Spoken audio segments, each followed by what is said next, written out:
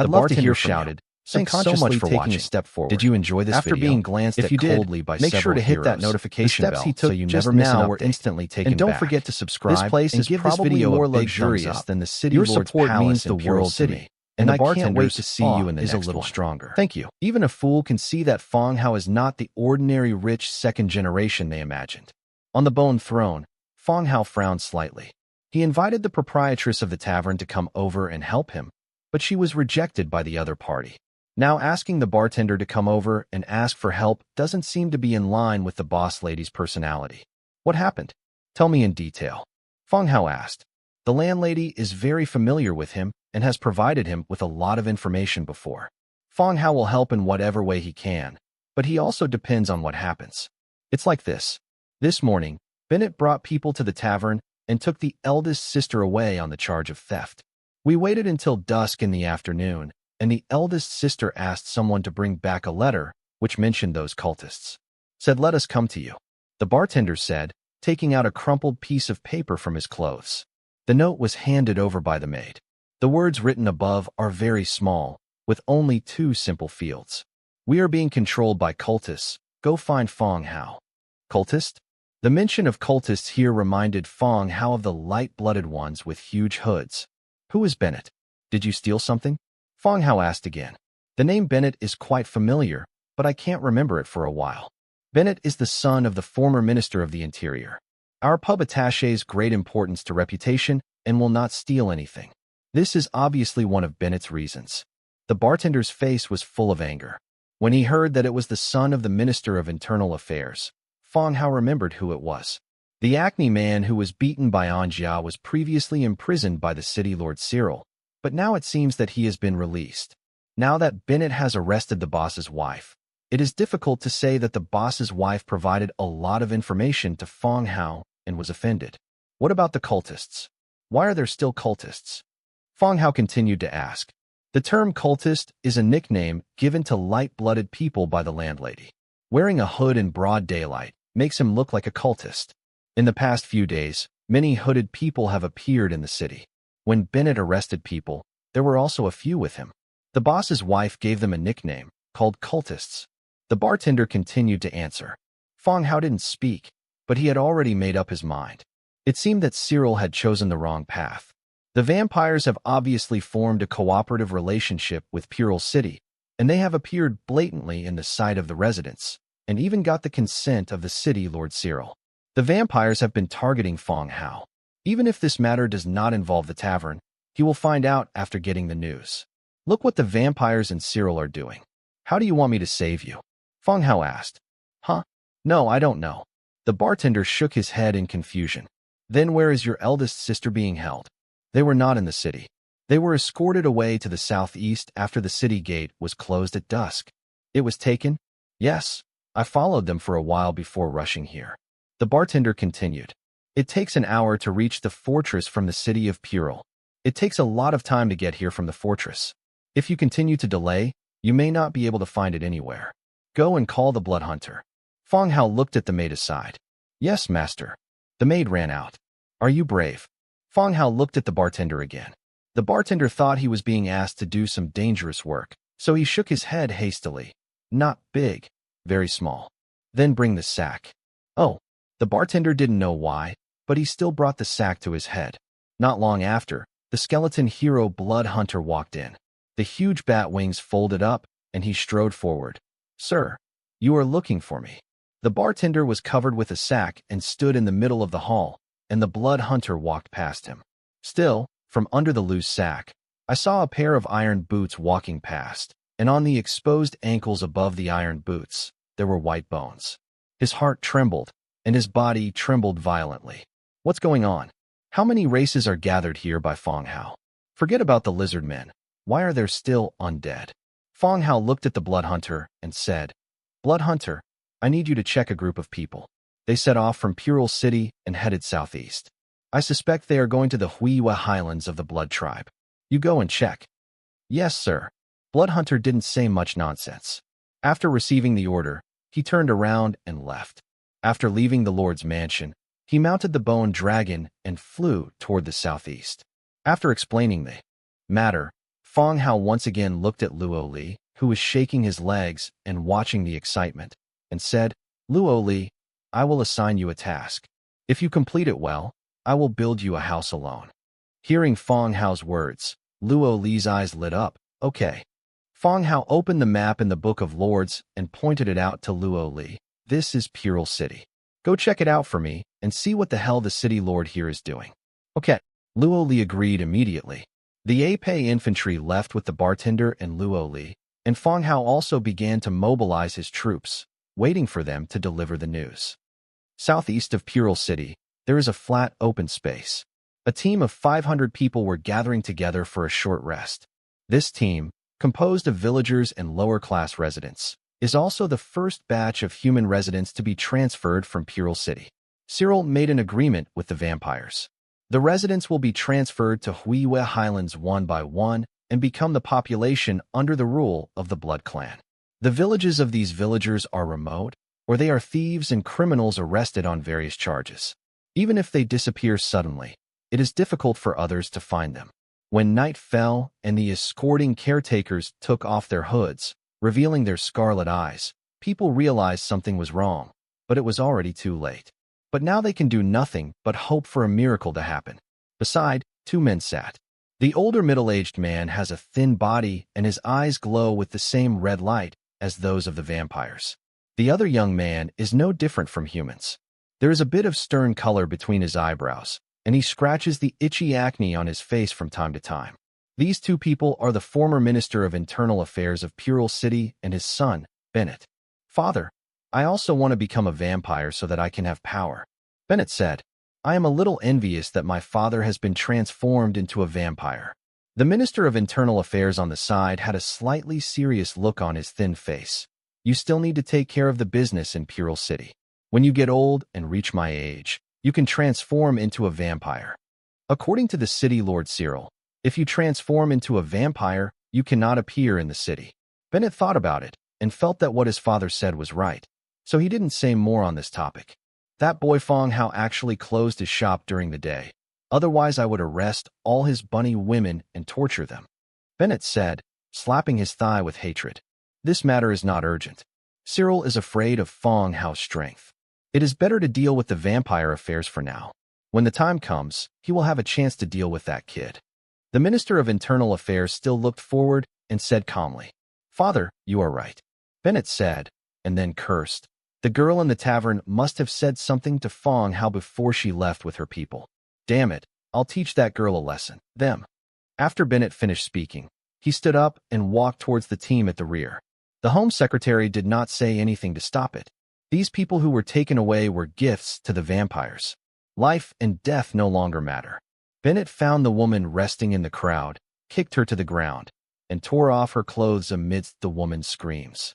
Snapped. Bennett slapped the woman in the face and yelled, You stinky BTCH, if you dare to shout one more thing, I will kill you. The woman stopped struggling, wiped the blood from the corner of her mouth, and said, Don't be here. Go aside. Ha ha ha, okay. Bennett let out a victorious laugh and pulled the woman towards the grass nearby. The villagers on the side wanted to stop him, but after the light-blooded man showed his fangs, they squatted back helplessly. Everyone is a lamb now, and no one can guarantee whether he will die in the next second. The woman was forcefully pulled toward the woods aside. She didn't resist, but staggered and followed Bennett. After walking all the way from Pural City to now, her legs were numb and her feet were experiencing bursts of pain. But she didn't dare stop. People who could not walk or were slowed down died tragically on the road. In front of everyone, his throat was torn out by the fangs. He threw the body into the carriage and continued to move forward. She didn't know where she was going, and she didn't know why she continued to move forward with the body after killing someone. She also heard the conversation between father and son just now and knew that she had been angered by Bennett. The woman staggered and walked towards the woods beside him. There was darkness in the woods. She knew what she was about to face, and she also knew that waiting was her only hope of escaping.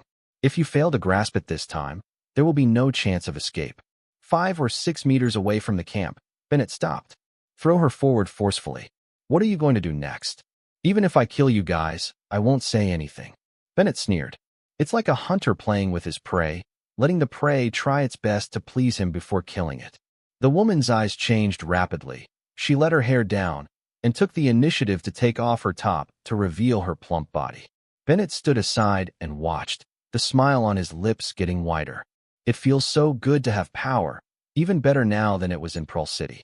Bennett pushed her to the ground and pinned her down. "Ha!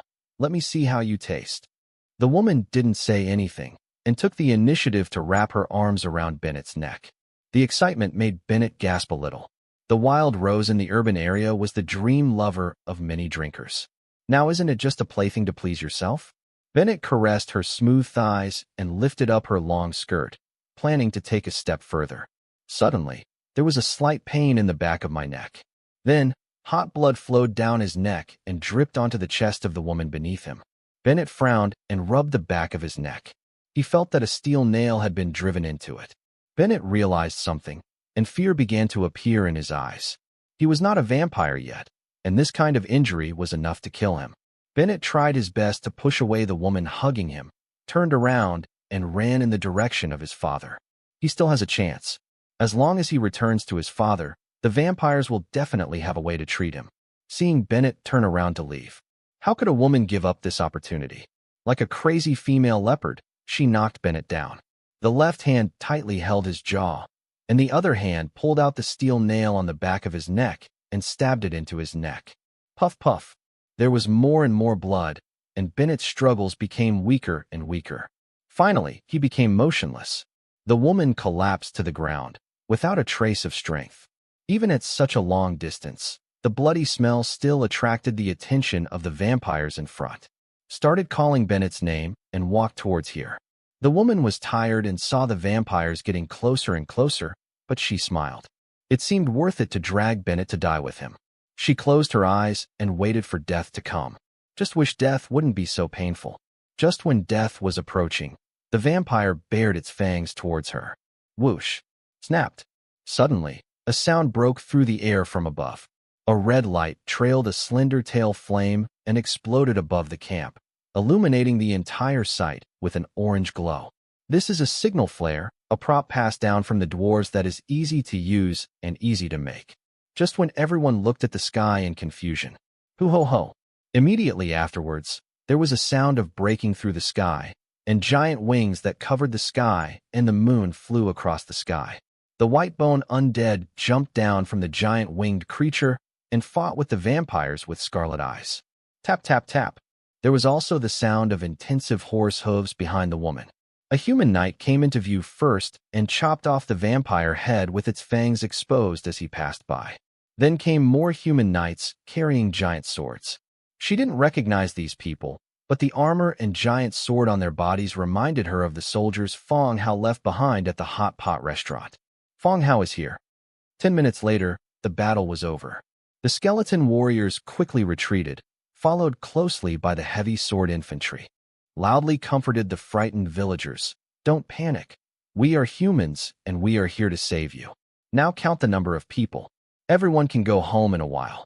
The heavy sword infantry shouted in unison so that all humans present could hear. When everyone was quiet, there was no longer so much panic. The infantrymen began to count their numbers and make final adjustments. Young man, are you with Miss Anjia? An old man seemed to recognize an A-pay infantryman. The infantryman looked at the old man and asked curiously, "Do you know me? Last time there was a monster in the well in our village. You were one of them. I remember it." The old man said, "Oh, it's you, old man. It's okay. Our Lord knows what happened this time. You can go back and continue to live a stable life." The infantry continued. "Oh, thank you. Fine." The old man returned to the crowd, and the others immediately gathered around to ask about the situation. "It's okay. I know these people. They were the ones who eliminated the monsters in our village before. They will be fine," the old man said to everyone. Some people know these people, and everyone feels relieved. No one asked about the undead, so they gathered together to recover their strength. After a while, the infantryman shouted again, "Okay, everyone, follow me back first. The bloody smell here can easily attract other vampires." At the mention of vampires, everyone became nervous again. They helped each other stand up and started walking in the direction the large group came from. The landlady walked out of the woods at this time. wearing the clothes she pulled from Bennett's body. With blood all over his body, he followed the large team and started to return. At the same time, Pural City, in the City Lord's palace. The City Lord Cyril was sitting on the City Lord's seat, and a middle-aged man in straight clothes sat side by side. Below, the two sides were filled with dignitaries from all over the city, as well as some wealthy businessmen. That's what I said. Mr. Fielding is the person in charge. As long as you agree to this plan, you will have the opportunity to become a vampire and create eternal life. Cyril said softly. He chose to cooperate with the vampires. However, Pural City could not betray the human race blatantly. This will trigger a war, and you will not be able to benefit by then. Therefore, he needs some supporters to help him complete this plan. The people in the city who need to show up still maintain their human identity. When old age recedes into the background, one can transform into a vampire and get rid of death and disease. This plan can be said to be very tempting. The people present enjoyed a prosperous life, but the shortness of life became something that bothered them. At this time, Cyril can act as a middleman, allowing them to become vampires when they grow old, which makes everyone present very tempted. Okay, since Lord Cyril is taking the lead, I am willing to join this plan. One person spoke first. Okay, then I agree. When one person spoke, the rest of the people present also spoke. More than half of the people agreed. The people sitting here are all smart people. Cyril was fully prepared when he told this matter. How can you say that you have different opinions? People who disagree may not even be able to leave this room. Mr. Fielding, do you have anything to add? Cyril looked at the vampire Fielding beside him. Fielding sat next to the city lord, and everyone knew the meaning. From now on, Cyril will only be the nominal city lord of Pural City, and major decisions will have to follow the wishes of the Blood Clan. Under the candlelight, Fielding's skin was frighteningly white. Smiling slightly, his fangs loomed when he spoke. Distribute the holy blood to everyone. These are rewards given to you by the Duke. You will not become a vampire, but you can also have some power of the vampire. A young man walked out from behind the scenes, holding a golden wine glass filled with bright red liquid. The appearance of the young man instantly attracted everyone's attention.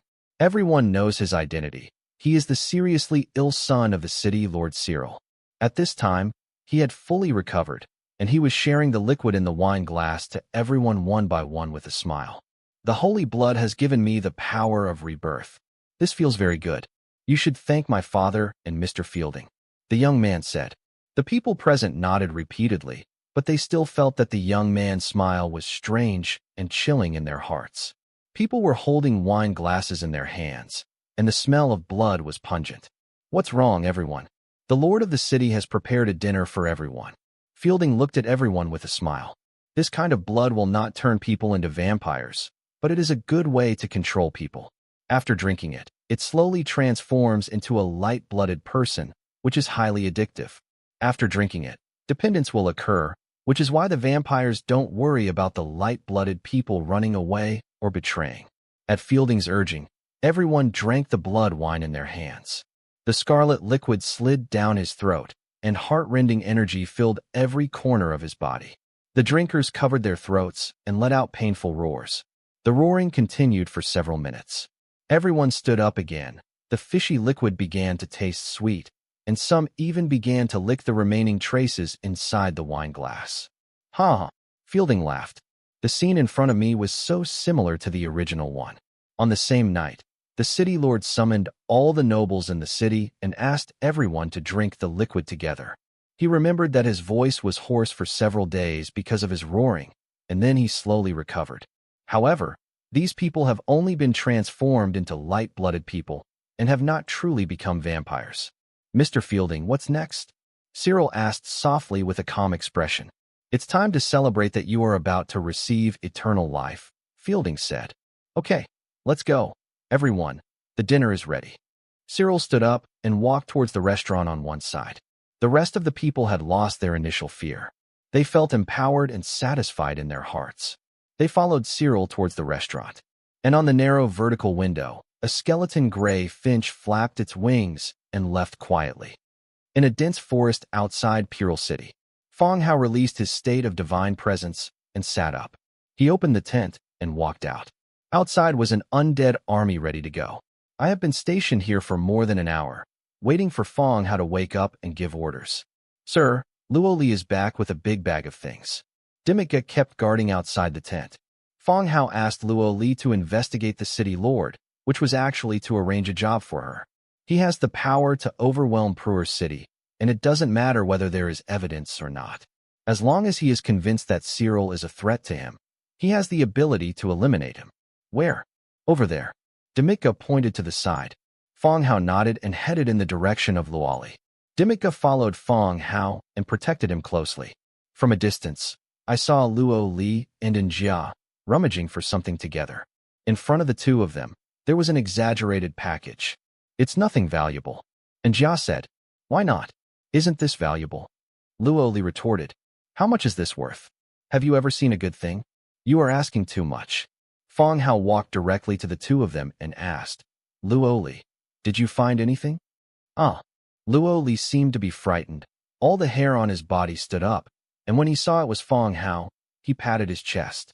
Not to mention, she was still a little nervous with the undead army surrounding her. Yes. Luo Li poured out everything in the package and scattered it all over the floor. I went to the city lord's study and bedroom and brought everything back. Fong Hao looked at the items on the ground. He thought it was for Cyril's house to be evacuated. Picked among them. I didn't find anything about the vampires, but I saw a document, which caught Fong Hao's attention. 100 Cities Federation Agreement. This was not the first time that Fong Hao heard about the topic of Human City Federation, and he was quite curious. Open the file and read it carefully. After reading it from the beginning, I also have some understanding of this federal human system. Human city-states are established in the form of agreements. According to this agreement, various city-states in the region unite to form a powerful alliance to jointly resist the harm of foreign nations to human beings. It is also this federal structure that allows humans to have a certain say here. Anyone who agrees to become a member of the Federation will sign this agreement to prove their identity and implement the systems set by the Federation. When he saw that the federal system would not intervene even if the city lord was changed, Fong Hao's expression was filled with joy. In this way, if Fong Hao takes over this city, as long as he chooses a city lord in accordance with federal regulations, the other party will not interfere in the affairs of Pyrrole City. This is a good thing and can save you a lot of trouble later on. How about it? Help you? Luo Li squatted aside and asked expectantly. It's okay. Fong Hao replied. My house. One can be built. Okay. Thank you. Luo Li cheered. Luo Li's loyalty to you increases by 5 points, and the current loyalty is 75. Luo Li's loyalty increased by 5 points, which was quite an improvement. Fong Hao smiled slightly, stood up, and said to Dimika and Anjia, Get ready to capture Pyrrole City tonight. Their eyes lit up instantly. Fong Hao is finally going to attack Pyrrole City. The night in Pyrrole City was eerily quiet. Except for the scattered stars in the sky, the entire city was almost completely dark. There were a few scattered torches on the city wall, but there were not a few defensive guards. Quiet night. Bone Dragon sent people directly into the city wall. Anjia and Luo Li killed the guards and opened the closed city gate directly. A large number of undead poured into the city, shuttled through the dark streets, and rushed towards the city lord's palace. In the city lord's palace, the banquet continued. Everyone talked about the future development and thought about what excuses could be used to better transport the lower-class residents to Huiwa Highlands. Pyrrole City is a peripheral city of the Federation. Even if something unexpected happens here, as long as the city owner doesn't report it, it will be difficult for the Federation to notice anything. Everyone should be careful. It is not difficult to hide it for a few years. This is why Cyril and the vampires dare to take risks. Haha, I will have to rely on Mr. Fielding's help in the future, Cyril said. Fielding smiled slightly and nodded slightly, just when everyone was changing glasses and flattering each other. Encouraging shouts of death came from outside the door. Boom. The door to the banquet hall will be pushed open forcefully, and a large number of guards and light-blooded people will retreat into the room in embarrassment. City Lord, there are undead attacks, the guard said loudly. Whoosh whoosh. Dense arrows poured from outside the door into the house, and several guards were hit by arrows and died. Cyril's eyes narrowed slightly, and his face instantly turned cold. He overturned the long table and led everyone to hide behind the long table to resist the arrow attack. Who is he? Cyril looked at the escaped guards again. It's the undead, a lot of undead. The guard's face was pale, and he was in shock. There was no view of the outside world in the room, only countless arrows pouring in from the windows and doors. Undead. Hearing the undead, Cyril looked to Fielding aside. The vampires have the ability to drive away the undead, so they thought of the vampires. Fielding also frowned and asked the light-blooded man who had just escaped. What happened? The light-blooded man said, Sir, these are undead skeletons, a lot of undead skeletons. When it comes to skeletons, Fielding thinks of the undead territory to the north. Could it be that the other party got the news and came here specifically to attack? How could it be such a coincidence? City Lord Cyril, these are skeleton undead and have nothing to do with the vampires. We should think about how to deal with them. Good. While the two were talking, a large number of guards were shot with arrows. The blood flowed like a stream. People who drank the blood of the vampires began to have red eyes and swallowed saliva when looking at the blood. The rain of arrows lasted for half an hour. The entire banquet hall was filled with arrows, and the arrow shafts covered the bodies on the ground. Stop shooting. A familiar voice suddenly came from outside the door. Cyril frowned, recalling where he had heard this voice. The arrows outside the door stopped, and a large number of undead soldiers poured into the hall, surrounding the people behind the long table in the middle. Cyril and others instantly turned pale. Faced with such unequal forces, no strategy can change anything. Tap, tap, tap. The sound of footsteps sounded, and the undead in front gave way to a path. The black-haired young man appeared in front of them with the animal-eared girl and the lizard man. City Lord Cyril, why don't you call me when you are holding a banquet? I love the excitement the most. Fong Hao said loudly with a smile. Fong Hao. Cyril looked a little colder, and then asked loudly, how dare you collude with the undead to attack human cities? Demidja moved a wooden chair behind Fong Hao. Fong Hao sat down and looked directly at Cyril. It's better to collude with the undead than to collude with the Blood Clan and the city's betrayal of the residents. Everyone's expressions changed instantly.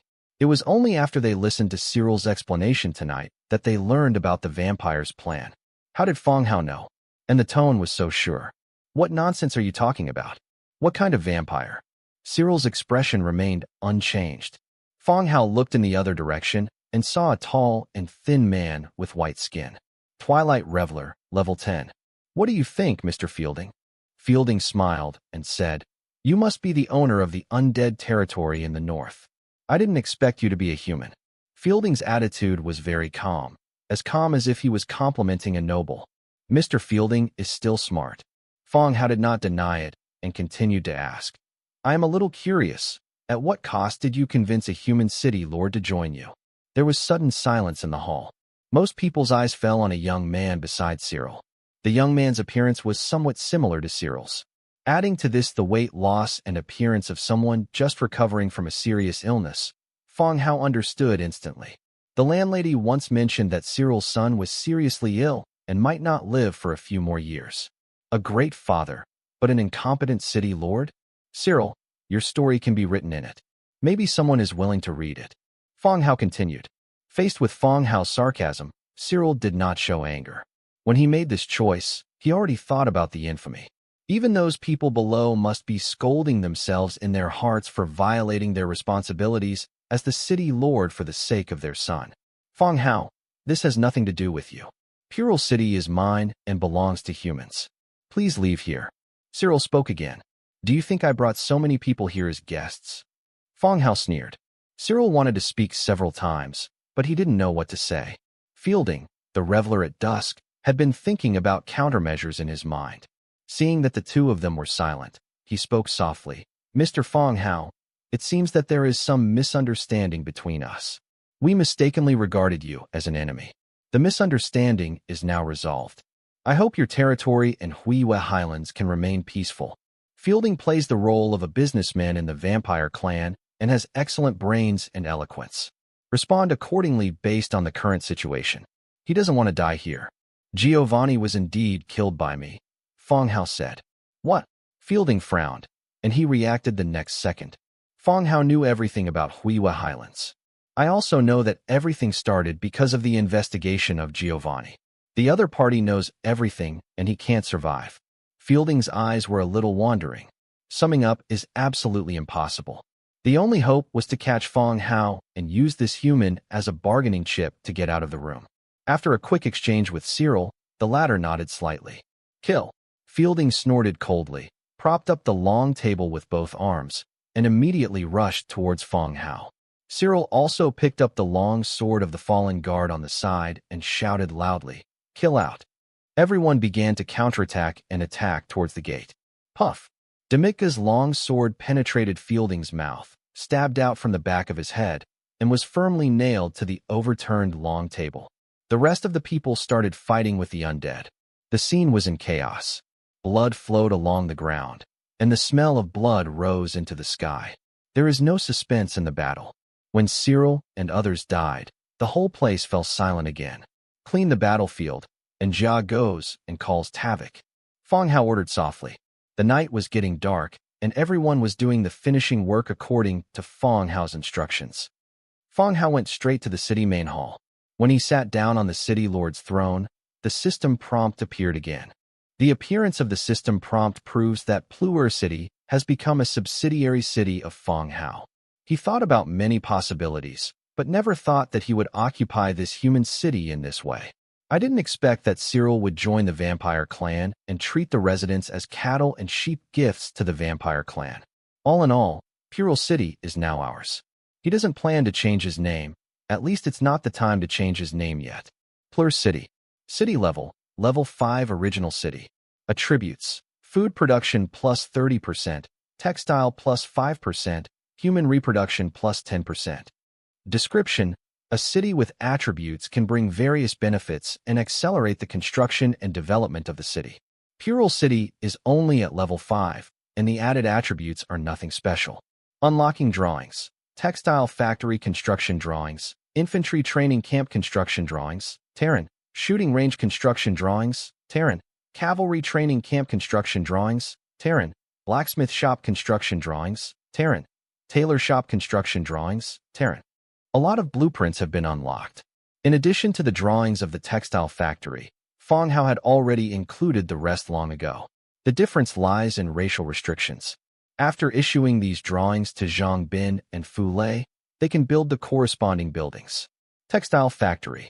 Category: architecture. Ability: textile plus 10%, material saving plus 5%. Description: build a standardized factory, which is conducive to the processing and manufacturing of textile raw materials. Construction requirements: 2,200 wood, 4,500 stone, 1,200 hard and tough wood, 880 stone bricks, 200 iron, 120 metal parts. There is a textile factory in Tavik, and I even took Fong Hao to visit it. Before, he thought it was just a large factory shed built randomly, but he didn't expect that it also had blueprints and attribute bonuses. Fong Hao was studying the drawings. The scene has been cleaned up, and the corpses of vampires and human corpses are piled up separately. Sir, does this vampire need to be executed immediately? Demidja carried Fielding over and threw him to the ground. Vampires have powerful healing abilities. Even though Fielding was stabbed through the back of the head with a long sword, he still did not die, but entered a state of near death. The injury is recovering bit by bit. If Fielding was safe enough, it would take a day to recover. Tie him up first. It may be useful later. Fong Hao said. Yes, sir. Demitka agreed and tied up Fielding. Afraid that he would heal too quickly, the long sword touched his body twice more. While the two were talking, Anjia also walked in with Tavik. It's just that Tavik was a little embarrassed at this time. His face was gray and tired, and he didn't look like he had come out of home. Fong Hao glanced at Anjia and doubted that Anjia had beaten him and then brought him here. When I went to his house, his family said that he was arrested yesterday morning and I took him out of jail. Anjia explained. Fong Hao nodded, indicating that he understood. Mr. Fong Hao, what's going on? Tavik's legs were shaking a little. A large number of undead gathered outside the city lord's mansion. If Anjia hadn't been holding him by the collar, his legs would have been so weak that he couldn't walk. City Lord Cyril colluded with the vampires in an attempt to use the city of Plural as an undercover agent for the vampires among humans. Fong Hao pointed to Fielding on the ground. Tarvik looked at Fielding, who fell to the side and swallowed. This news is hard to believe. But the people on the ground do have the characteristics of vampires, and Fong Hao has no reason to lie to him. Then, what about Lord Cyril? Tarvik continued to ask. He was killed by me. His body is over there. Bang! Tavik's legs weakened, and he collapsed directly on the ground. And Jia stepped forward and picked it up for him again, threw it to a chair aside, and sat down. Tavik, Cyril is dead. Now that I have occupied Pearl City, I hope to support you as the city lord and manage Pearl City. Fong Hao said. The situation in Pearl City is somewhat special. The original stability still needs to be maintained. He needs someone who is familiar to the residents of the city and has a certain prestige to serve as the city lord. After thinking about it, he knew Tarvik, a cloth merchant. There are a large number of factories in the city, which provide a large number of jobs for the whole city, which can be regarded as having a certain prestige. Ami, Mr. Fong Hao, please stop joking. Tavik felt that the joke was not funny at all. Tavik, this is not a joke. Some residents will come back at dawn. They are the residents I rescued from the vampires. Fong Hao looked at Tavik seriously and continued. I need someone to stabilize the situation, to prevent the residents of the city from panic. Tarvik fell silent. He could also feel the changes that had taken place in the city in the past few days. Some keen businessmen have begun to move their properties, but his roots are in Pearl City, and he cannot leave even if he wants to. It wasn't until yesterday morning, when Cyril arrested him on false charges, that he realized the seriousness of the matter. Everything Fong Hao said now is completely consistent with what he experienced. Fong Hao had saved him more than once, so there was no reason to deceive him. But the undead outside are no kinder than the vampires. The vampires at least still have the appearance of humans, while the undead only have bones left. Mr. Fong Hao, what should I do? Tavik thought for a long time and decided to agree. Fong Hao had saved his daughter, and he had also saved him. If he wanted his own property or the city of Pearl, he could easily get it without having to go through so much trouble. It's very simple.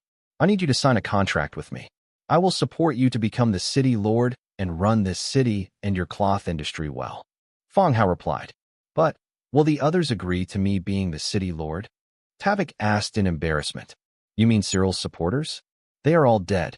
The remaining people will not raise objections as long as they don't want to die. Fong Hao said calmly. Tarvik swallowed, his face full of surprise. It seems that not only Cyril died, but also many dignitaries in the city died. After thinking for a while, Tavik finally agreed. Okay, I believe Mr. Fong Hao. The slave contract was signed by the two. Tarvik's loyalty is initially 85 points, which is considered very high. After that, the two discussed the follow-up plan. The sun gradually rose in the sky, and all the undead quickly exited the city to avoid causing panic among the residents. Tarvik left. According to the plan, they began to take over the guards in the city and went to the prison to rescue other dignitaries held by Cyril, and persuaded them to support themselves as city lords. Fong Hao continued to the residents of the dead city, Lord Cyril. Move all valuable items that can be taken away outside and wait for them to be taken away together. In Cyril's room, Fong Hao also found his goal, the golden treasure box. Open directly. Obtained. Military spear production blueprint, blue. Military buckler production blueprint, green. Hardwood cavalry bow production blueprint, green. Yalan silk textile machine production blueprint. Hardwood double bed production blueprint. Hardwood screen production blueprint. Commander Fortress command chair production drawing. 22 soul crystals, 202 war coins. There are quite a few rewards from the treasure chest. Military war spear, blue 1 iron spear, 1 hard and tough wood, 1 cast iron block, 1 thick and tough leather. Description: a military war spear that has been improved many times to increase the hardness and attack power of the weapon. The military war spear seems to be an improved version of the ordinary iron spear. Among the materials, iron spears are also needed as materials, and the rest are advanced materials. Fortunately, it is blue equipment, and the damage will be at least level 3. Just in time to replace the equipment of the skeleton spear wielder to enhance combat effectiveness. Continue to the second item. Military buckler, blue 1 iron buckler, 1 cast iron block, 3 metal parts, 1 thick tough leather. Description: the military buckler has been improved many times, which has greatly improved the army's defensive capabilities. Like military war spears, iron buckles appeared in the material of military bucklers. After improvements, the properties of the original equipment have been greatly improved. After collecting the 2 drawings, continue to look at the drawings in Chapter 3. Yelon silk textile machine. 5 hard and tough wood, 2 thick and tough leather, 2 iron, 1 cast iron block, 5 metal parts, 1 charming essence. Description: through textile machines, corresponding high-quality cloth can be produced. It's actually a silk loom with a name. Holy Snow Silk is Tavik's treasure. The reason why his cloth industry has not been eliminated is that Holy Snow Silk is supporting it. The quality of silk has indeed been recognized by the nobles. Nowadays, Yelon silk loom appears. Judging from the consumables and introduction, it should also be of higher quality silk. At that time, you can let the skeleton cutters make it, check its properties, and then sell it to the nobles and wealthy people. There is no need to check the hardwood double bed drawing and hardwood screen drawing at the back. The double bed is the result of bunk beds, and the screen is the partition used in the home. Divide an entire space. The last thing. Command the Fortress Command Chair. Category: Throne. Ability: total attributes of Fortress units plus 2%. Description: a qualified leader needs to make some bold moves at the right time. This command Fortress Command Chair is pretty good. Fong Hao has now established 3 fortresses and several subsidiary cities. After returning home, make them and distribute them to increase the overall strength of various places. Collect all the drawings, soul crystals, and war coins into the storage space. As soon as they came downstairs, they saw Anjia and Luo Li walking out carrying a huge box with great difficulty. "What are you carrying?" Fong Hao asked. Anjia pulled off the cover of the box, revealing the golden coins inside. Sure enough, every time the battle ended, Anjia was like a police dog, always able to find where the opponent's gold coins were hidden. Now there was another Luo Li, and his face turned red with excitement. "Okay, leave it to me." Fong Hao touched it lightly and put it directly into the storage space. War coins 117,242, gold coins 545547. Fong Hao, I think the chandeliers and curtains here are good. I want to take them back to decorate my own room. And Jia said, I want it too. Luo Li also spoke. Fong Hao looked up and saw that the chandelier was really beautiful and the fabric of the curtains was also very thick and gorgeous. Hurry up then, it won't be good if someone comes later. Fong Hao urged. Okay. And Jia took Luo Li and started to take action, taking off all the items in the photo and taking them away later. Time passed little by little. Tavik brought some people back to the Lord's mansion. Taking the lead, Fong Hao saluted slightly. Lord, everything has been settled. Tavik gathered the remaining more powerful people in the city and told them about the situation in Fong Hao and Pural City. After convincing everyone to support him, he began to arrange for people to take over the city gate and announce to the people the change of city owner. Okay, Pural City will be left to you to deal with next. You don't have to worry about the vampires. I will take care of it. Fong Hao said. Several people present were relieved when they heard Fong Hao's words. Fong Hao is willing to deal with the vampires, which is much better than facing them themselves. Otherwise, even if Tavik tells Hua, they will not have the guts to fight against the vampires. At that time, I can only sell my family property and go to live in other human cities. Thank you, Lord Fong Hao. We will take care of Pural City. Tavik spoke again. At this moment, Tavik changed a lot. The role is changing from a businessman to a city lord. Well, I leave it to you. After Fong Hao finished speaking, he took Jia and others out of the city lord's mansion and then handed over the place to Tavik and others. Stabilize the situation in the city first, and then consider the follow-up matters. Sir, go slowly. Everyone saluted and watched Fong Hao leave. It was already morning when we walked out of the city lord's mansion. When passing the gallows, many residents gathered here. On the high platform, the vampire Fielding was hung high on the gallows, and the rising sun was gradually charring his skin. I'm afraid that if I don't wait until noon, I will be burned to death by the sun.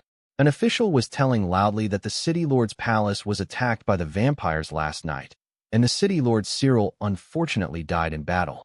Upon hearing the news, the people did not react much and just listened quietly. The city lord Cyril rarely cares about the affairs of the city. For ordinary residents, there is a sense of distance. After putting all the blame on the vampires, officials loudly announced that Tarvik had become the new city lord and promulgated many tax reduction policies to create more jobs. These matters that are closely related to residents' lives still caused some commotion and were discussed in private. Fong Hao and others looked at it from a distance for a while, then turned and left. The residents didn't show much reaction to the change of lord, which was a good thing for Tarvik. Walking to the commercial street, I found that the Rose Tavern was open. Suddenly, I remembered that I still don't know if the boss lady has returned safely. Opened the door and entered the tavern directly. Then I saw the proprietress, looking haggard, talking to the bartender. It looks like he just came back. Seeing Fong Hao push the door open and come in, the bartender bowed respectfully. A smile appeared on the haggard face of the landlady.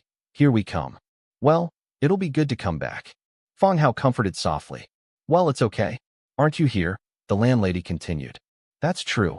Fong Hao smiled slightly, said half-jokingly. Fong Hao sat down aside, and the proprietress returned to the counter and received beers for him and others. Cyril is dead? The landlady said. Just now she also went to the gallows to listen for a while and got the news that Cyril was dead. Dead? Fong Hao replied. Yes. The landlady nodded. In fact, she had already thought clearly about everything that happened. Cyril colluded with the vampires and was wiped out by Fong Hao in one fell swoop. This is the truth of the matter. I plan to open a hot pot restaurant in Lysis City. Do you want to come and help me? Okay. This time, the landlady agreed happily. So quickly, as if he had been waiting for this sentence. Fong Hao was slightly startled, while the landlady showed a successful smile. The situation is now clear. Fong Hao had shown strength beyond her comprehension, and even Brewer City would have to listen to Fong Hao's final say in the future. It would not be a wise decision to dwell on this tavern. What's more, she was the one who took the initiative to ask Fong Hao for help last night. You're not going to regret it, are you? Seeing that Fong Hao was a little surprised, the landlady said. No, I'm just a little surprised at how quickly you agreed. Fong Hao responded. What's the matter? You saved me yesterday. Naturally, I will lead my men to follow you in the future. The landlady smiled again. That's fine. The contract still needs to be signed. Okay, in the future. The landlady wanted to tease Fong Hao, but she glanced at Njia and the lizard man beside her and swallowed back the rest of her words. Fong Hao nodded, found a blank slave contract in the Book of Lords and handed it to her. The landlady pricked her finger and pressed her fingerprint on it. The light of the contract penetrated into her body, and the contract was officially concluded. Vanessa's loyalty to you is 92 points. Good guy, loyalty is directly 92 points. Second only to the loyalty recruited by the lizard man Dimitka. Vanessa, level 1. Faction, humanity. Racial characteristics, creature, learning, rose beauty. Skills, brewing, bagua. Inherent ability, primary combat proficiency, rose beauty. This unit opens a store, making it easier to attract customers to enter. Winemaking. He is quite accomplished in making wine and can brew fine wine with good taste. Gossip. Pay more attention to what guests talk about. Description. Vanessa is very popular in civilian areas because of her talent and appearance, in addition to her affordable wine and her exaggerated bust. In this era of starvation, Vanessa may be a good partner. Of course, everything is for the children. Fong Hao has always been called Boss Lady, Boss Lady. Now I know her name is Vanessa. Moreover, Vanessa's attributes are really good. Although he is not a combat professional, he is good at opening shops and brewing wine. Rose Beauty can attract more customers, and she is good at winemaking, so she is really suitable for opening a tavern. But it is just an ordinary tavern. It is difficult to compete with the local old taverns in Lysis City. It still needs to focus on hot pot to compete. Seeing the last description, Fong Hao subconsciously glanced at Vanessa's ample bust. I thought to myself, who is not a child yet? Now, are we all in the same group? Vanessa asked. Calculate. Then, can I go and take a look at your territory? Vanessa smiled and spoke softly. Don't you need to rest? Fong Hao asked. Vanessa looked a little tired after not sleeping all night. Although he didn't mind taking her to see the main territory, the journey would still take a few hours. It's okay. I want to visit you. Vanessa said firmly. Okay, let's go. Fong Hao stood up and walked out with a few people. Vanessa also stood up, said a few words to the bartender, and followed Fong Hao out of the tavern. Several people left Pural City together and boarded the Monitor Lizard, heading towards the territory. 2 hours later, everyone returned to the territory. Even though Vanessa was mentally prepared, when she saw the densely packed undead skeletons surrounding the city, his legs instantly became weak, and his body couldn't stop shaking. This is not a city, it is simply hell. The Monitor Lizard entered the city and stopped in front of the Lord's mansion. Several people jumped off the giant lizard, and Fong Hao took out all the loot from the storage space and arranged for people to move it to the corresponding location. Anjia and Luo Li took the chandelier and curtains they had chosen and left happily. Fong Hao turned around and saw that Vanessa's face was pale and she was still unable to get off the back of the giant lizard.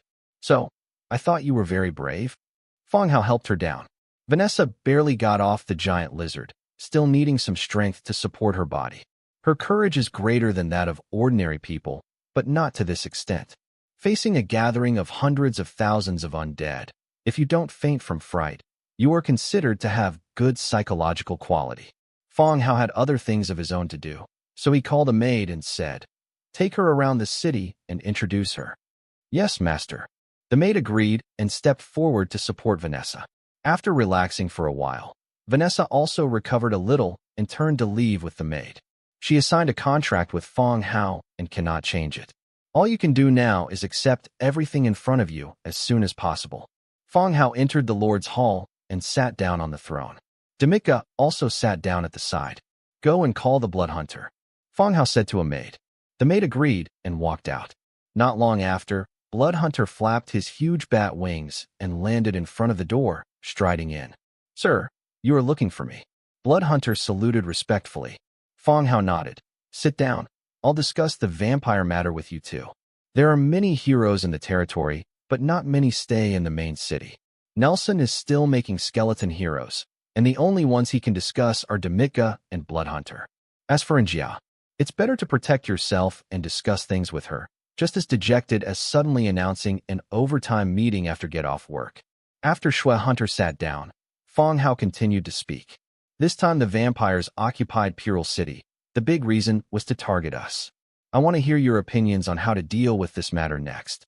The two of them had contact with the vampire incident last night. Demija and Fong Hao were responsible for capturing Pural City. The Blood Hunter is to rescue the residents who were taken away. They all returned to the city early this morning. The entire operation went smoothly. All the vampires were wiped out, and their bodies were thrown into the transformation field.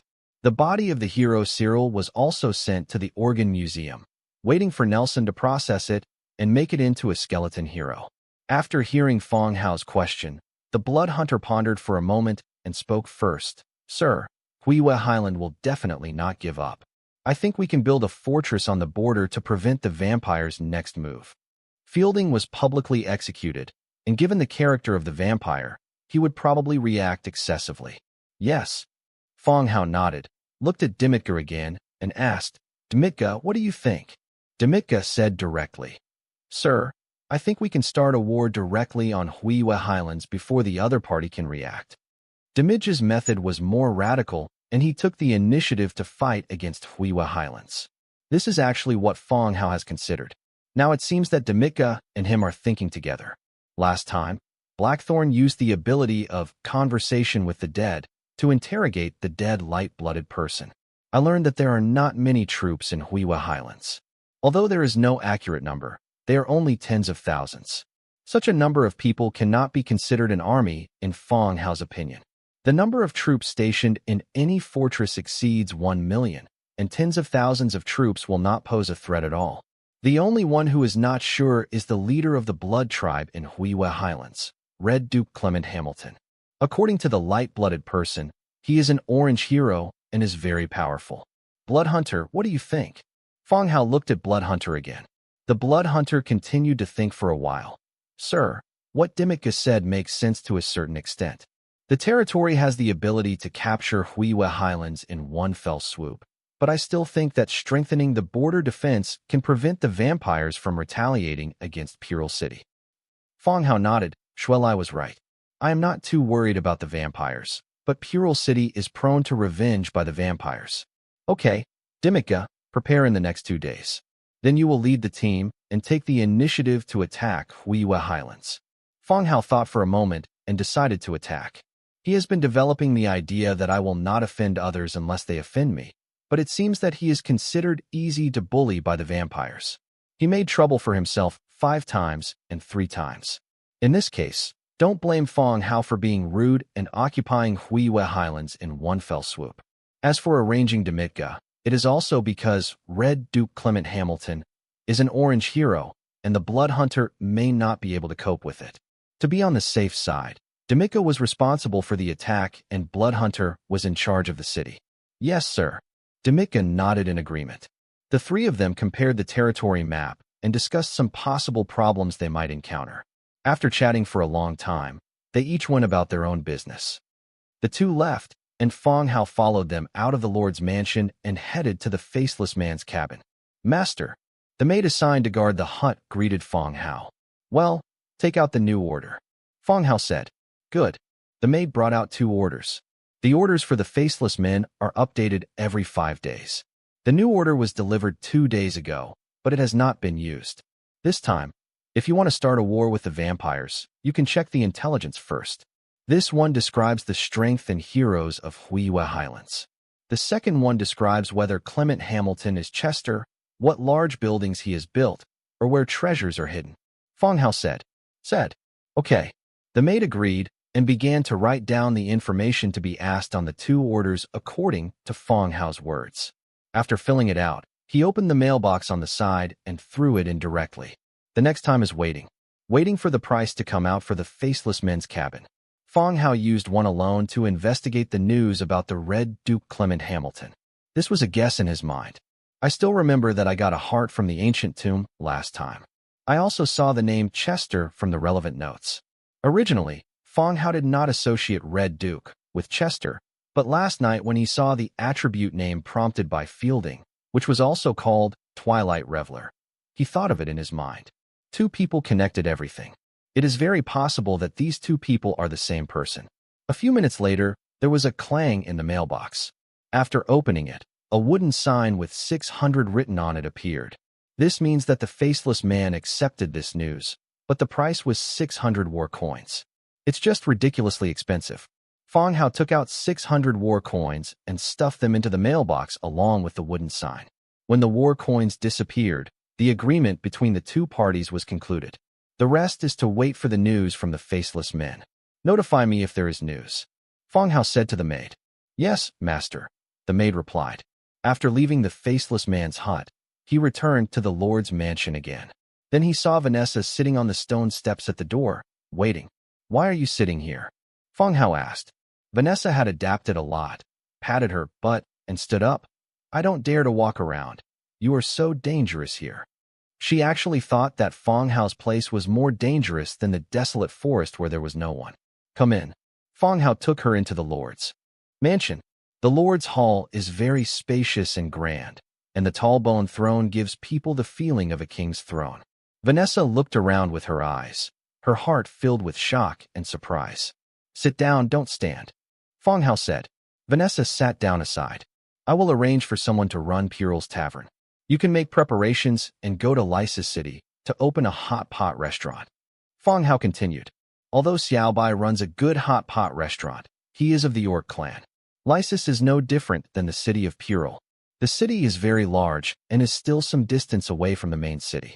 Therefore, if Xiaobai is asked to open this store directly, some problems may arise. Now that Vanessa has joined, it's time for her to go to Lizzie's to open the store first and then make other plans later. Is the store big? Vanessa asked curiously. It's bigger than your tavern, and Lysis City has a larger population, so there's room for you to play. Oh, and the safety on the road. Don't worry, I will arrange someone to protect you. Oh, that's good. Fong Hao thought for a while. You can stay here today. The convoy will set off here tomorrow. You will pick up your people and go to Lysis City together. Oh, okay. Vanessa agreed. She had nothing to prepare, so she would take her savings with her when she passed by Pural City tomorrow. Just leave the rest to Fong Hao. After all, this guy is so rich. Let's go and choose a room for you. Fong Hao walked out of the Lord's mansion again and built a house for Vanessa and Luoli.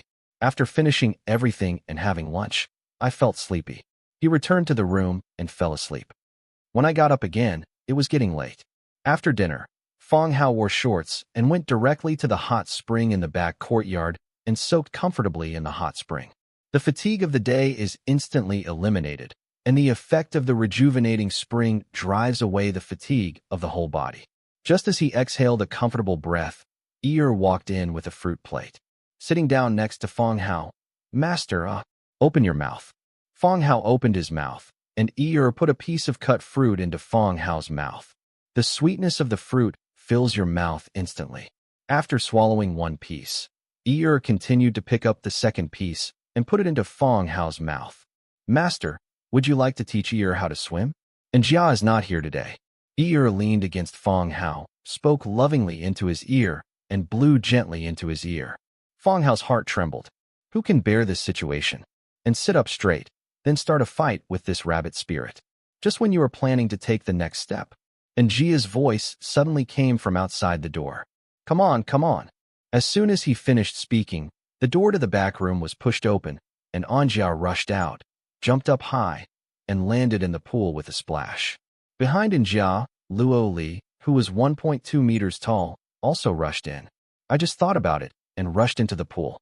Then he saw Fong Hao sitting there. His expression immediately became reserved, and he bowed respectfully. He carefully sat down by the pool, as obediently as a child. Luo Li wore a simple corset and shorts. The chest is slightly bulging, small and round. "Luo Li, come down and see who can swim faster." And Jia greeted loudly in the water. No, I'll just sit down for a while."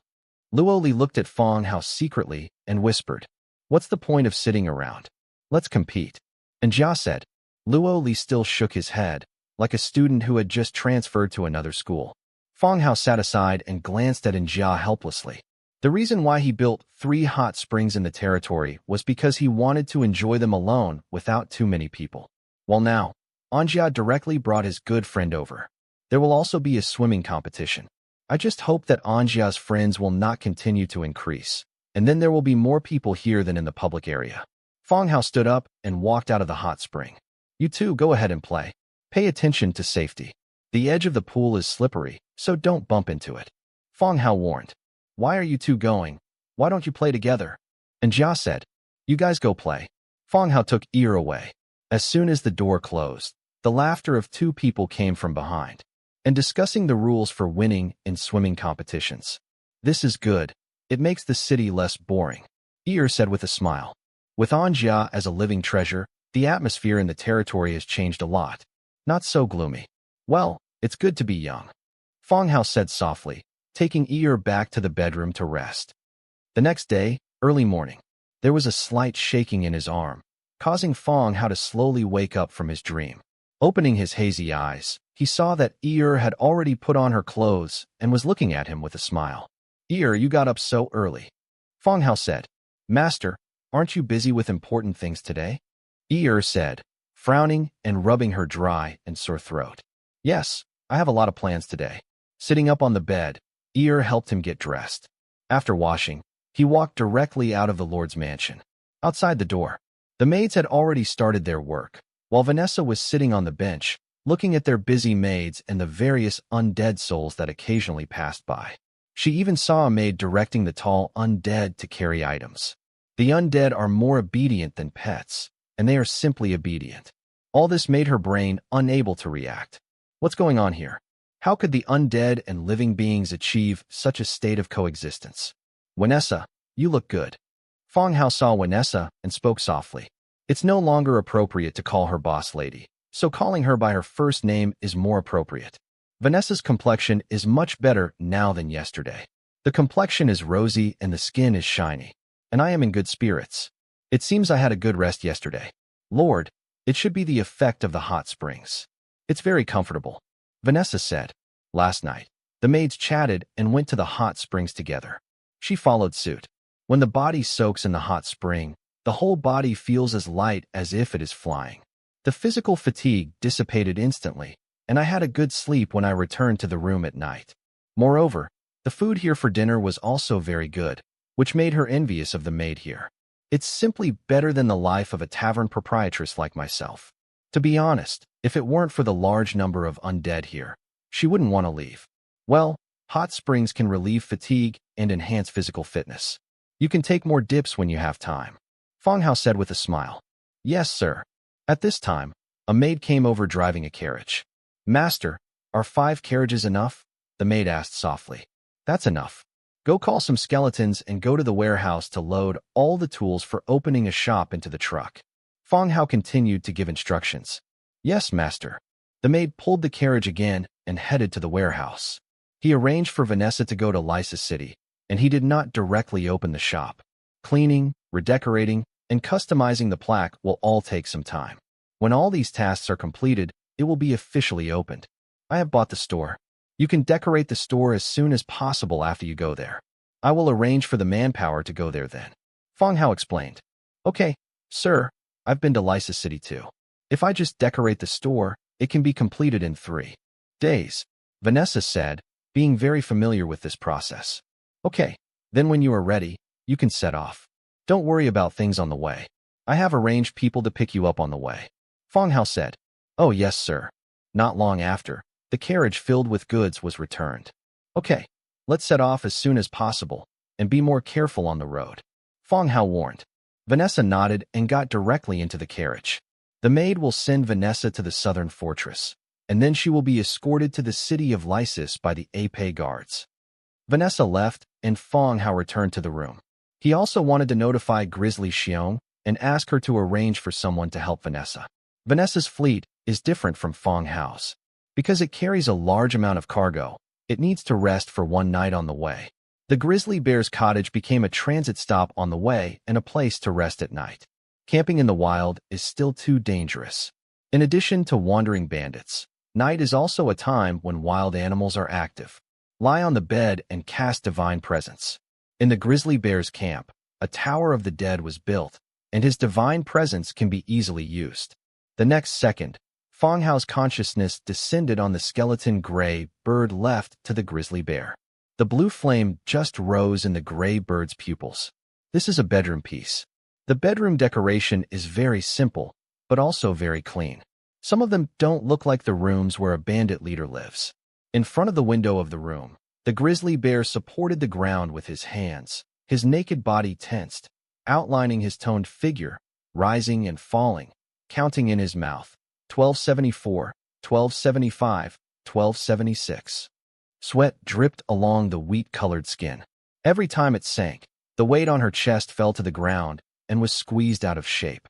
Fong Hao didn't expect that the grizzly bear would place the skeleton gray finch directly on the bedside. Is this raising it as a house finch? Grizzly bear, Fong Hao shouted softly. Grizzly bear, who was concentrating on doing push-ups, frowned, glanced in the direction of the door, and found that there was no movement, so he continued to do push-ups. Ahem. Fong Hao coughed twice, turned Gray Bird's body to the side, and spoke again. Grizzly bear, I have something to explain to you. This time the grizzly bear heard it clearly. He turned over and picked up the big knife on the side, holding it tightly in his hand. Who? I'm Fong Hao. I'm using the skeleton gray bird to talk to you now. Don't be nervous, Fong Hao said immediately. The grizzly bear frowned and looked at the gray finch beside the bed. Some people don't quite understand why Fong Hao's voice suddenly came from this stupid, undead gray sparrow. However, the gray bird was left to her by Fong Hao, and it should be an undead spell. He casually wrapped the sheet around himself and said, Master Fong Hao, what do you want? A caravan has set off from Pural City. Arrange for someone to pick it up. The person in charge is called Vanessa, don't get me wrong. Fong Hao turned around again and said, Then what? Grizzly Bear continued to ask. I'll rest at your place for 1 night and escort them to Lysis the next day. Okay, I get it.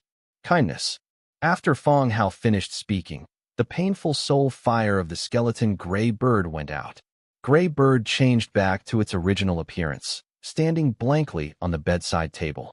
The grizzly bear narrowed his eyes slightly, confirmed whether Xia Hao had left, thought for a while, and put the skeleton gray bird into a box. It felt inappropriate again, so I took it out again and put it back in its original position. After removing the divine presence, Fong Hao woke up from the bed. After rethinking Vanessa's route and feeling that nothing was missing, she got out of bed and walked out of the room. Ear had already prepared breakfast, and Fong Hao also had a good meal. After breakfast, Fong Hao suddenly thought about the textile factory and Yilan textile machine. The textile factory can increase the properties of textiles, and the Yilan textile machine also looks like high-quality silk. Putting it into production as soon as possible can also make money faster. Walk out of the Lord's mansion and go directly to the tailor shop area. Sawyer saw Fong Hao coming and took the initiative to greet him. Lord, good morning. I haven't seen you exercising today. Normally, Fong Hao would pass by Sawyer during his morning exercises. There are some things today, so there is no morning practice. Fong Hao said, It seems that the Lord has been very busy recently. Well, I got a drawing of a textile factory yesterday, and I just happened to come over to change the working place for everyone. Fong Hao said as he walked. The place where the cutters work is a simple factory built with the skeletons of workers. In other words, it is more appropriate to say that it is a large factory shed, and it is also very simple to build. After all, Fong Hao doesn't know much about construction, and the labor skeleton's level of house building is about that. Sawyer followed behind. It's better to have a factory. The better conditions can speed up the production of clothing. Well, the factory is built next to it. I'm arranging for people to demolish the original factory. Okay, sir. 10 meters to the left of the old factory building. Fong Hao opened the Book of Lords and found the construction drawings of the textile factory. Textile factory, 2,200 wood, 4,500 stone, 1,200 hard and tough wood, 880 stone bricks, 200 iron, 120 metal parts. Description: build a standardized factory, which is conducive to the processing and manufacturing of textile raw materials. There are enough materials, just choose to build. The light faded. A spacious stone factory building appeared in front of you. Compared with the previous factory shed supported by wooden pillars, this factory building is much more professional. The stone walls are very solid, the ceiling is high, and the sunlight windows shine in, making the interior bright. Sawyer, please arrange for everyone to change places. Okay, sir. Sawyer began to invite everyone to change their working location and move the textile machines and various materials to the new factory building. The new factory occupies a large area, and even with 100 skeleton cutters and the materials piled aside, it only occupies 1/3 of the space. Fong Hao continued to find the Yilan textile machine in the Book of Lords. Yilan silk textile machine, 5 hard and tough wood, 2 thick and tough leather, 2 iron, 1 cast iron block, 5 metal parts, 1 charming essence. Description: through textile machines, corresponding high-quality cloth can be produced. Production quantity 1. Triggered by a 100-fold increase, obtain Yilan silk textile machine 101. Swish, swish, swish.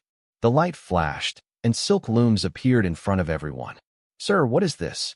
Sawyer asked curiously. This is the spinning machine for Yilan silk. Please arrange for someone to process it.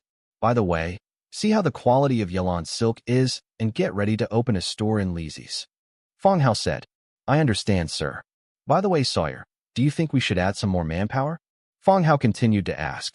The supply of materials could be guaranteed, and the number of weaving machines exceeded the number of current cutters. You can also add some people as appropriate. Yes, sir. Good. Fong Hao went directly to the tailor shop to recruit. Recruitable, skeleton cutter, consumption, creeping spine 1. Do you want to recruit? Confirm recruitment. Triggered by a 100-fold increase, recruit skeleton cutter 101. Rays of light flashed, and 101 skeleton tailors wearing linen robes and leather rulers hanging around their necks appeared in front of them. The collective saluted, I have met the Lord. Okay, everyone is welcome to join. Fong Hao continued to introduce Sawyer. This is Sawyer, and he will arrange your work in the future. I've met Lord Sawyer. The newly recruited tailor saluted Sawyer again. The undead tailor Sawyer's loyalty to you increases by 5 points, and the current loyalty is 92. Sawyer's loyalty grows again. It seems that both living and undead people like the feeling of being an official. Okay, everyone come with me, and I will assign work to everyone. Sawyer said. After saluting Fong Hao, he led a group of newly recruited tailors towards the factory and said, after dealing with the cutter's affairs, Fang Hao continued to look at the drawings obtained yesterday. Helpful to myself. Military war spear, military buckler, and commander fortress command chair. Military war spears can be equipped for spear wielders. But the military buckler needs to be compared carefully. There is a blue shield blueprint in his hand, and he also has a beast head heavy shield in his hand, which was obtained when he occupied the Cold Wind mountain range. He also wanted to compare the differences between the two shields and which one was more suitable for equipping the army. The command chair of the commanding fortress can be made. Command chair of the commanding fortress. Hard tough wood 12, thick tough leather 5, perfect essence 1. Production quantity 1. Make. Triggered by a 100-fold increase. Obtain command chair 101 in the command fortress. Wooden command chairs appeared one after another and were placed in the surrounding open space. Go and call the blood hunter, Fang Hao said to the maid beside him. Not long after, the blood hunter fell from the sky. Sir. Well, please go out and deliver these command chairs to the fortresses, Fang Hao said. Understood, sir. Blood hunter agreed and called the bone dragon to start preparations. The blood hunter left on the bone dragon, and Fang Haogong wanted to study the military buckler. The maid's voice came from behind. Owner. Looking back, he saw a maid running over in a hurry. This maid is familiar to Fang Hao. She is the maid responsible for guarding the faceless man's cabin. Could it be that news came back from the faceless man's hut? However, the question I just raised yesterday, the information came out today? The last time I filled in the information about the Skullcrusher tribe and the Bloodthroat tribe, it seemed that it took 3 days for the news to come back. What's wrong? Fang Hao asked. News has come back from the faceless man's hut. Really? Sure enough, the news came back from the faceless man's hut. Okay, let's go to the cabin and have a look. After saying that, he walked towards the faceless man's cabin. Inside the faceless man's hut, the maid handed the message to Fang Hao. 2 in total. The first one read, the troops of Huiyue Highland are 50,000. The hero read Duke Clement Hamilton, Orange level 8 5 years ago. The second one reads, Clement's name was Chester when he was still a human, and a temple was built southwest of Purel City map. Behind the second message, a map was thoughtfully attached. The news about the faceless man's hut corresponds to the 2 questions raised by Fang Hao. The first is the military strength of Huiyue Highlands. With a strength of 50,000, although the number may not be accurate, the difference will not be too much. The number of this kind of troops is not worth mentioning in Fang Hao's opinion. Fang Hao also has more than 1 million troops stationed in various fortresses. The quantitative gap between them has doomed the other party's failure. What is frightening is actually Red Duke Clement. As the leader of the blood clan of Huiyue Highlands, he already had the strength of the Orange level 8 5 years ago. Fang Hao is a little worried whether he will break through to a higher level now, or even reach the Dark Gold level hero. If you reach the Dark Gold level, this will be a bit difficult to deal with. The second piece of news verified Fang Hao's conjecture. The Red Duke and the Chester mentioned in the notes are indeed the same person. Clement was the name he changed after becoming a vampire. The intelligence also mentioned that a temple was built southwest of Purel City, and a map was attached. Use the Book of Lords to collect the map, and the location of the temple will be immediately displayed on the big map. It is indeed southwest of Purel City, but the location is a bit remote. Okay, everything will be fine in the faceless man's hut these days. You can rest for a few days, Fang Hao said to the maid. After the order is used, it will be updated a few days later, so it is useless for her to look at it. Thank you, master. By the way, you go find Demitka and ask him to wait for me at the Lord's mansion. Yes, master. The maid agreed and went to find Demitka. Exited the faceless man's hut. Fang Hao stopped by the Merchant Alliance to take a look. When he returned to the Lord's mansion, Demitka was already waiting in the Lord's hall. Sir, is there any news about the vampires? Demitka stood up and said. Fang Hao nodded and handed the intelligence letter from the faceless men's hut to Demitka. The latter took it in his hand and examined it carefully. Sir, I am willing to lead troops to Huiyue Highlands. Demitka stood up and said. It is written that the enemy's strength is only 50,000. This number is simply incomparable to the strength of the troops in the territory. Well, whatever you need, I will prepare it for you when the time comes. Fang Hao said. He called Demitka over and just thought of a plan to attack. Even though the Red Duke's strength is still uncertain, he has never relied on his personal strength to win along the way. The human wave tactic is his core strategy, whether the opponent is personally strong or has enough brains and strategies. There are so many people here, and I can rely on the numbers to kill you. Demika thought for a while and told Fong Hao what he needed to prepare. Okay, I will prepare everything for you then. Fong Hao thought for a while and continued. The second information mentioned a temple. I suspect it is related to the heart. Please arrange the manpower. Let's wait for a while. Go to the temple and see it. Demika couldn't set out today, so they might as well explore the temple first. With Demika here, his strength has improved a lot. Yes, sir. Demika agreed and then retreated. Half an hour later, 10 bone dragons loaded with Baron Tomb guards were waiting at the entrance of the Lord's mansion. Fong Hao took Anjia, Luo Li, and Dimija, and the three of them boarded the bone dragon. Let's go, Fong Hao said. After the bone dragon received the order, he exerted force on his feet and rushed into the sky, flying towards the direction of the temple. I still remember that I got the clue about the city lord and the man in the tomb in the tavern. The landlady told a touching love story vividly. It was originally thought that the city lord built a mausoleum in the mountains for his lover. Who would have thought, through the description of the items and the records in the diary?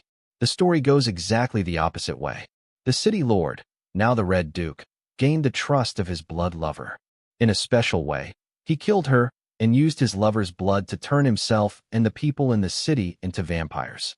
And his body was cut into pieces and buried in different places. While he was exploring this ancient tomb and obtaining a beating heart, he also received a mission. Help the owner of the heart find the rest of the body, and you have a chance of gaining the allegiance of a dark gold-level hero. This is also why Fong Hao used a separate order to ask what projects the Red Duke had built. This is likely to be the follow-up task of the heart. The bone dragon flew in the sky and quickly approached the temple. The howling wind could be heard in my ears. Through the clouds below, I could see a human village the size of a matchbox, with villagers already as busy as ants. After flying for more than an hour, they were already close to the target location. Swooping down, you see the abandoned temple ahead. The location of the temple is very obvious. There are no weeds within 100 meters of the temple. The land is dry and loose as if it has lost its nutrients. 100 meters away, the dense forest grew very densely. This strong sense of difference is especially obvious in the sky. Holy crap, this temple can't be poisonous, right? Fong Hao muttered. Seeing the bone dragon approaching quickly, he hurriedly patted the bone dragon, causing it to change direction and fall first in the dense forest 100 meters away. The 10-headed bone dragon fell, and Fong Hao led several people to get down, looking at the temple ahead from a distance. The temple is made of stone bricks, and its shape is somewhat close to the architectural style of ancient Rome. Looking inside through the doorway, you can see the statues of gods enshrined inside. There's someone over there, and Jia suddenly said. Following the direction Jia pointed, he saw a middle-aged man dressed as a villager walking behind the temple, carrying a wild boar on his shoulders. He should be a hunter from a nearby village. He passed directly through the empty area in the middle of the temple, and there was no poisoning, as Fong Hao thought. Anjia, come with me. Fong Hao took Anjia out of the dense forest and chased after the villagers. Brother, Fong Hao shouted. The hunter turned back in confusion, put down the wild boar with a vigilant expression, and pulled out the dagger from his waist. You called me? The hunter asked with a frown. Yes. Fong Hao glanced at the hunter's movements, but did not approach and asked directly. Brother, I would like to ask, what kind of god is worshipped in this temple? Is it spiritual? Which village are you from? I haven't seen you before, the hunter asked. Oh, I'm from Pural City. Pluer City, the hunter exclaimed. This place is not close to Pural City. If a normal person were to walk, it would probably take him a day and a night to get here. Yeah, come and see if the temple is working properly. The hunter saw that the two of them were young and didn't look like they were lying, so he put away the dagger in his hand and said, It seems like something happened at home after traveling so far to find the temple. Depend on. Looming went to the hospital to see McGrady and saw that McGrady was wearing an ice pack in addition to the swelling of his ankle sprain. He hung salt water to replenish the water, no problem, and then returned to the hotel. Back in the room to take a bath, and called Dina, who was about to wake up in the morning and was too awake to sleep. After coaxing Dina to sleep, Looming was free to open the system panel. During the final period of the game, during the time between 12 a.m. U.S. time and lunch in China, the rogue value rose by more than 1 million. Looming believes that fans will know about it after work on the evening of the domestic time. Tomorrow morning, after the morning newspaper in the United States advertises this matter, there will be a wave. Relying on the miracle of scoring 16 points in 37 seconds, Looming has been recognized by many McGrady fans and has also harvested a wave of passers-by fans. The superstar value is 2,917 points, which is not bad. The 55 plus 6 plus 5 data is very coquettish, and the superstar value is also many. The 4th season of 50 plus in the single season, the 14th time of 40 plus, the 50 plus single season record further refreshed Looming. The current active player's 50 plus record in a single season and the 40 plus times in a single season are only one time away from Kobe's active player's 40 plus times in a single season. The most important thing is this special card of McGrady. Medi moment, God of 35 seconds. With only 35 seconds left in the game, a successful shot within the time period until the end of the regular time of the game will definitely hit, and you can get up to 13 points in this duration. So good, so strong. However, the restriction is still very big. You must shoot successfully. This restriction seems simple, but it is actually very difficult. First of all, you have to have the ball. This is the key. You must have enough shots in 35 seconds. That is, you have to steal the ball through steals, tactical fouls, block shots, opponents do not score to grab rebounds, and so on. In short, it is a good baby. Maybe it will play an important role in the key moments of the playoffs. Looming is almost 2 o'clock after the shower. He hastened to sleep. He has to go to Orlando tomorrow to see old friends. The defeat of the Spurs made the Hawks show the limelight, and now the entire basketball circle is discussing who is the stronger combination of Looming and McGrady and Jordan and Pippen. The main reason is that the debate on the increasingly developed network is actually a quarrel. How bad is it to kill 2-3 consecutive championship dynasties, and at the same time bite the 2 scoring kings together to be invincible? The overall situation is that it is a lot easier to support Jordan and Pippen's list. Those who support Looming and Tracy McGrady are 37 seconds and 16 minutes, 34 wins and 7 losses. The Hawks have played half of the regular season, slightly behind the Suns' 35 wins and 7 losses, better than the Pistons' 34 wins and 8 losses. On the afternoon of January 22nd, the Hawks returned to the South Coast and came to Orlando to challenge the Magic. On the 23rd, the sensation of 37 minutes and 16 minutes began to cool down. The regular season is still long. Those 37 seconds became one of the representative works of the combination of Looming and Tracy McGrady. It will certainly be included in the history of the NBA and will become Tracy McGrady. Fans, Looming's fans, especially the fans of the dual fans, unforgettable memories. As 37 minutes and 16 minutes began to cool down, people only noticed that Looming has been 50-plus for the 4th time in the season, and it is the 14th 40-plus of the season, and it is time to tie Kobe's 15 40-plus records. Kobe Bryant has got 40 times 10 times so far this season, and there is a gap of 4 times with Looming. It is not small. For many stars, it is not easy to get 40-plus. It is better than Nowitzki. He has only played 40-plus times 7 times so far, not enough for Looming and Kobe to play in a season. Like Stephen Curry in the future, he has played 40-plus times 30 times in 10 years. Durant has reached the 12th season, and his 40-plus times are less than 50 times. But for Kobe, the difference between the 4 times is not big. It was only half of the season. Both of them had at least 10 40-plus in a single season. The fans found that they were watching. Kobe Bryant had difficulty in the playoffs this season. As coach Tomjanovic was missing more and more, still preparing to resign, the Lakers' record is getting worse and worse. Seeing that they will fall out of the top 8 in the West, it is unlikely that the Lakers will have any movement in the playoffs. Then Kobe and Looming's 40-plus showdown is the highlight. Fans on the internet are starting to mess things up, shouting to watch 40-plus pairs. Kobe Bryant has little chance of scoring, averaging 29.2 points per game, far behind Looming's 36.5 points. but there is still a play in the 40-plus matchup. Kobe Bryant had 9 consecutive 40-plus games 2 years ago. The voice of the fans on the internet was noticed by the TV stations and newspapers that are still mainstream media, and it was decisively promoted to promote this matter. Kobe and Looming were asked this question in an interview, and they were both fighting haha, and no one responded. "Ace, don't you compete with Kobe for 40-plus times ranking?" asked Matty Looming in a suit to change his training uniform. In the interview just before the game, Looming did not answer this question. Looming glanced at McGrady and thought that McGrady was really magical. McGrady is now in a weak period.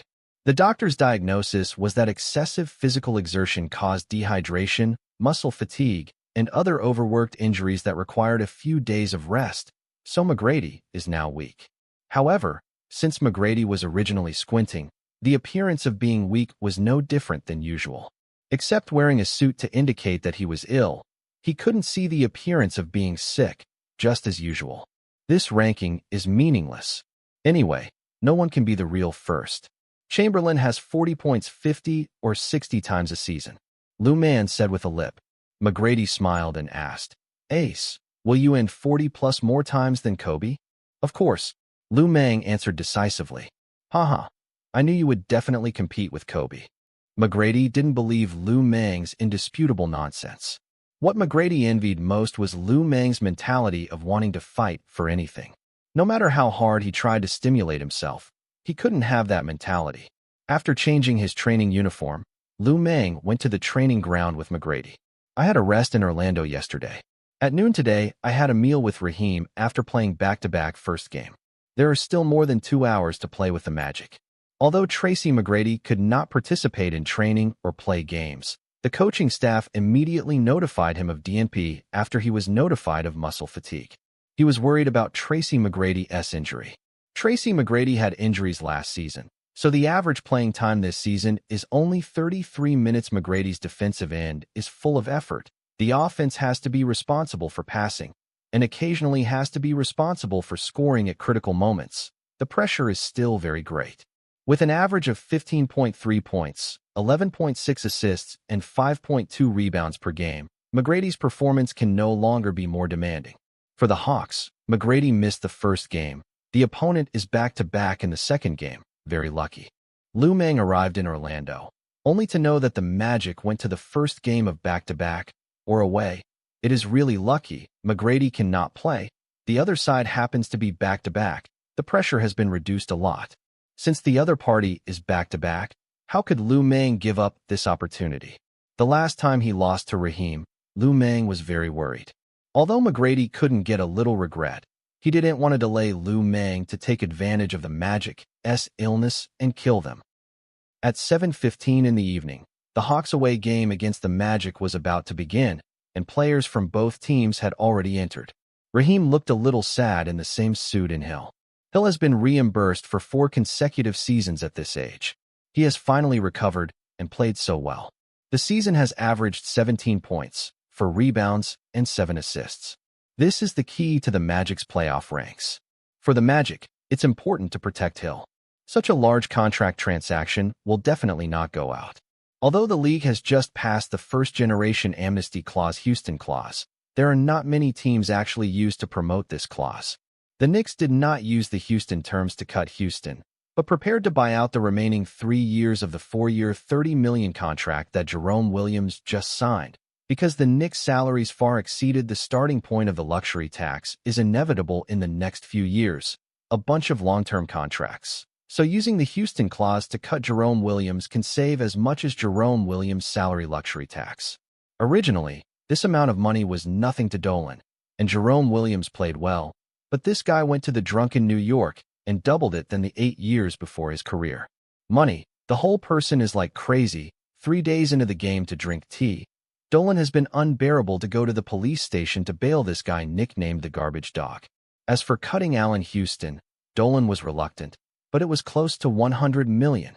Although he borrowed Allen Houston to come up with a Houston clause, Durant did not cut Allen Houston, but the pitcher could at least resume to make a contribution.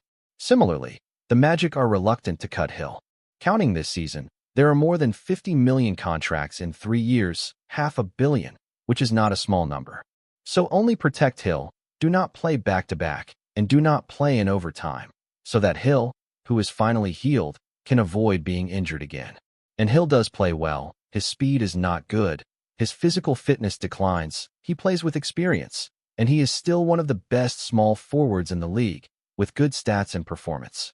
Raheem looked at Howard, who was glaring at his old teammate Kwame Brown. Today he played Looming. His best teammate is this rookie who likes to hold the ball in the inside and also needs to be hard. At the end of the final preparation time before the game, as Looming sprayed magnesium powder into the air, the two teams started playing. McGrady was absent, and Corver came back. Today Corver is very excited. In fact, he is also very happy in the development league. He can vote and vote, exercise his three-point actual combat ability, and played 25 games in the development league. With an average of 29 points and 6 rebounds per game, the secondary league is too good for a pitcher like him. But Corver certainly wants to return to the NBA to play, so he has been working hard to exercise himself. This is not McGrady DMP. Corver came back is the starting. In other words, Corver can start both in the development league and the NBA. The Hawks have sent Looming, Corver, Prince, Rasheed Wallace, and Kwame Brown to the starting lineup. The Magic sent the starting lineups of Nelson, Christie, Deshaun Stevenson, Raheem, and Howard. Howard and Kwame Brown had been competing before the game started. Now that they are on the field, they clearly feel that they are not dealing with each other. Howard feels that the Eagles are all bullies, and the guys who can't play happy basketball together are all enemies. Seeing Howard's stubborn look, Looming felt too interesting and shouted towards the middle circle. Kwame, lightly, don't make the child cry. Kwame Brown and Looming's cooperation became more and more tacit, and turned around and said, "No, boss, naughty children have to learn a lesson." A question mark appeared in Howard's head. Is this talking about me? Howard was just about to get angry. The referee came up to stop Looming and Kwame Brown's dialogue. The referee was speechless. Can the Eagles stop for a while? Seeing that there was no dispute, the referee was relieved, but fortunately he shot in time, blew the whistle at the beginning of the game, and pushed the ball into the air. Just as the referee whistled and threw the ball into the air, Looming suddenly pointed at the technical desk and yelled, "Dwight, your son came to look after you." Howard subconsciously looked in the direction that Looming pointed, because he really had an illegitimate child. But looking at there are only a few of the league's official bad old men. Kwame Brown directly put the ball to the rear. No one competes with him. Howard was furious and said to the referee, "The referee, he lied." The referee's black line whistle sounded Looming's technical foul, and I couldn't bear it. Looming is very excited today. First, he had the opportunity to abuse his opponent.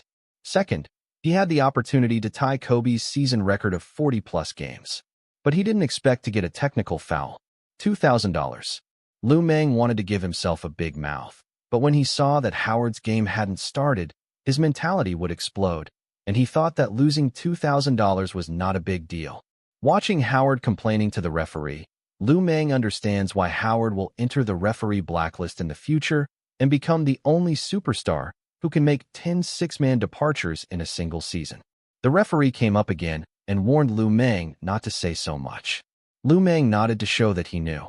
Looming's attitude was very satisfactory to the referee, much better than the chattering rookie on the opposite side. But Looming always said nothing. Raheem took the free throw line for a technical foul, and he felt so bad. He was all ready to cooperate well with Deshaun Stevenson to defend Looming, and he focused on waiting for the jump. Who knows what happened, and the feeling of suffocation instantly dissipated. The same is true of the rest of the Magic. Last time they won the Hawks. Although they can't play on Hill, but the opponent also lacks the second player in the assist list. They think they have a chance. But now, Raheem finally understands his opponent's mentality when he was in the Hawks. When you meet Looming, you have to be prepared for an explosion of mentality, otherwise you will not be able to play the game. Depend on. This hunter really knows how to chat. No wonder he immediately touched the dagger on his waist when he called him. I must have offended a lot of people because of this mouth. No, I was just passing by and interested in this temple. Fong Hao explained immediately. Based on the fact that there is no grass growing near the temple, it is not surprising that Fong Hao expressed interest. The hunter didn't ask any more questions and continued. As you can see, there is something wrong with the temple here. It's okay to go in and take a look. Just pray or something. Why doesn't a blade of grass grow near the temple? Feng Hao continued to ask. It won't be long. It has been like this for many years. As time goes by, everyone will get used to it. The hunter continued. Feng Hao thought for a while and said, It's so strange, isn't it dangerous? It's not dangerous. There are several villages nearby. Occasionally, people go in to take a rest. Oh, Feng Hao frowned again. Villagers occasionally go in to rest, so there should be no danger. Is there anything else? The hunter asked again. Oh no. Thank you, brother. Kindness. The hunter agreed, picked up the wild boar on the ground again, turned around and left. Feng Hao and Njia returned to the team in the dense forest. Sir, how are you? Demika asked. The hunter said there's no danger. Wait a minute, and I'll take a look with the gray bird. Feng Hao leaned under a giant tree and used divine presence. A skeletal gray bird in the hand, with soul fire rising in its pupils, flashed its wings and flew towards the temple. The skeleton gray bird successfully flew into the arched stone door of the temple. The area inside the temple is not large. The patterns on the surrounding stone walls have been blurred, and it is difficult to identify what is carved. In the center is a stone statue more than 3 meters high. Half of the head of the stone statue has fallen off, and the body is also covered with cracks. The statue does not display any attribute information. It also means that what is in front of you is just an ordinary stone sculpture, not a blessed statue of a god. After checking around and finding no danger, Feng Hao once again controlled the gray sparrow to fly back and dispelled the divine presence. When he opened his eyes, he saw several people looking at him curiously. No danger found. Let the skeleton get closer first. Feng Hao stood up from the ground. Okay, Demika said, and ordered a tomb guard to enter the temple. After walking around in a circle, he walked out of the temple again. Nothing happened. It looks like there's no danger. And Jia said from the side, Well, let's take a closer look. After confirming that there was no danger, everyone started to approach with large troops. All the way into the temple, there was indeed no danger or emergency. Feng Hao also breathed a sigh of relief. It seemed that he had thought too much. Okay, let's search and see if there is anything special. Feng Hao said. The temple was not big. After confirming that there was no danger, the skeleton soldiers were retreated outside. Only Feng Hao and Njia started searching in the temple. Look around, looking for different places. Several people searched for a while and found nothing wrong. Feng Hao touched his chin and fell into thought.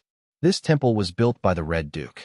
How could a man who cut his lover into pieces and turned everyone in the city into vampires actually build a temple? Moreover, there is no grass growing for hundreds of meters near the temple, which looks weird no matter how you look at it. You shouldn't be able to find anything.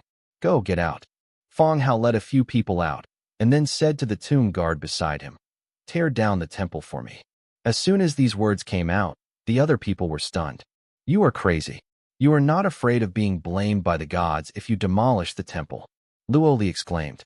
When he heard that the temple was about to be demolished, the hair on his body stood up again.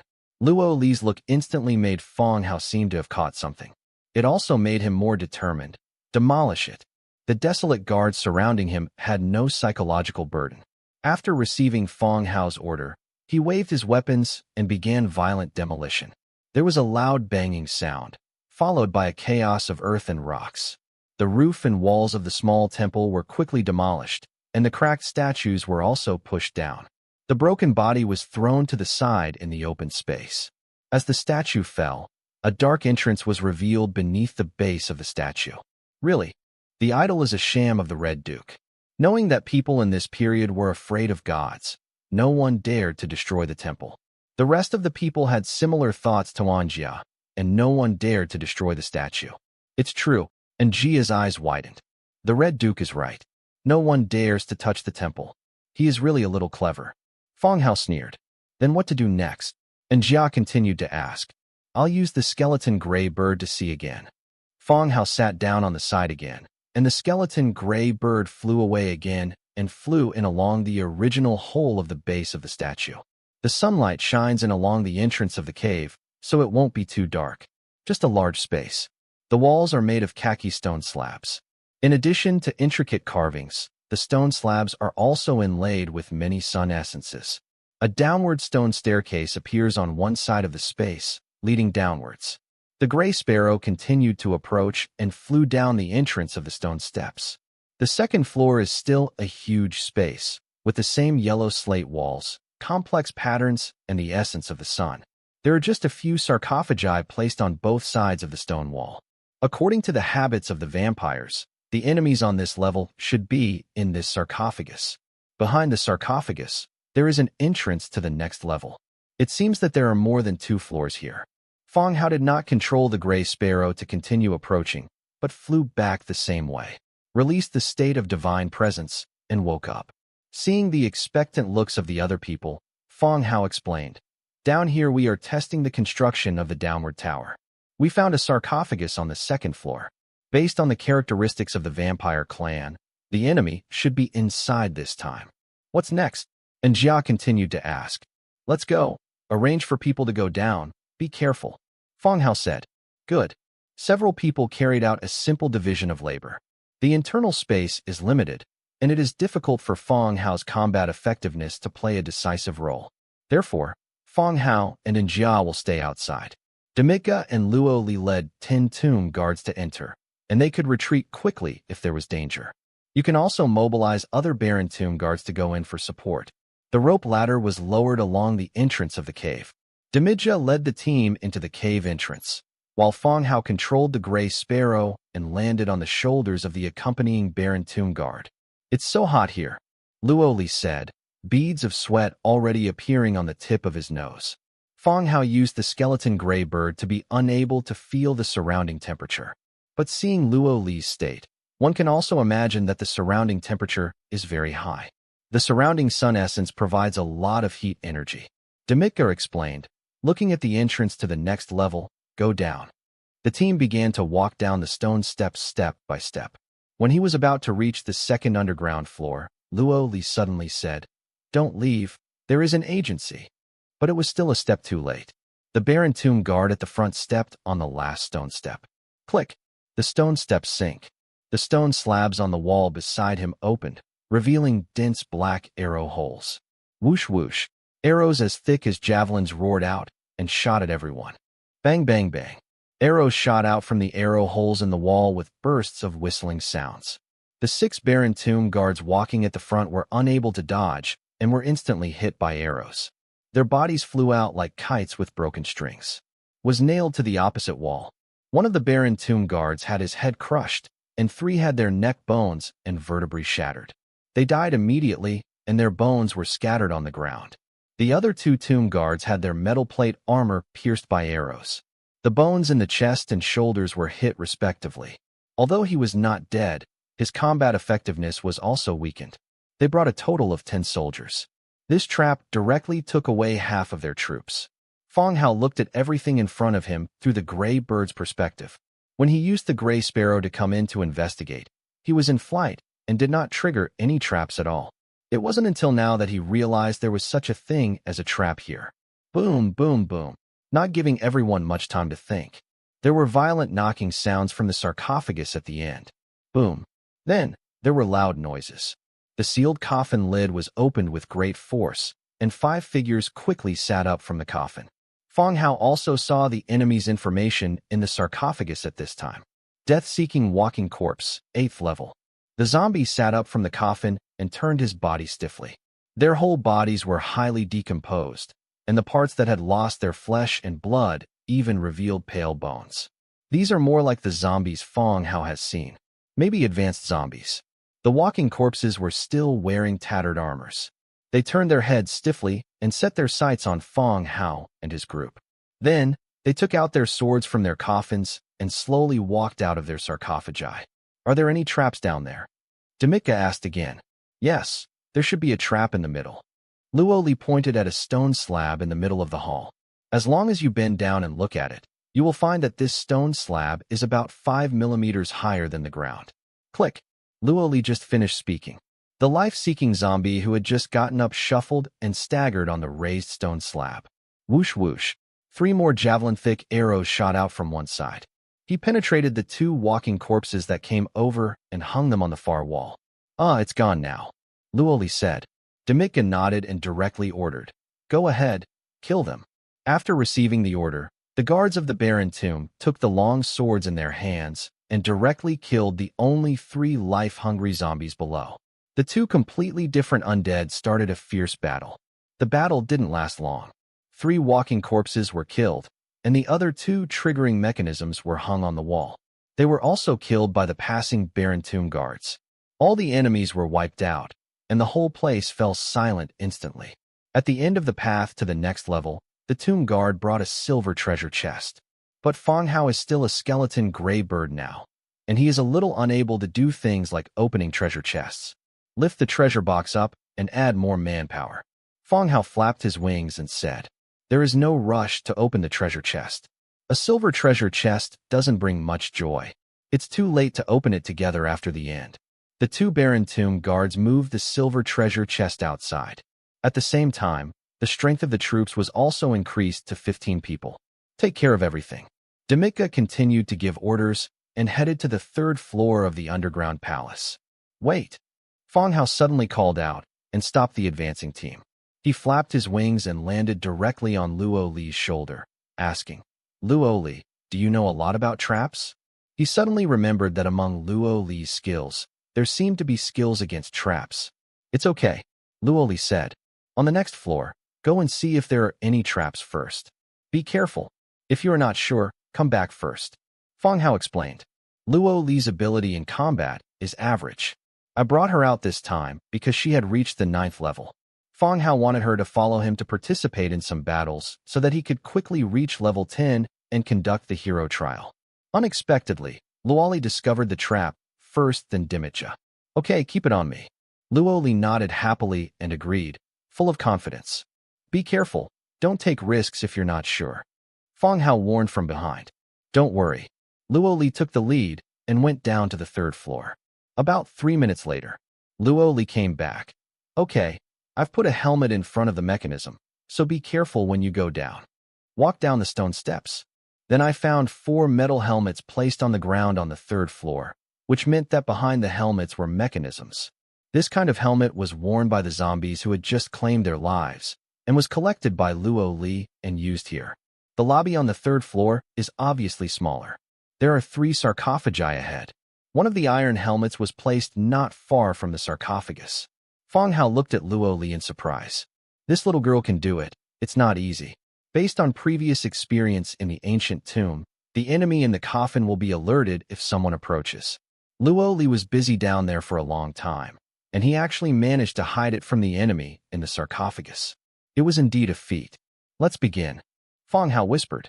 Demitka nodded and led the tomb guards to bypass the mechanism on the ground and approach the sarcophagus. Boom, boom, boom. After reaching a certain distance, the sarcophagus made a dull knocking sound. The coffin lid flew up, and 3 figures suddenly sat up. Twilight Reveler, level 10, appeared. He is indeed a resurrected reveler. Is this in line with the characteristics of a vampire? Otherwise, Fang Hao always felt that he was in the wrong place. At dusk, the revelers sat up from the coffins, opened their scarlet eyes, and looked at Fang Hao and his group with anger. But the next second, the dusk revelers let out painful roars. Their bodies began to dry up at a speed visible to the naked eye, and their skin shrank and their lips began to expose sharp teeth. The whole person seemed to be a mummy that had been dehydrated and looked extremely cautious. "What's going on?" Luo Li wiped the sweat from his forehead. "The temperature here is really too high. It's like a steamer, dry and hot. It should have something to do with the pattern inlaid with the essence of the sun on the wall." Fang Hao said, "The array pattern on the wall is similar to the array pattern that illuminates the beating heart in the ancient tomb. It should be related to the formation patterns." The mummy-shaped twilight revelers slowly walked out of the sarcophagus, picked up the weapons on the side, and let out a hoarse roar again. "Go ahead, kill them." Demitka also gave the order directly. The 15 barren tomb guards received the order, walked down the steps, and killed the vampires in front. The battle begins. The tomb guards and the vampires fought together. Even though the tomb guards had an advantage in numbers, they were still far behind in level. Even if several people attack one person, it is difficult to see any effect. No one wants to prolong the battle. Demidja took off his sword and walked down the steps. In front of, he is a tall male vampire. Although his appearance was a little scary at this time, his embroidered black dress still showed his status as an upper-class noble. His weapon was a sword, the sharp edge of which pierced the head of the tomb guard in front of him. The tomb guard was dead, his bones and equipment scattered across the ground. Next, he looked at the lizard man slowly walking towards him and the little orc behind him who was only 1.2 meters tall. The thirst for blood made him subconsciously stick out his tongue and lick his twisted lower lip. Ahem, I haven't tasted the taste of lizards and orcs, the vampire said. The tearing feeling in his voice made people feel sick. Facing the loud roar of the vampire man, Demidja did not speak, but continued to walk towards the vampire with his sword in hand. As the distance between the two shortened, the vampire man could no longer contain his thirst for blood. The pace started from walking slowly to running. A bloodthirsty and strange smile appeared on the corner of his mouth, looking forward to the delicious meal that was about to come. As for the lizard man coming towards him, he didn't take it seriously. The sword in his hand is famous for its speed and versatility, while the lizard man is tall, but the sword in his hand is heavy. In this kind of terrain, I completely have the advantage. The long-lost blood is really exciting. The vampire quickly ran closer, and when the distance between the two was only 3 meters, they stopped instantly. Whoosh! The cane sword in his hand pierced the lizard man's jaw from downwards at a tricky angle. That was the connection between the armor and the helmet. One hit could penetrate the back of his head from the jaw and kill him. As the tip of the sword got closer and closer to the lizard man's jaw, in the man's mind, blood splashed out from the wound. The sweet blood gradually entered his mouth. Suddenly, he felt resistance from the thrusting sword. Frowning, a look of horror suddenly appeared on his face. I saw the lizard man lightly grabbing the blade he thrust out. The blade of the cane sword made a rustling sound against the armor on the lizard man's fingertips and was finally held tightly. No matter how hard he tried, he couldn't pull out the cane sword. The expression of the vampire man became more and more horrified. Yongyi gave him powerful strength, and he was a 10th level soldier. Why in front of this lizard man, his attacks were as weak as a woman's pink fist. Is that all you have? The lizard man said. The vampire wanted to say something, but the lizard man's other hand waved the sword with one hand. Puff! The long sword cut off his head, blood spurted out, and a burst of smoke emitted under the high temperature. The vampire's head rolled. He saw his body slowly falling to the ground, as well as the orc and a skeleton bird standing on the stone steps. Who are these people? Why are orcs, lizard men, and undead together? As he thought, his vision finally turned into darkness. After killing one person, Demidja didn't stop at all. Continued to hold the long sword and rush towards the next vampire. He raised his knife and killed all the remaining 2 dusk revelers. The battle ended quickly, but 10 of the Baron tomb guards on Fong Hao's side also died.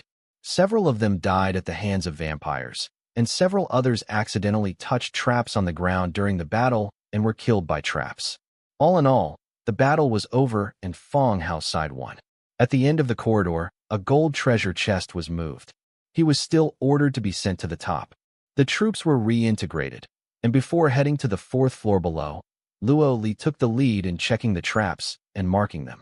Luo Li went down to the 4th floor, but within 2 minutes, he came back again. Said, the bottom level is the last level. There are no traps and no enemies. In the middle is an open super large sarcophagus. The last level? What's in the sarcophagus? Fong Hao asked. I only saw that the sarcophagus had no lid, so I didn't dare to get too close. Luo Li said, thinking about it, if there is any enemy inside, getting too close might wake the enemy up. Let's go down and have a look. Fong Hao flapped his wings and landed back on the tomb guard's shoulders. The team began to follow the stone steps and entered the 4th floor. The area of the 4th floor is reduced again, and there is no passage to the next floor. If there is no secret passage, then this is the last floor of the underground palace. In the center is a huge sarcophagus. It's more like a sarcophagus-shaped pool than a sarcophagus. On the top of the sarcophagus are 4 circular bronze mirrors. Each bronze mirror is engraved with patterns of the sun's rays, inlaid with the essence of the sun, shining 4 beams of light into the sarcophagus directly below. This bronze mirror and pattern are exactly the same as those used to illuminate the heart in the ancient tomb last time. Feng Hao has basically confirmed it now. What is in the sarcophagus is the remaining body of the heart. Just looking at the sarcophagus as big as a swimming pool in front of him. Then how huge the people are here. Are the vampires also giant-sized? It shouldn't be. If he was a giant, how could he become a lover with the previous human city lord? The body structure is also not up to standard. Feng Hao was a little confused. Go in and take a walk. Feng Hao said to the guard of the barren tomb beside him. The barren tomb guard did not hesitate. After hearing the order, he walked directly down the steps and walked around the entire hall. There were no emergencies and no enemies appeared. You can make sure there is no danger inside. Be careful and transport out all the funerary objects inside. Feng Hao ordered. Although the sarcophagus takes up most of the space, there are also many gold and silver utensils and burial objects stored in the corner. The tomb guards, who were on standby, took action. They began to carry out the funeral objects that could be taken away. Feng Hao controlled the skeleton gray bird and flew directly to the top of the giant coffin in the middle, landed on the top of the coffin wall, and looked down. In the sarcophagus is a pair of huge bat wings. Under the beam of the bronze mirror, it was pale and shriveled. Resurrected bat wings. Category: organs. Efficacy: transplant bat wings. Description: the greedy city lord peeled off the bat wings from his lover's body. He found the best surgeon in the city and tried to transplant it into his own body. The 324th time it failed, the city lord screamed in anger and pain in the moonlight. The roar buries the bat wings forever. Task: find a complete body. Completion level 23. Description: looking for a complete body. There is a chance to get a dark gold level hero to join. Attribute information appeared in front of Feng Hao. It seems that what is buried here is not the body of this vampire, but the bat wings. The effect is actually to transplant bat wings. In other words, if you want, you can transplant the bat wings to your body. This is very similar to the Red Duke mentioned in the description, but the Red Duke failed in the end. After the 324th failure, he found sand sealed the bat wings here. Of course, for this kind of thing, even if Feng Hao feels that having a pair of huge bat wings is very handsome, he will not transplant such a thing. Why take the risk to get these weird things when you have a bone dragon to travel with you? The task of finding the complete body has been completed to 2/3. As long as the last body is found, the mission can be completed. At that time, there is a chance that dark gold level heroes will join your territory.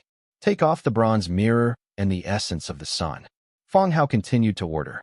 The tomb guard stood under the bronze mirror and took off all the items on the top. The beam of the bronze mirror disappears. The bat wings in the sarcophagus also began to slowly regain their color and were no longer so shriveled. As the bronze mirror on the ceiling was taken off, the bat wings in the sarcophagus quickly regained their color. No longer shriveled and pale. What is this? Luo Li jumped onto the sarcophagus, and Dimiga also came over. The two of them joined later. On the way there, they heard Feng Hao briefly talk about the beating heart. Bat wings, part of the beating heart. Feng Hao replied, "It's really scary." Luo Li hugged his shoulders and shivered. The two bat wings gradually regained their color. It flaps twice from time to time, as if it is about to fly. Just get used to it. Feng Hao comforted. All the funerary objects have been shipped out. Tie up the bat wings and take them out, and take away all the sun essence and luminous stones on the surrounding walls. Feng Hao continued. The tomb guards continued to take action. Start removing the essence of the sun and luminous stones from the wall.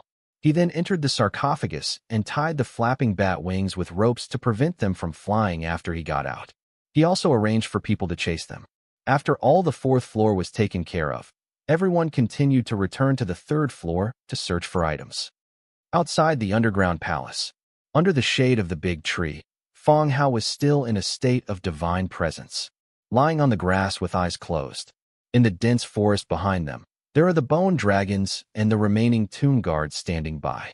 At this time, Feng Hao's shirt was lifted up, revealing his delicate and white belly. And Jia, on the other hand, was lying on the side with her chin in her hands and her face full of interest. Come on, we are about to reach the finish line. Don't be discouraged, Xiaolu. There is still a chance to overtake you. Amid Anjia's cheers, two caterpillars, one green and one white, were engaged in an exciting crawling competition on Feng Hao's belly. The white caterpillar leads the way and is gradually approaching the finish line. The lagging green caterpillar, after being poked twice in the butt by a branch, also caught up and was about to catch up with the white caterpillar. The game has entered the final match point. The white caterpillar has always been in the lead, followed closely by the green caterpillar. Who will win in the end? Just when the two caterpillars were already running side by side without distinction, they were about to reach the end point. At the entrance to the underground palace, the Baron Tomb Guard climbed out with various items. As for Feng Hao, who was lying on the ground, his eyelids twitched slightly, and Jia was shocked, grabbed two caterpillars, and threw them out. Feng Hao opened his eyes and felt a little cold in his belly. He looked down and saw that his leather armor had been untied and the clothes underneath had been lifted up.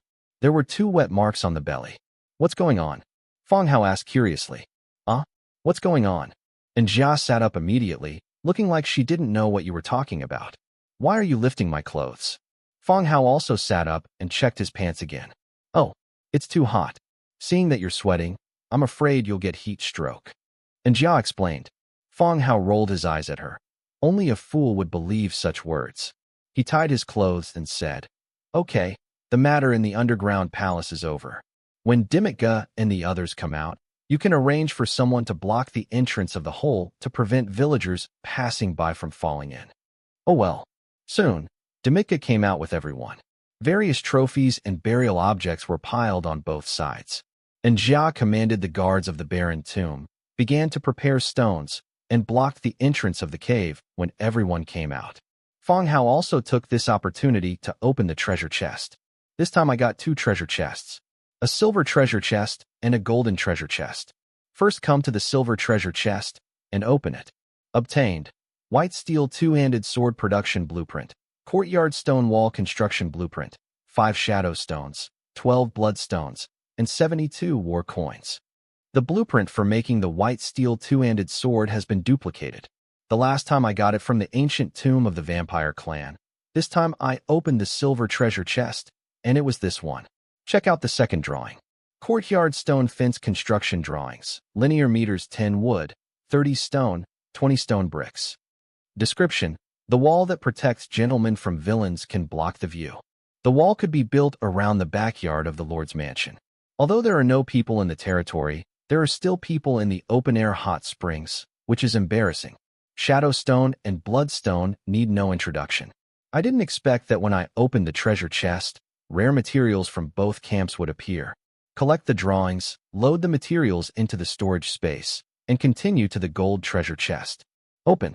Obtained. Blueprints for making finely crafted stone slabs. Blueprints for making finely carved sun array stone slabs. Blueprints for making heavy black iron crossbows. Blueprints for making noble cane swords. 45 bloodstones, and 258 war coins. There are still a lot of items from the golden treasure chest. Lots and lots of bits and pieces. Fine work slate, stone tiles too. Description: slate processed from stone bricks and can be used indoors and outdoors. In the Book of Lords, the drawings of ordinary stone slabs have been unlocked. Each stone slab is made from 3 stones. The current joinery slate should be an advanced version of ordinary slate and requires 2 stone bricks to be synthesized. Compared with the consumables, ordinary slate is more cost-effective. Nowadays, streets in various cities and the main arterial roads connecting cities are being paved with stone slabs. Marble slate is more suitable for indoor or special occasions. Finely carved stone slab with sun pattern. 1 finely carved stone slab. 1 mithril, 1 solar essence. Description: a complete formation, injecting the warmth of the sun into the finely carved stone slab. Carved stone slabs? Feng Hao immediately started rummaging through the Book of Lords. Sure enough, among the materials required for the strange stone armor of the stone statue, we found the need for consumables such as carved stone slabs. Now both drawings require finely carved stone slabs. He will have to pay attention to them in the future, or directly fill in the order from the business alliance to purchase them. The exquisitely carved stone slab with sun array pattern is actually not difficult to understand. Just now you can see the stone slabs engraved with the sun pattern on the wall of the cave. Although Fong Hao had no chance to touch it, Luo Li complained that the temperature of the stone slab was not low. In winter, it can be used as a heater, or it can be laid directly on the ground to provide floor heating. It's really a nice and practical item. Heavy black iron crossbow arrow, 5 hard and tough wood, 3 iron, 2 cast iron blocks, 1 metal part. Description: crossbow arrows commonly used in bed crossbows. Needless to say, this is the crossbow bolt fired by the mechanism. Said to be a crossbow arrow, the length and thickness are more like a war spear or a javelin, but it needs to be used with equipment. Noble cane sword. This blueprint was available before. It is a redundant blueprint. Will be sold in the channel when the time comes. After reading all the drawings, use the Book of Lords to collect them all. Looking at the team still filling in the soil not far away, I scratched my belly. Not long after, okay, I'm done filling it out, and Jia came back with the person. The original temple has been razed to the ground, and the rubble and idols have been thrown into the cave and buried with soil. Within 2 days, even the traces of new soil on the ground will disappear. It was as if the temple had never existed. Come on, let's go back. Everyone boarded the bone dragon and began to return to the territory. When we returned to the territory, it was already 3 or 4 o'clock in the afternoon.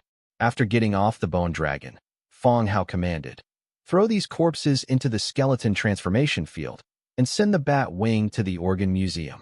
The guards of the barren tomb acted separately according to the order. This harvest went quite smoothly. Fong Hao got what he wanted, but there was still one last body left before he could finally complete the mission. No more guessing which organ it is. Only the body is left. However, there are no clues about the last body yet. "Master, lunch is ready." Ear came over at this time. Okay. Fong Hao walked back to the Lord's Hall, and Ear also brought the lunch he had prepared. Lunch was a bit simple, but after a busy morning, I was really hungry. "Ear, I just discovered today that Fong Hao is quite white," and Jia said casually after finishing talking about today's temple adventure. Ahem. Fong Hao coughed lightly. Ear narrowed her eyes slightly, glanced at the two of them, and asked curiously, "How did you find out?" "I found it while playing with caterpillars in the woods." And Jia said immediately, "Puff." Fong Hao squirted out a mouthful of fruit wine, choking himself. "Are you given a nickname so quickly?" "Caterpillar?" "Yes, it's just this long, soft, and comfortable to touch." Anjia gestured with her hands. Fong Hao was also a person who had seen strong winds and waves, but his face was a little offended when Anjia told him. Said, "Ahem. Anjia, don't go too far. This is a personal attack." And Jia was stunned. "What kind of personal attack?" She looked at Ear again. "Ear, have you seen a caterpillar?" Ear's face turned red instantly, and even her 2 big ears started to turn a little red. I've never seen it before." "Then next time we meet, I'll catch it and show it to you." Grasp.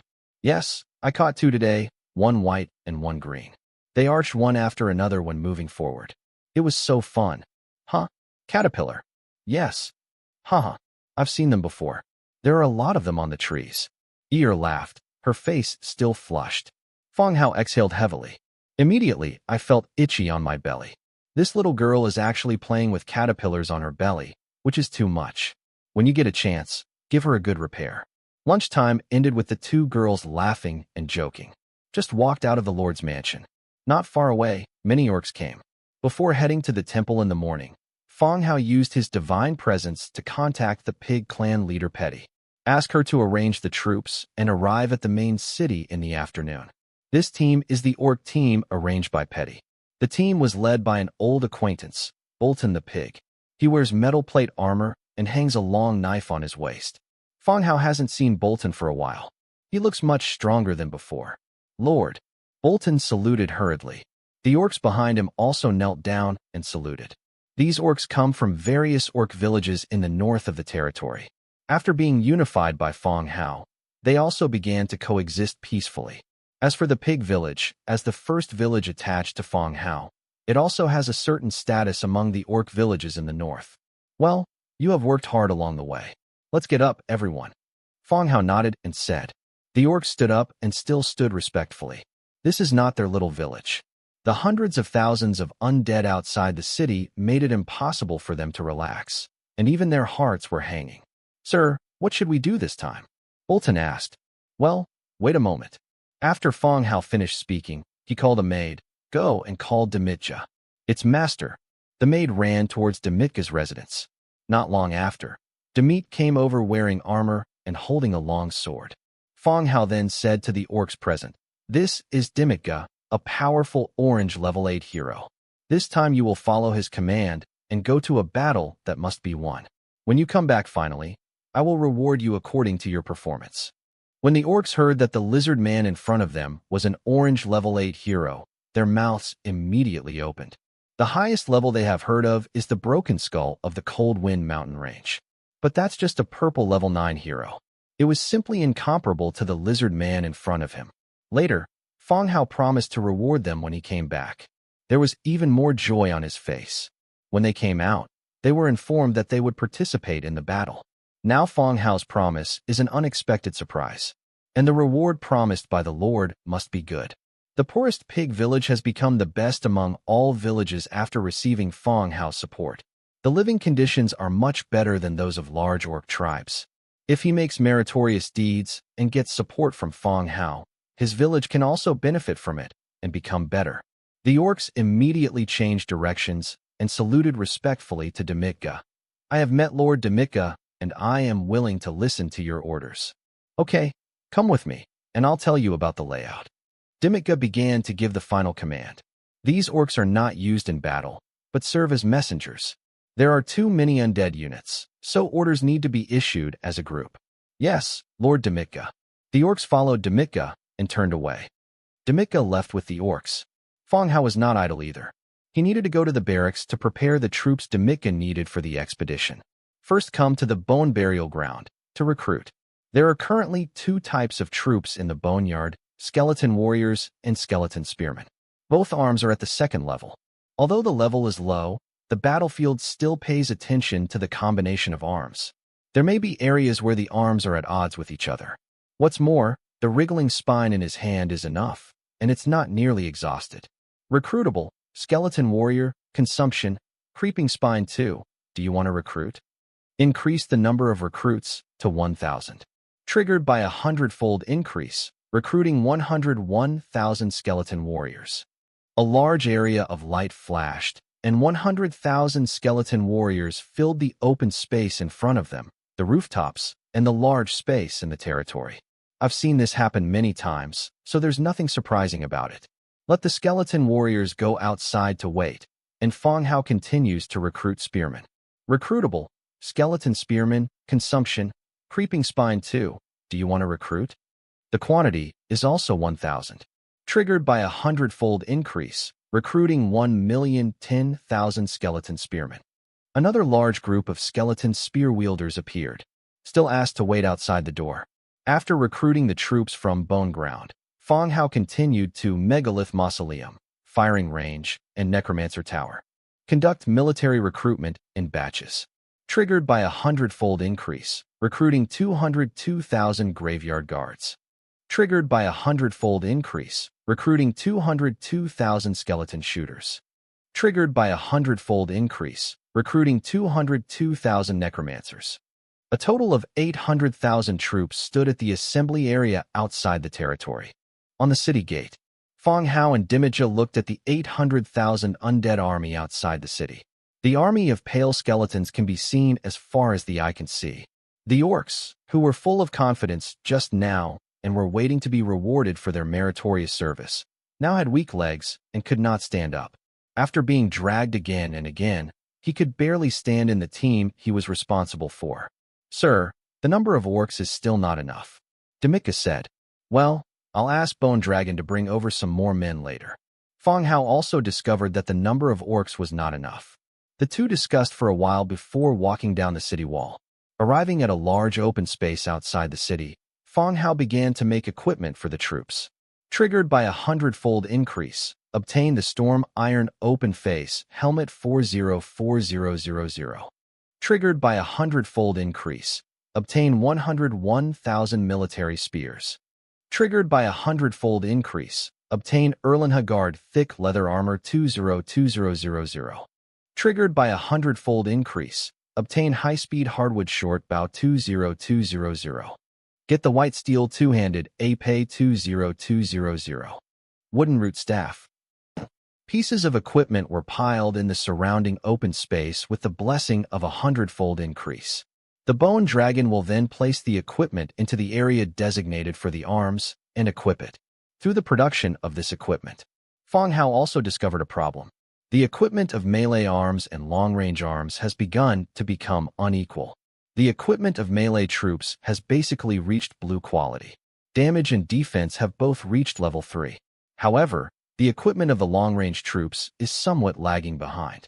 In addition to the high-speed hardwood short bow, the thick leather armor suit of the Erlenha guards, and the wooden root staff and robes of the necromancer are all of green quality. The assessment of damage and defense is only level 2.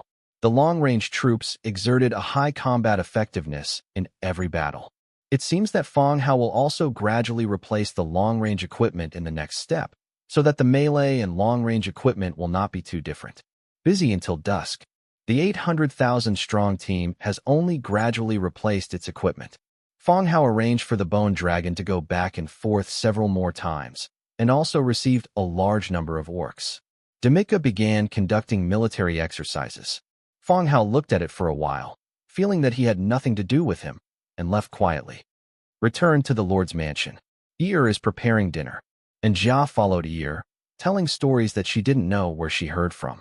Just as he sat down, there was the sound of rapid horse hooves outside the door. An APE infantryman dismounted and placed a body with a sack on its head outside the door. Sir, a corpse was sent from Pural City, saying it was Fielding of the vampire family.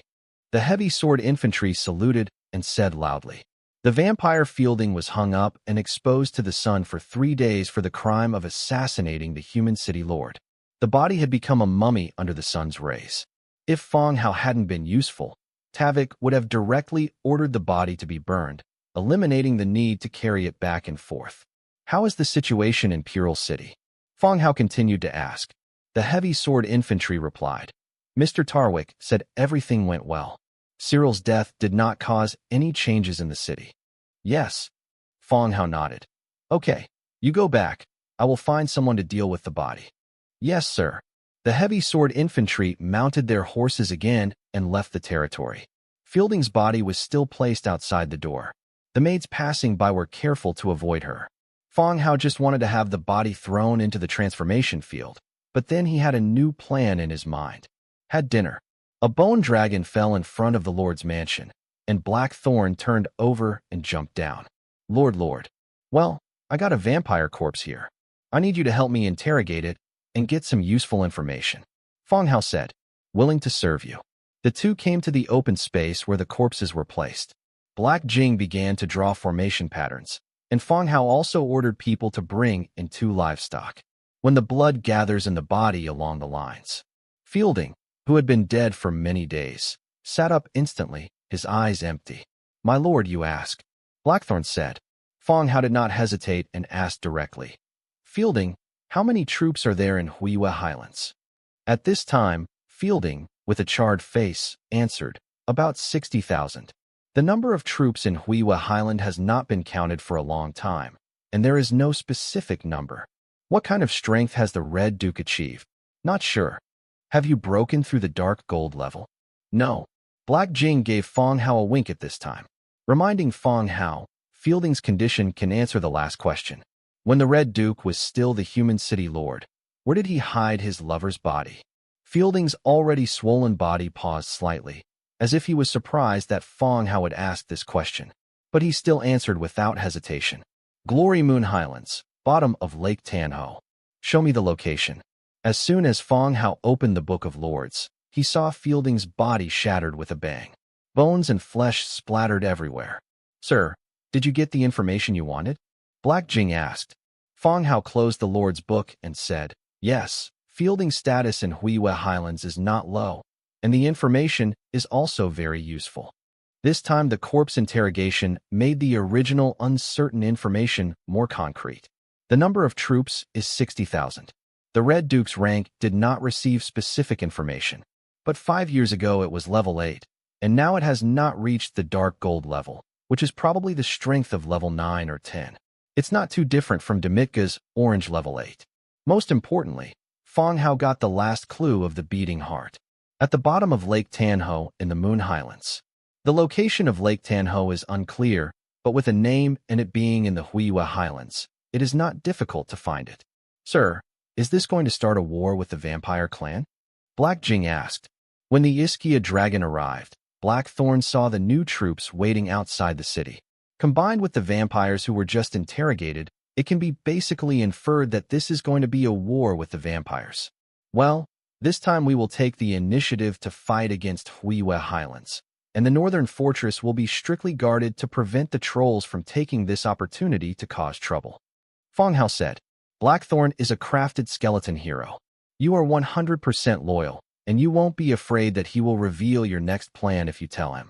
On the contrary, the mention of Blackthorn at this time reminded him of the troll fortress to the north. Take more precautions to avoid problems at this time. Don't worry, sir. I will make arrangements immediately after I return. Black Jing nodded solemnly. Okay, thank you for your hard work, Blackthorn. That's what I should do, my lord. There was no more Blackthorns later. After saluting, he boarded the bone dragon and returned to the bloody fortress where he was stationed. After sending Blackthorn away, Fong Hao called Dimiger again and told him the information he had just obtained from the interrogation. It's better to be mentally prepared. After taking care of everything, it was already late at night. Fong Hao returned to the room and fell asleep. Huiwa Highland, Vampire Castle. The Red Duke's face was cold, and there was anger between his brows. Where are the people? Where's Fielding? The Red Duke roared loudly, like a crazy beast, bloodthirsty and crazy. From Huiwa Highlands to Pural City, it takes 2 days if you are familiar with the roads. According to the plan, a group of Pural City residents would be sent to Huiwa Highlands as blood slaves 3 days ago. But now, the blood slave has not been delivered, and even Fielding has lost news. Even if the Red Duke didn't want to think about it, he knew there must be something wrong. It is more likely that something has happened to Fielding. On the throne, the Red Duke's face was covered with veins, and his expression was ferocious and twisted, like a devil walking out of the abyss. I'm asking you, why the people originally planned were not delivered? The Duke's voice was so lunar that it sent chills down the spine. Under the rage of the Red Duke, the other vampires were frightened and their bodies could not stop trembling. After gaining strength, the Red Duke became more and more cruel. In the entire Huiwa Highlands, there was no one who was not afraid of him. Your Excellency, Fielding has been in charge of this matter. There must have been some mistakes. A vampire said. The Red Duke strictly warned them not to interfere with the plan to instigate a rebellion in Purer City. It was all up to Fielding. Therefore, they don't know how this matter is going. Now that Fielding had messed up, the Red Duke came to question them again, almost scolding them. Snort. The Red Duke snorted coldly, disappeared instantly, and appeared in front of the vampire the next second. He grabbed his neck and bit his neck hard with his sharp fangs, greedily sucking up blood. This vampire had a look of terror on his face, and he wanted to beg for mercy, but he couldn't make any sound. His body shriveled up quickly, and finally he collapsed as if he had lost all strength. He was thrown aside casually. Gudong, Gudong, Gudong. Seeing this scene, the faces of the other vampires became even more ugly, and they all knelt down on the ground with their legs weak. They could see that the Duke was in a very unstable mood today. He actually killed another vampire because of Fielding.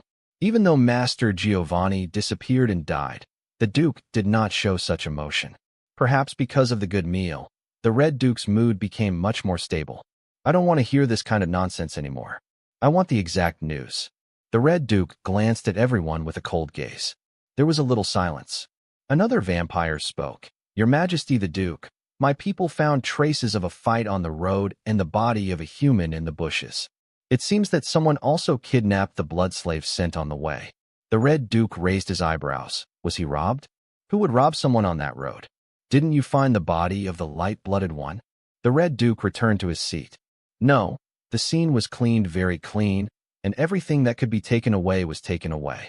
The human corpses left behind should have been forgotten in the woods, or they may not have been found at night. The vampire replied, Well, I know, you did a good job. The Red Duke complimented casually. Thank you, Lord Duke. The Red Duke glanced at the others again and continued to ask, "Who has news from Fielding?" The audience fell silent again. "Regarding Fielding, or the city of Prule, it is like a black hole. So many people have no news at all." The Red Duke's expression showed anger again, and he exhaled heavily. He said to the blood servant on the side, "Go to the faceless man's hut and have a look. News should be sent back." "Yes, Your Majesty the Duke." The blood servant quickly left and headed to the faceless man's cabin. Yesterday, the order sent by the Red Duke at the faceless man's hut should have new news today. Didn't keep everyone waiting. The blood servant walked over quickly, holding an envelope. He respectfully sent it to the Red Duke. "Your Majesty, there is news." The Red Duke took it, opened it, and started reading. It reads, "Fielding assassinated Cyril, the Lord of Prule City, and was exposed to the sun for many days after being executed." Boom. Seeing this news, the Red Duke punched the seat directly. How could Fielding assassinate Cyril? Then I immediately thought that a third person must have discovered this, killed Cyril, and let Fielding take the blame. In this way, things become very simple. Prule City will only focus on the vampires and not pay too much attention to the person behind it. Okay, when you get back, you all prepare to launch an attack on the undead territory. The Red Duke said directly, "I still have to get the Book of Blood back." Since the road to Prule City was unworkable, he had lost patience. He wants to start a war and directly take back the Book of Blood. As for who killed Fielding and ruined the plan, you will naturally find out when the time comes to see who becomes the city lord in Prule City. "Yes, Your Majesty the Duke." All the vampires agreed and retreated little by little. Silence returned to the vampire hall. The Red Duke rested his chin, as if falling into a deep sleep. The blood servant waited quietly on the side, not daring to make the slightest sound. After a long time, the Red Duke opened his eyes again and said, "Prepare the carriage and go to Lake Tanho." "Yes, Your Majesty the Duke." The blood servant left quickly and prepared the carriage. Everyone left, and the hall fell into silence again. However, a sense of fear involuntarily arose in the Red Duke's heart. While sleeping during the day, he had a dream. He dreamed that the person he killed was taking revenge on him, and he kept begging for mercy and feeling ashamed. The woman who would believe anything he said in the past did not believe him again this time. The woman dug out her own heart, and the black heart was flowing with black viscous liquid and exuding a pungent stench. The next second, her fingers tightened and crushed his heart. This is why he is so emotionally unstable today. For Fielding's death was only a small part of it. What's more, it's still the indelible feeling of fear in my heart. He was afraid that the woman would come back and kill him directly. "Duke, the carriage is ready," the blood servant said. The Red Duke stood up, paused for a moment, but then sat back. "Forget it, I won't go. I will double the troops in Manhwa Lake and don't allow anyone or any creature to come near." "Yes, Your Majesty the Duke." The next day, early morning, Fong Hao stretched out and was woken up by the noisy sound outside the window. He got out of bed, washed briefly, and then walked out of the Lord's mansion. Today, the entire territory is extremely busy. Food, weapons, and arrows have been loaded into the truck, and the orcs are doing final inspections. "Sir," Dimit just saw Fong Hao coming over. According to the plan, today is the time for Dimitra to set off to Huiwa Highlands.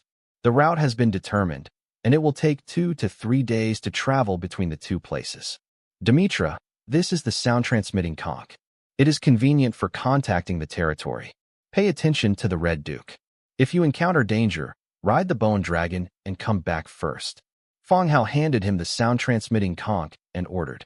The sound transmission conch was taken back from the Fireblade last night. The Fireblade is sticking to the Coldwind Fortress, and there is currently no danger.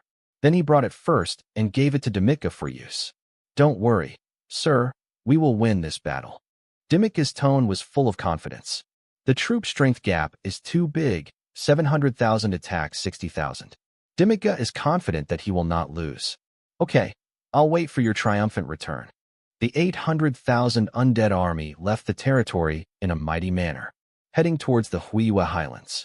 Fong Hao stood on the city wall and watched the army leave little by little. In this battle with Huiwa Highlands, he handed over the command to Dimitra. As the territory becomes stronger and stronger, some battles no longer require him to follow him at all times. Besides, the hero knows more about command and combat than he does. I still remember when I just traveled through time. He needs to personally lead the team to clean up beast caves and drive out wolves.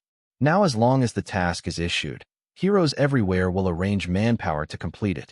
He only needs to be a lying lord. Returning to the lord's mansion, also prepared breakfast. After getting up, I helped make various tools that needed to be taken away. After being so busy, I feel hungry in my stomach. Breakfast was served. Specially made a seafood platter and placed it in front of Fong Hao. He picked up a piece of food that looked like an oyster with chopsticks, dipped it in some sauce, and brought it to Fong Hao. Master, eat more, it's good for your health. Said softly. Since the establishment of Fu Lei's fishing ground, fresh seafood has often appeared on the dining table for everyone to eat. As for the fishery, with Fong Hao's support, its output has also increased exponentially. Many new seafood types have been added. It's not accurate to say it's seafood. It should be lake-fresh food. Fong Hao opened his mouth and ate it. It tasted really good. Stuffed the remaining ones into Fong Hao's mouth with a satisfied smile on her face.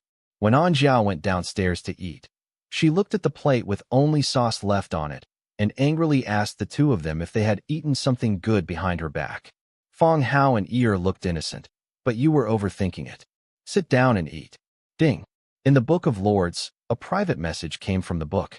I originally thought it was someone familiar to me, but I didn't expect it to be a strange name, Qiu Zhishang. The name is quite impressive. Mr. Fong Hao, I saw you collecting clay tiles, right? Fong Hao was slightly startled when he saw the news. In the past 2 days, because of the vampire affairs, I almost forgot about Tao Hua. Although he did not speak on the regional channel about the acquisition. However, it was mentioned in various exchange messages that priority was given to exchanging drawings for the production of terracotta tiles. If you have special needs, you can also communicate privately. Yes, you have the drawings for producing terracotta tiles. I can see what you need. I can exchange them if I have them. Fong Hao said.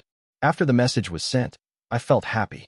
Terracotta tiles, as an upgrade material for the level 8 Lord Stone building, are finally coming to fruition.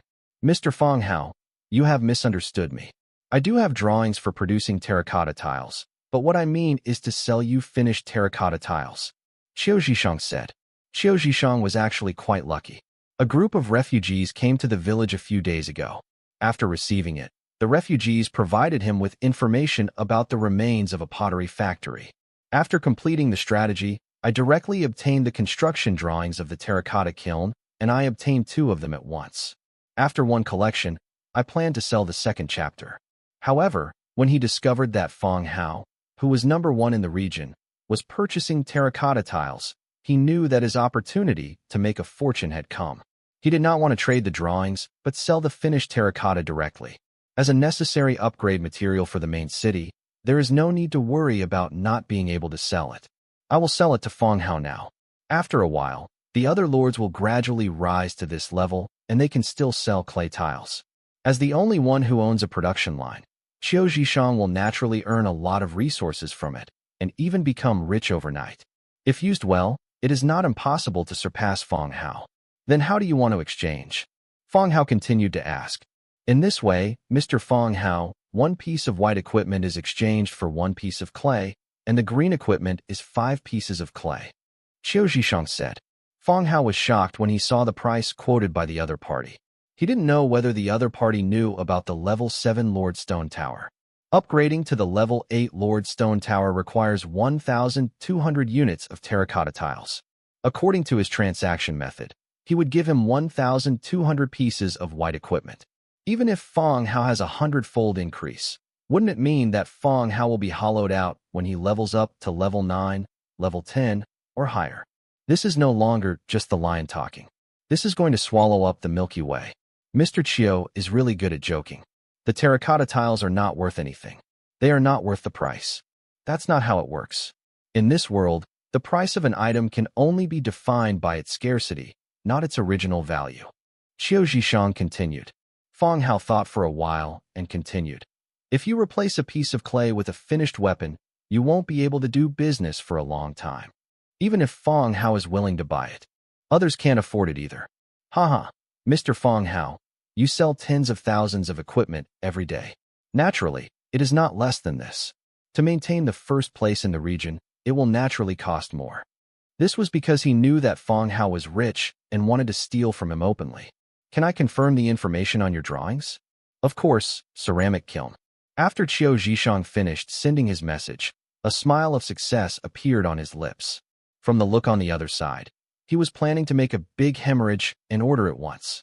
However, when Fong Hao's news came through, he was still slightly taken aback. Mr. Qiu, I need to think about it. What's there to think about?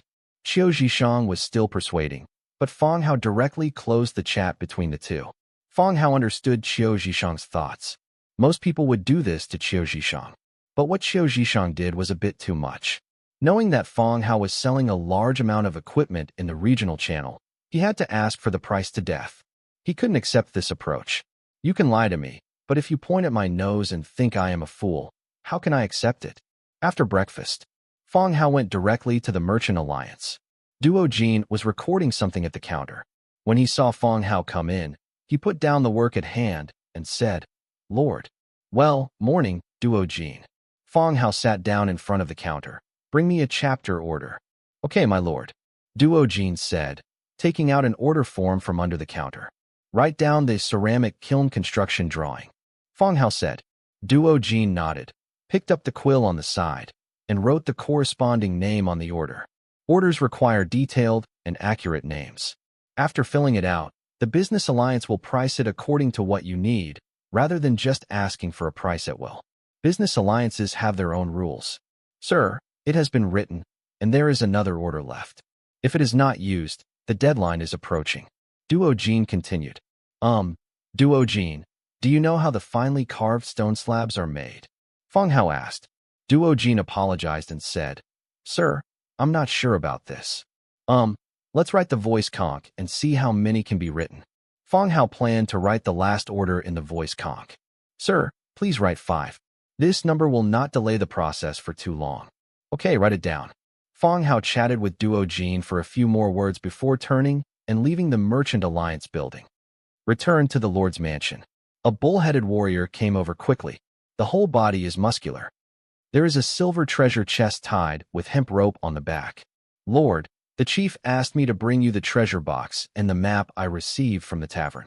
The Tauren dismounted, placed the treasure chest on the ground, and took out 2 single-page maps from his hairy chest. "Well, thank you for your hard work. Sit down and take a rest." Fong Hao took the map and placed it on the table nearby. Wait for the sweat stains on it to dry a little before recording. The maid on the side brought fruit wine, and the Tauren thanked him respectfully and drank it in one gulp. Open the treasure chest. Obtain the blueprint for making a black iron round leather knife. The blueprint for making a black iron corner battle axe, green. The blueprint for making a one-horn sheep fishing rod, 12 animal tooth stones, and 72 war coins. This treasure chest brought from Manhwa has quite a few items. Black iron round leather knife, 1 hard and tough wood, 1 cast iron block. Description: a mature and easy-to-use leather-making tool that can increase the efficiency of leather production. It's actually a leather-making tool. According to the description, it can increase the efficiency of leather production. It is a very practical tool. Continue to the second item. Black iron corner tomahawk, 2 wood, 2 cast iron blocks, 1 metal part. Description: a heavy tomahawk, more lethal when chopping. Green battle axe. Although it was a new drawing, it was not very helpful to Fong Hao. The battle axe equipped in the territory is still the adze axe, obtained from the bronze ox. It is also green and of high quality. Moreover, the equipment rate of tomahawk is not high. There is no need to eliminate the existing adze axe and equip it with a black iron corner battle axe. Continue to see the last one. 1 horn sheep fishing rod, 1 hard tough wood, 1 white steel ingot, 1 single horn sheep horn. Description: a fishing rod made from sheep horn. I don't have any use for the fishing rod here. You can ask Fule if he needs it. Make some if needed. Anyway, I have a 100-fold increase, and the production quantity is adjusted to 2, which is basically enough for the entire fishing village. Record the drawings. The maid also sent the animal tooth stones and war coins to the basement. The Tauren was still sitting aside, the wine glass in his hand having been drained. Get him another drink and change it to a bigger cup. Fong Hao said to the maid. Thank you, sir. Thank you, bunny girl. The Tauren thanked him quickly. The rabbit maid smiled and went to pick up the wine. In the traditional concept of orcs, the closer an orc looks to humans, the harder it is for other orcs to recognize it. For example, foxes and rabbits are discriminated against in the orc world. In Fong Hao's place, the orcs who come over have to respectfully call her girl or young lady. How's the business at Manhwa Market lately? Fong Hao asked. Very good. More and more villages are coming to exchange items. The Tauren said, scratching his head. He is just an ordinary Oxman warrior, and he is also responsible for guarding in the tribe. If you ask him to introduce some developments and forms, he can't explain it. Well, where did you get this silver treasure chest? Fong Hao asked again. Well, it's a group of jackals. No. Yes. Recently there was a group of jackals who did not abide by the rules of the market and robbed passing caravans on the road. When the chief got angry, he led his team to destroy the jackal tribe. This treasure chest was found from the jackal tribe. Yes. The Tauren said. That's how it was obtained.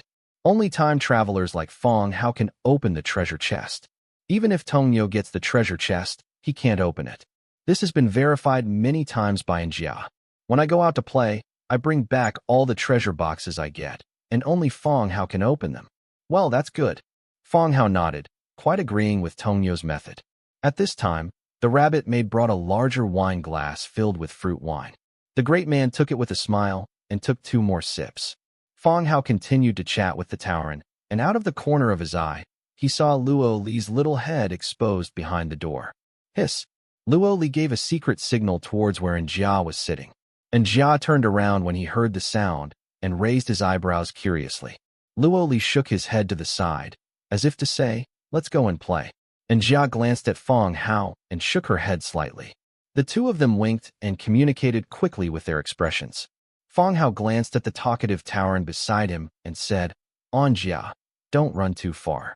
We have to go out in half an hour. Oh, okay. Njia's face quickly showed joy, and she quickly walked out of the Lord's mansion. After muttering something to Luo Li, the two of them left quickly. In less than 5 minutes, the Tauren bowed and left. Fong Hao also started to look at the 2 drawings that were sent. Map, Cave of the Dead. Category, single-page map. Description, a map drawn by a traveling merchant, recording the route and terrain of unknown ruins. It was actually a map recording the undead. Doesn't this mean that one's own family disowns one's own family? Use the Book of Lords to collect the map, and you can check the location of the map. The Cave of the Dead is located on the east side of Manhwa Market, which is quite a distance away from me. But with the flying dragon traveling on his behalf, the distance is not too far. Continue to the second map. Map, Spider Jungle. Category, single-page map. Description, a map drawn by a traveling merchant, recording the route and terrain of unknown ruins. View location on a large map. It is also east of Manhwa Market, not far from the Cave of the Dead. It is very possible that the 2 maps were recorded by the same person. Then they were sold together to the tavern. Tap, tap, tap. Outside the door, Njia and Luo Li rushed in disgrace. He braked suddenly and stood in front of Fong Hao. We're not late. Njia said hurriedly. No, you guys were fighting? Fong Hao looked at the 2 of them and asked curiously. The 2 of them looked a little embarrassed at this time. Njia's body and face were covered with dust.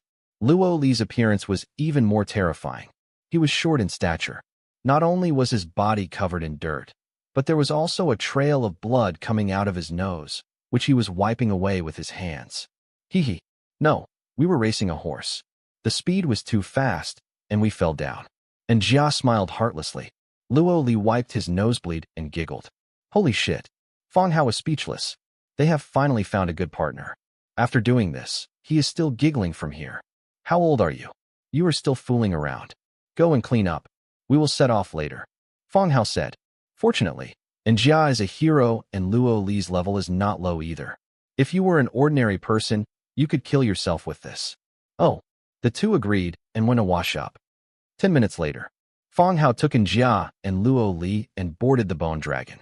Behind him is another tin skull dragon, carrying 74 skeleton trolls wearing heavy troll armor suits and holding maces and adzes.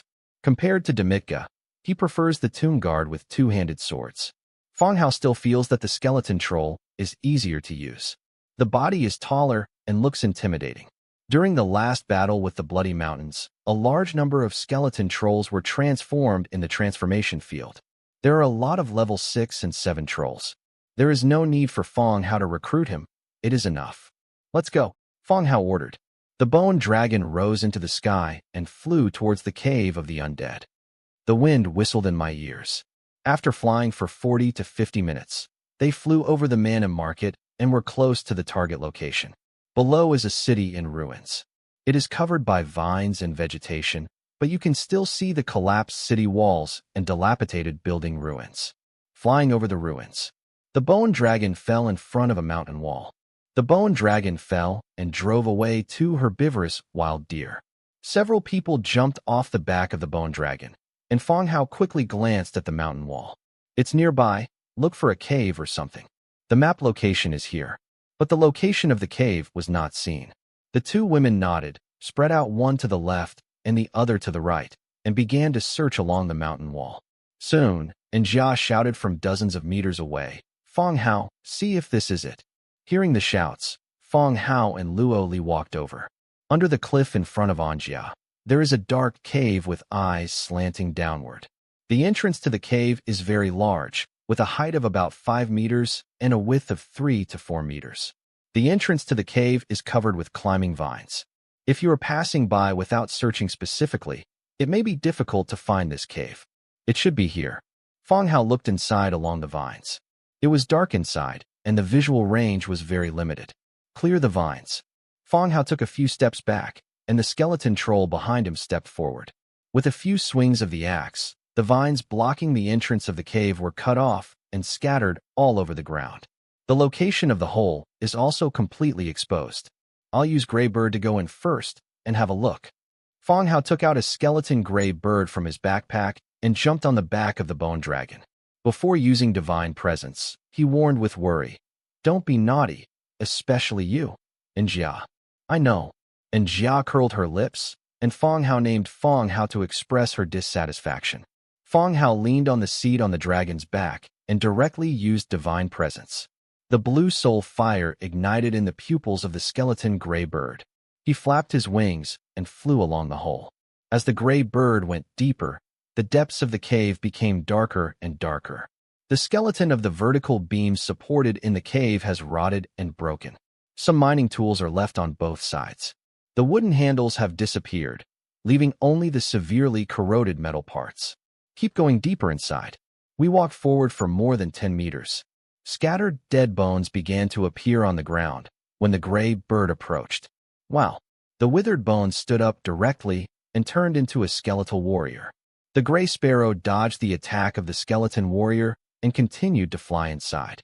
As we go deeper, the number of skeleton warriors becomes more and more, blocking the cave ahead. Fong Hao had no choice but to control the gray bird to turn around and fly out of the cave. Release the state of Divine Presence. And Jia asked, "How is it?" "Get ready to fight. A large group of skeletons will come out soon." Fong Hao stood up and said hurriedly.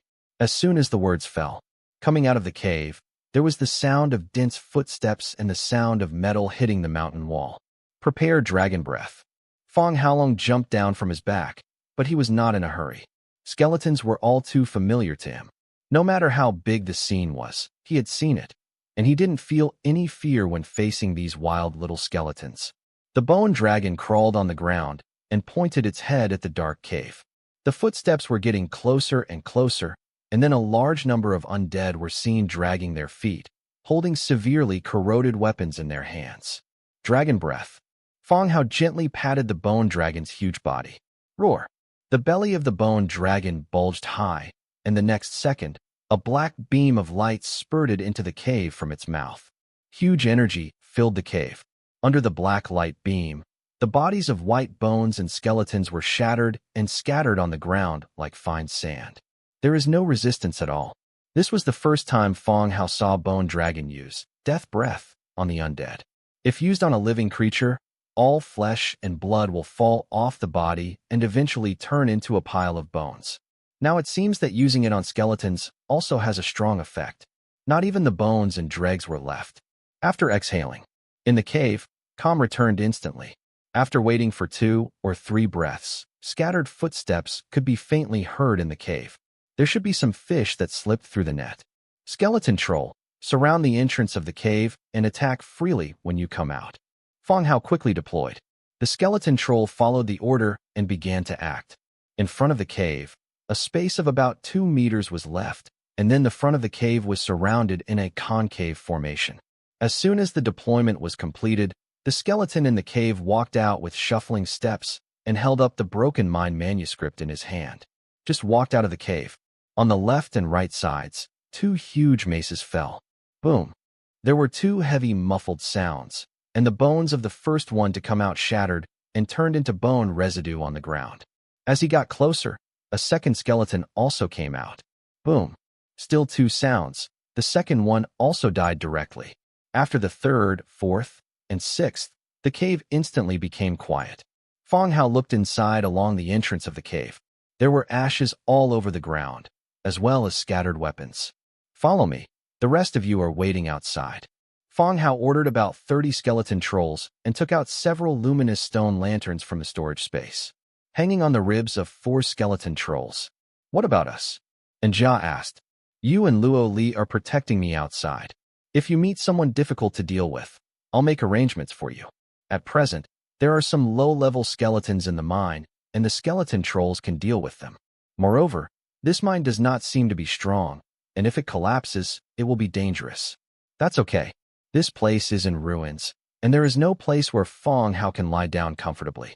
Just sit back on the dragon's back seat again and cast divine presence. Controlling the skeleton gray bird, he landed on the shoulder of a troll and directly ordered, "Go, enter the cave." The skeleton trolls entered the cave in an orderly formation. As we go deeper, the cave becomes darker and darker. The skeleton troll with a lantern hanging on it emitted a halo of luminous stone from its chest, illuminating the surrounding area. Collect all the shadow stones on the ground. Fong Hao said. In front of the road, shadow stones have begun to appear. Wherever there are undead, there are usually shadow stones. Passing by the shadow stone, the skeleton trolls bent down and collected the shadow stone. His eyes followed a troll as he bent down and landed on the shadow stone. Fong Hao discovered something was wrong. Wait a minute, clean up the ground there. Fong Hao ordered again.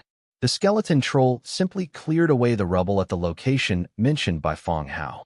Below, slender metal rails are exposed. Rail? Fong Hao flapped his wings and landed on the metal track. If you follow the direction of the track and look back, you can find the rails leaking out along the road. It seems like this is really a mine. And equipment such as rail mine cars was built. The Cold Wind Mountains have a large number of mines, but they still rely on human labor for transportation and mining, and no rails or mine cars have been built. It seems that the mine facilities here are more advanced. Okay, keep going. Fong Hao fell back on the skeleton troll. The large group continued to move forward. As the mine becomes deeper and deeper, 2 forked roads appear in front of it. The top of each fork in the road was carved with writing, but it is now unreadable. Fong Hao thought for a moment. Adhering to the rules of men on the left and women on the right. Go left. The skeleton troll began to enter the fork on the left. He walked forward for dozens of meters. His vision instantly brightened. Fong Hao stood on the troll's shoulders and entered the depths of the mine. This is a very wide mine, the size of 3 or 4 basketball courts. The tracks above ground were exposed. A badly damaged minecart filled with ore. Wow. Just when Fong Hao was about to have someone collect the ore, there was a strange noise coming from the front. A large number of skeleton warriors stood up, holding rusty iron swords in their hands and wearing tattered armor. They are much better equipped than the skeletons destroyed at the entrance of the cave. Skeletons wake up from their deep sleep. He picked up the old weapon again, dragged his stiff body, and slowly stood up.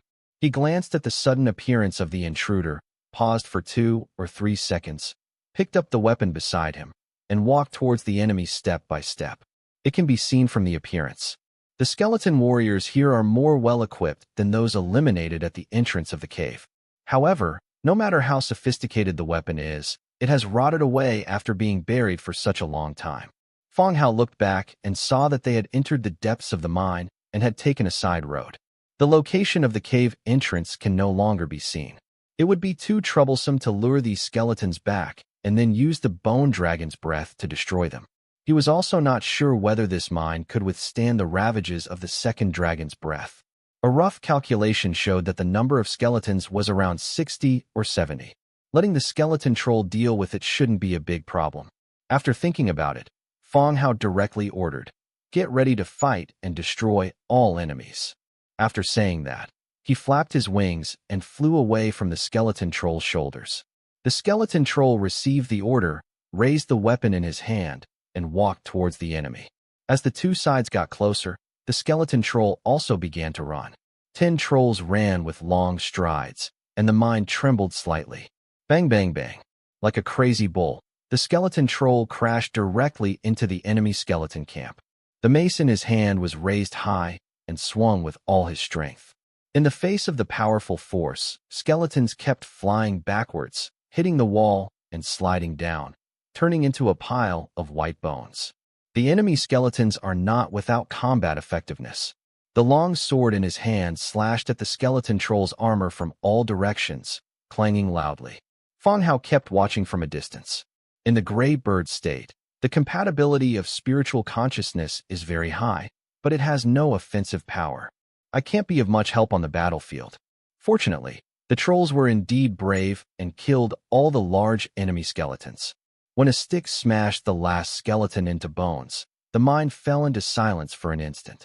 Clean the battlefield, see if there are any treasure boxes, and transport all the ores out, Fong Hao said loudly. The skeleton troll, who had just experienced the battle, did not stop to rest, but continued to follow Fong Hao's orders and began to collect trophies. A broken minecart was pushed over. The minecart with only one wheel left was pushed by the troll with brute force, making a harsh noise as it rubbed against the rails. "Stop, you are too torturous." Fong Hao landed on the minecart and said to the troll. At the same time, Fong Hao, who landed on the minecart, also received information about the ore.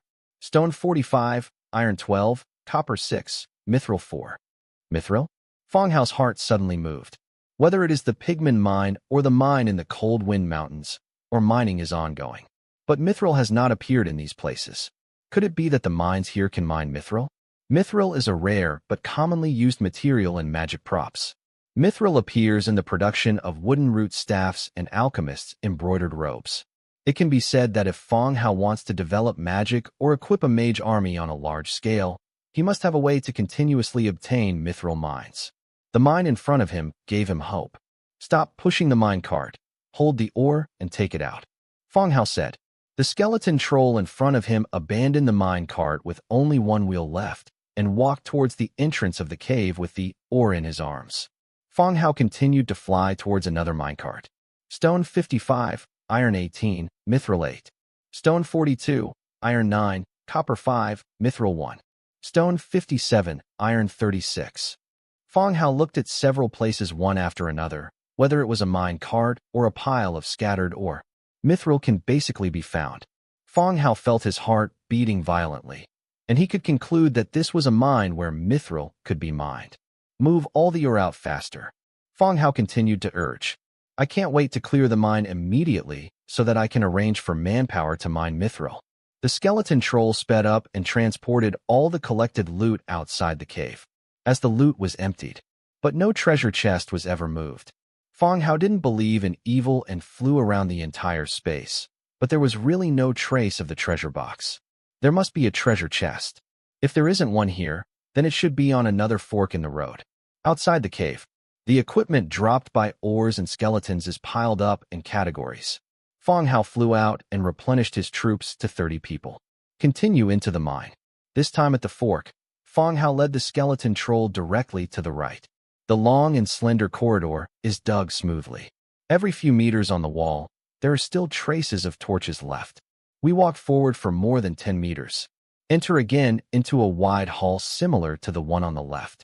Compared with your collection on the left, this is more like a place to store tools and work. You can easily identify the rotten tables and chairs and various mining tools in the corners. Stepping into the hall, a familiar voice came again. Wow! A large number of skeletons stood up again. Taking rusty weapons, he launched an attack on everyone. Whoosh! Call! An orange-red magic arrow shot from behind the skeleton warrior. It's a fire arrow. It's just that the accuracy of the fire arrow didn't seem to be very good. It flew from the air and hit the stone wall 5 meters away from the side, sending sparks flying everywhere. Whoosh whoosh. Another line of magic arrows exploded all around like fireworks. Light up the dark mine. A fire arrow exploded at Fong Hao's side, and the rock stirred up instantly broke one of Fong Hao's bird legs. Although he felt no pain, his body suddenly tilted to one side. Fong Hao flapped his wings and stabilized his body. He also took this opportunity to see clearly the situation of the enemy in the distance. Behind the approaching skeleton warriors stood a group of necromancers. There is not much wooden staff left in his hand, and the robe on his body is hanging on his body like a mop strip. 10 of you follow me, while the rest attack and destroy all enemies. Magic arrows kept exploding around him. Fong Hao gave the order loudly. 20 skeleton trolls launched an attack on the skeleton warriors, while Fong Hao flapped his wings and led the 10-man team in a circle, taking a roundabout approach to the necromancer in the back row. Even the necromancer has a higher level, but the intelligence is still not high. The magic kept consuming the trolls directly in front. In the case of close combat, the magic arrows also caused casualties on one's own side. Soon, Fong Hao led 10 trolls and detoured to the side of the necromancer. Attack and kill those mages. Fong Hao shouted. The skeletal troll attacked, diving in and slaying the necromancer with mace and axe. The two sides started fighting. Half an hour later, the battle ended. Clean the battlefield and find the treasure chest, Fong Hao Jinji said independently. After the battle, the skeleton trolls began to collect various trophies. Weapons, equipment, and various ores were collected and carried outside. Fong Hao waited silently. Not long after, he saw the gold treasure chest carried by the troll among the loot being carried out. This also made him relieved. I'm afraid that my busy work was in vain and I didn't even get the treasure chest. Release the state of divine presence. After waking up from the dragon's back, Anjia and Luo Li did not go to play, but sat and chatted. Seeing that Fong Hao was awake, he directly asked, "How is it?" "Not bad, the harvest is quite big," Fong Hao replied. Fong Hao was quite satisfied with this battle. In addition to obtaining a gold treasure chest, the most important thing is this mineral vein. A vein that can mine mithril or is not easy to find. Now that the enemies in the mine have been cleared, he can also arrange for manpower to mine the mithril mine. Prepare in advance for the future development of the magic army. Oh, and Jia simply replied. While a few people were chatting, the skeleton trolls in the mine also came out one after another with their loot. Among them, the troll holding the treasure box came directly to Fong Hao, threw the treasure box to the ground, and turned away. Fong Hao got off the bone dragon's back and opened the treasure chest directly. Obtain. Drawings for making the deadly talisman staff, blue. Drawings for making the white steel or draft. Making drawings for the mine rails. Making drawings for the mine carts. 32 shadow stones, and 202 war coins. See the items appearing in the treasure chest. Fong Hao couldn't help but smile. Not only did the mage's staff come out, but the rest were also mining blueprints. They are all drawings that are useful to me. Death Talisman Staff, Hardwood 3, Fine Iron 1, Magic Essence 3, Mithril 5, Traces of Death 1. Description: The whispers of the dead fill the caster's ears. They speak of death and cold, and are looking forward to your arrival. Good guy. This staff looks unlucky. Fortunately, the mage army in the territory itself is undead. Even if you whisper, it will not have any impact on the necromancer. The blue staff just replaces the green wooden staff and increases the attack power of the necromancer army. Continue to look at the following drawings. White steel or manuscript. 1 hard tough wood, 2 white steel ingots, 1 thick tough leather. Or rail. 5 wood, 5 iron, 3 cast iron blocks. Minecart. 12 wood, 15 iron, 8 cast iron blocks. These 3 drawings are easy to understand, although it is not an equipment drawing, but it is needed for mining, especially mine rails and mine carts. After the mine is equipped, the mining efficiency can be greatly improved and the work burden of the miners can be reduced. The value is no worse than getting a blue drawing. Mine rails are calculated in linear meters, and Fong Hao has a 100-fold increase, so he is not afraid of the consumption of materials. After returning home, I will make it and distribute it to various mines. All drawings have been checked. Use the Book of Lords to collect them all, and put all the loot in the 2 piles of loot, except for the stones, into the storage space. Okay, use these stones to block the entrance of the cave first. Feng Hao pointed to the entrance of the cave. The skeleton troll continued his work, sealing all the entrances to the cave. Someone will definitely be arranged to mine this mine. But not now. There is a certain distance between this place and the Manhwa market. It is a bit fanciful to want to mine across such a long distance. The best way is to be like a pig village. Arrange an affiliated village near the mine, or arrange for someone to build a village and then mine the mine. Not long after, the mine was completely blocked. Feng Hao continued to open the big map and looked at the location of the next spider jungle. Where are we going next? And Jia put one arm on Feng Hao's shoulder and asked curiously. The steamed dumplings feel soft to the touch on the arm. It's still early. We can go to the spider jungle again. Feng Hao said casually. Okay, let's leave quickly and finish early so we can go back to eat. Don't I look at the position? Feng Hao said angrily. After identifying the direction, several people boarded the bone dragon again. Fly directly towards the spider jungle. The distance is not that far. After flying for about 3 to 5 minutes, we arrived at the target point on the map. Under the clouds, there is a dense forest. The dense tree crowns are covered with white spider webs. Like a huge white veil, it covers the entire dense forest.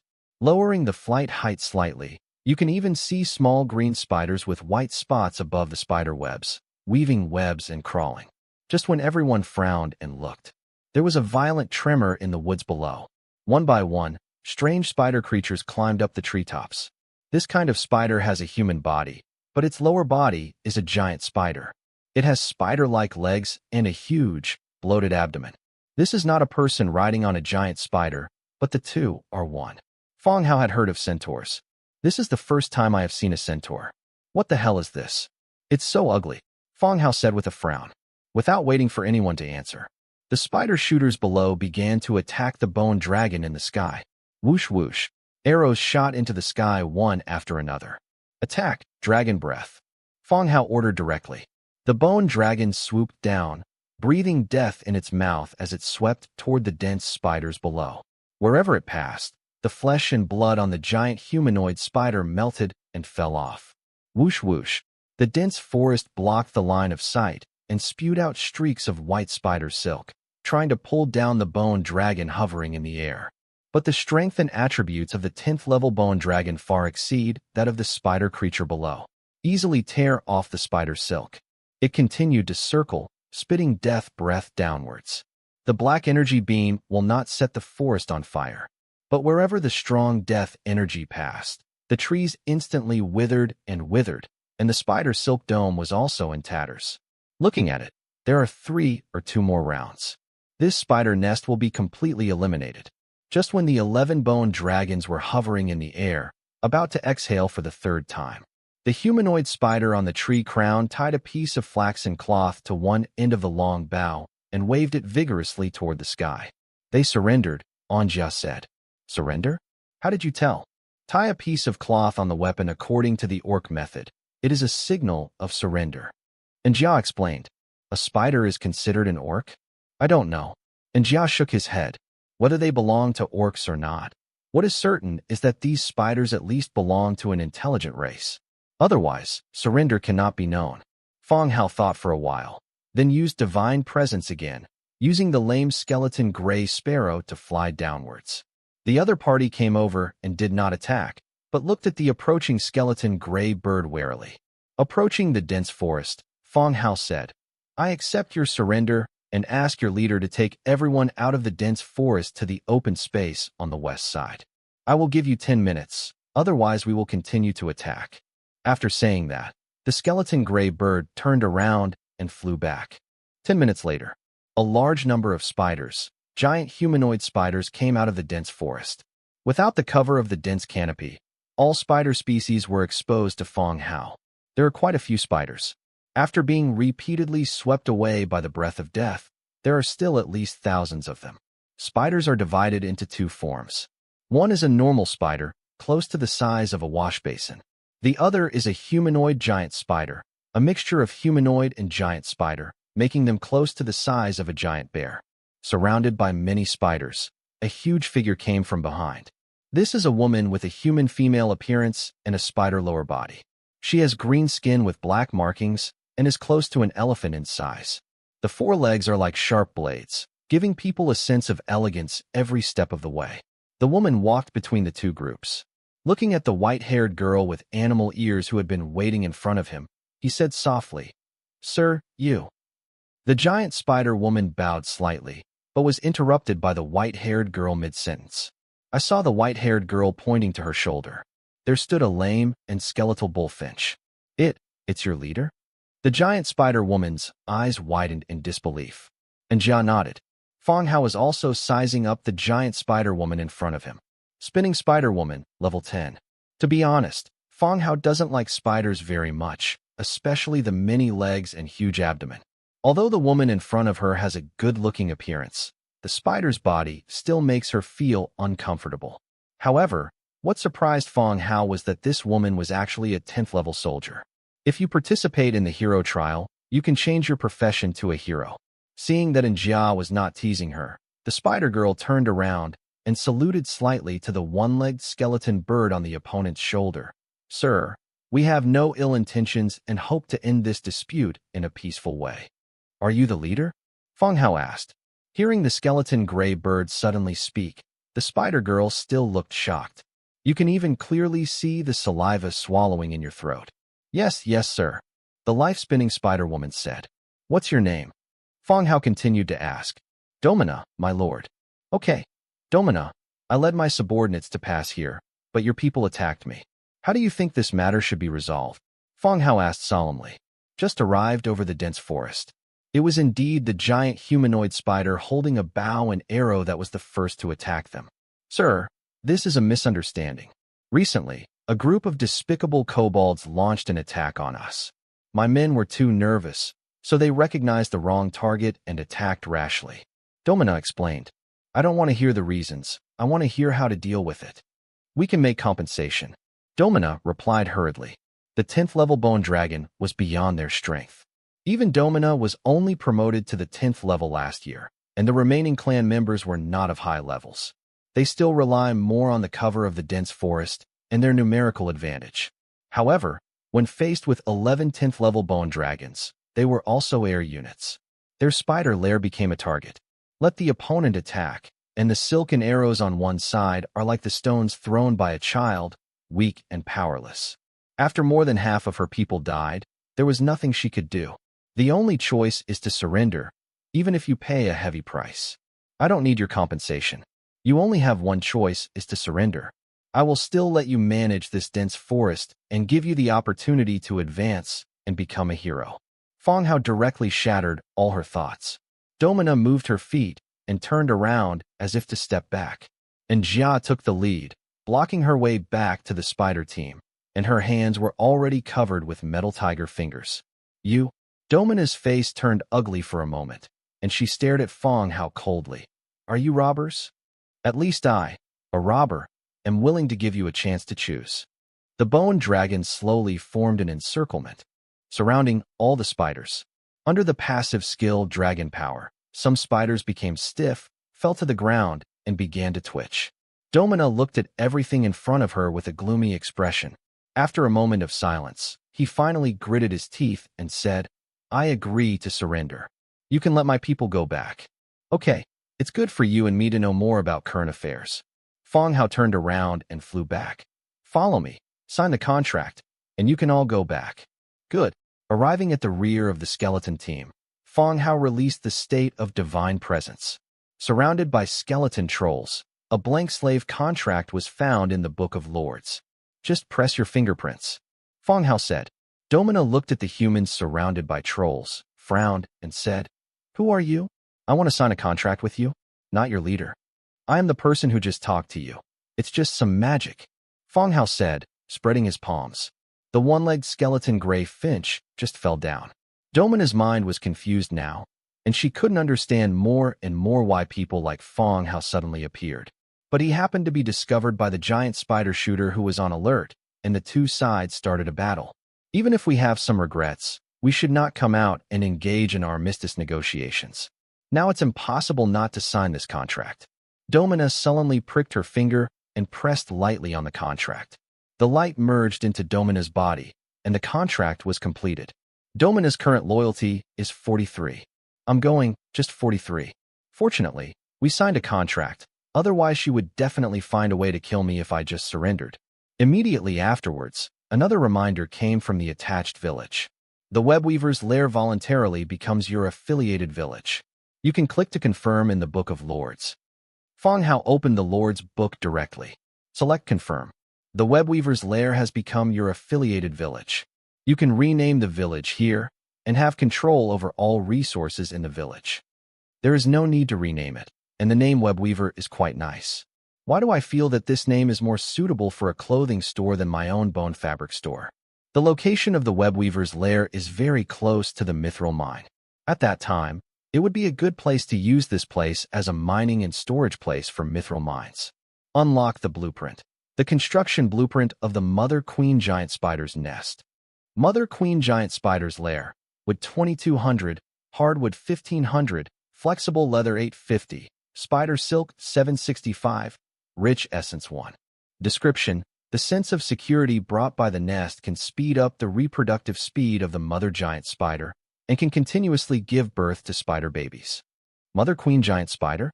Feng Hao glanced at Domina, who had a cold face in front of him. It's not her that he's referring to. So capable of giving birth?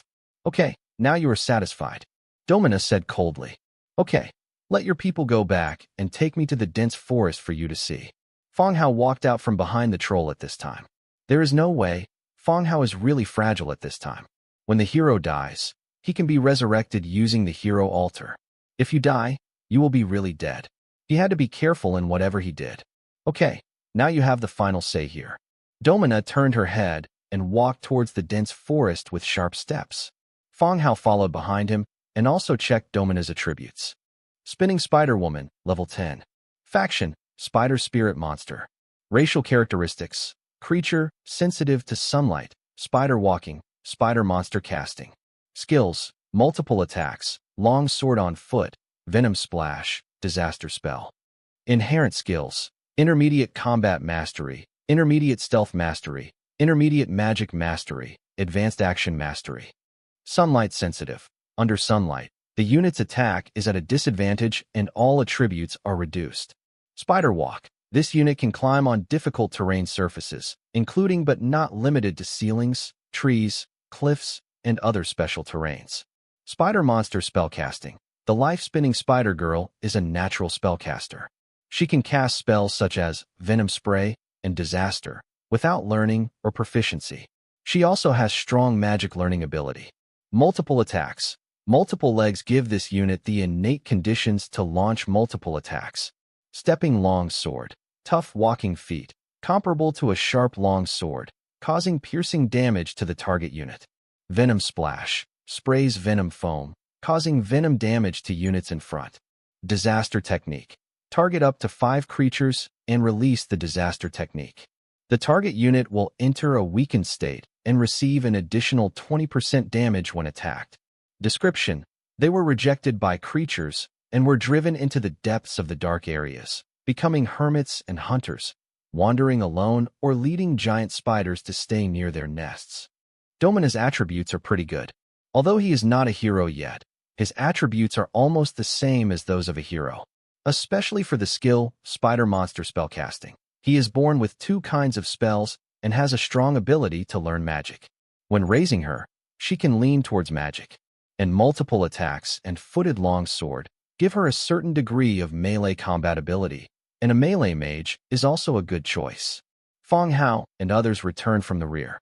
Domina glanced at the worried clansmen and said, "Okay, the matter has been resolved. Let's all return to the dense forest and return to our posts." Wow. The spiders and spider monsters obeyed the order and turned directly back to the dense forest.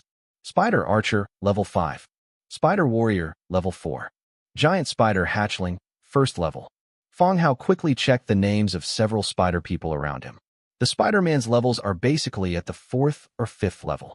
I looked at several in a row, but I didn't find anyone who had broken through to the 6th level. Among the spiders, the most numerous ones are the giant spider babies. The body is the size of a wash basin, and there are hundreds or even thousands of them. It seems that a complete professional system and division of labor have evolved here. Although it is called a spider spirit, it is no different from a normal human city. They all belong to the command group, but their appearance is quite different. Fong Hao and others followed Domina and entered the dense forest along the main road. The spider jungle environment is well preserved. The sun shines through the leaves, casting orange beams. If the trees on both sides were not covered with white spider webs, the giant spider babies would climb onto the webs and stare at them. Might be a good time to watch the scenery and enjoy the beauty of the forest. Continue along the road. The location of the webweaver's camp can already be seen. The 5 to 6 meter high wooden wall is topped by a white dome made of white spider webs. At this time, there were countless giant spider babies repairing the spider webs that had just been torn apart by the dragon's breath. In front of the campground is a huge old tree. The trunk is as strong as a round table.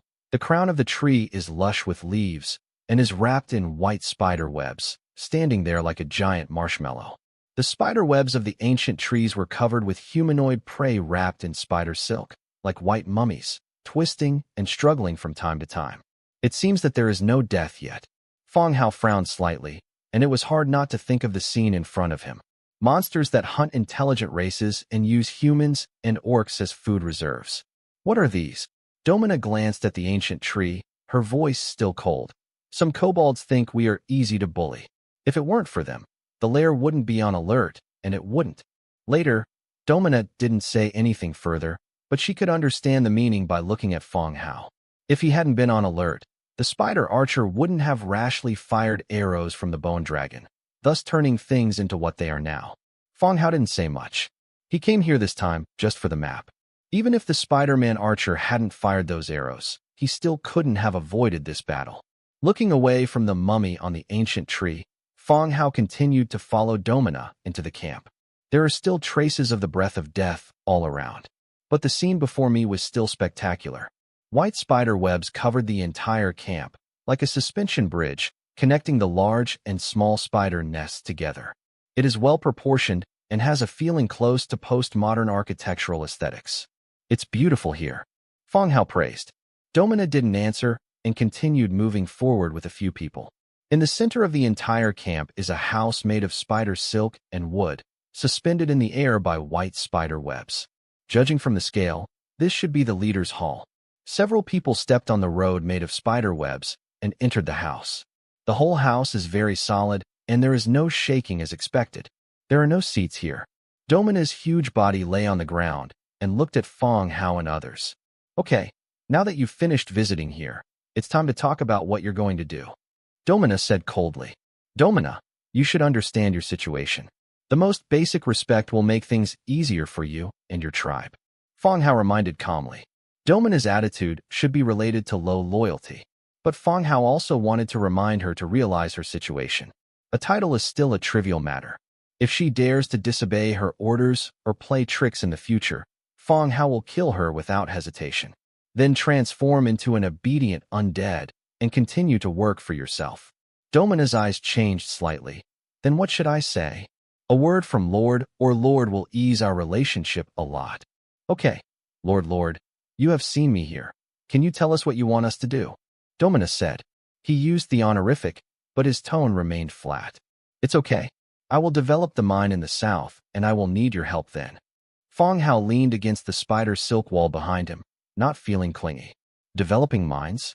Are there any mines nearby? Domina asked in surprise. Of course there are mines. I can take you there to see if your people can develop the mines. Fong Hao looked at Domina. The spider swarm is somewhat similar to Fong Hao's undead. They all have ways to quickly produce troops to gain an advantage. However, the undead are transformed skeletons, while the spiders rely on the mother spider to give birth. Hearing Fong Hao's words, Domina frowned slightly. He turned around and looked at his huge spider body and said, Do you want us to mine or? This kind of work is not suitable for us to complete. Although Domina did not refuse, her words showed her opposition. Whether it's a Spider-Man or a giant spider, They are still good at weaving webs in dark mines, but not good at mining ores. Ordinary giant spider hatchlings can only weave webs and cannot mine ores. The spider archers and spider warriors both have huge spider lower bodies and bloated bellies. It is difficult to move around in the mine, and it is not suitable for mining ore. Moreover, there are not many spider soldiers, and they cannot all be assigned to work in the mines.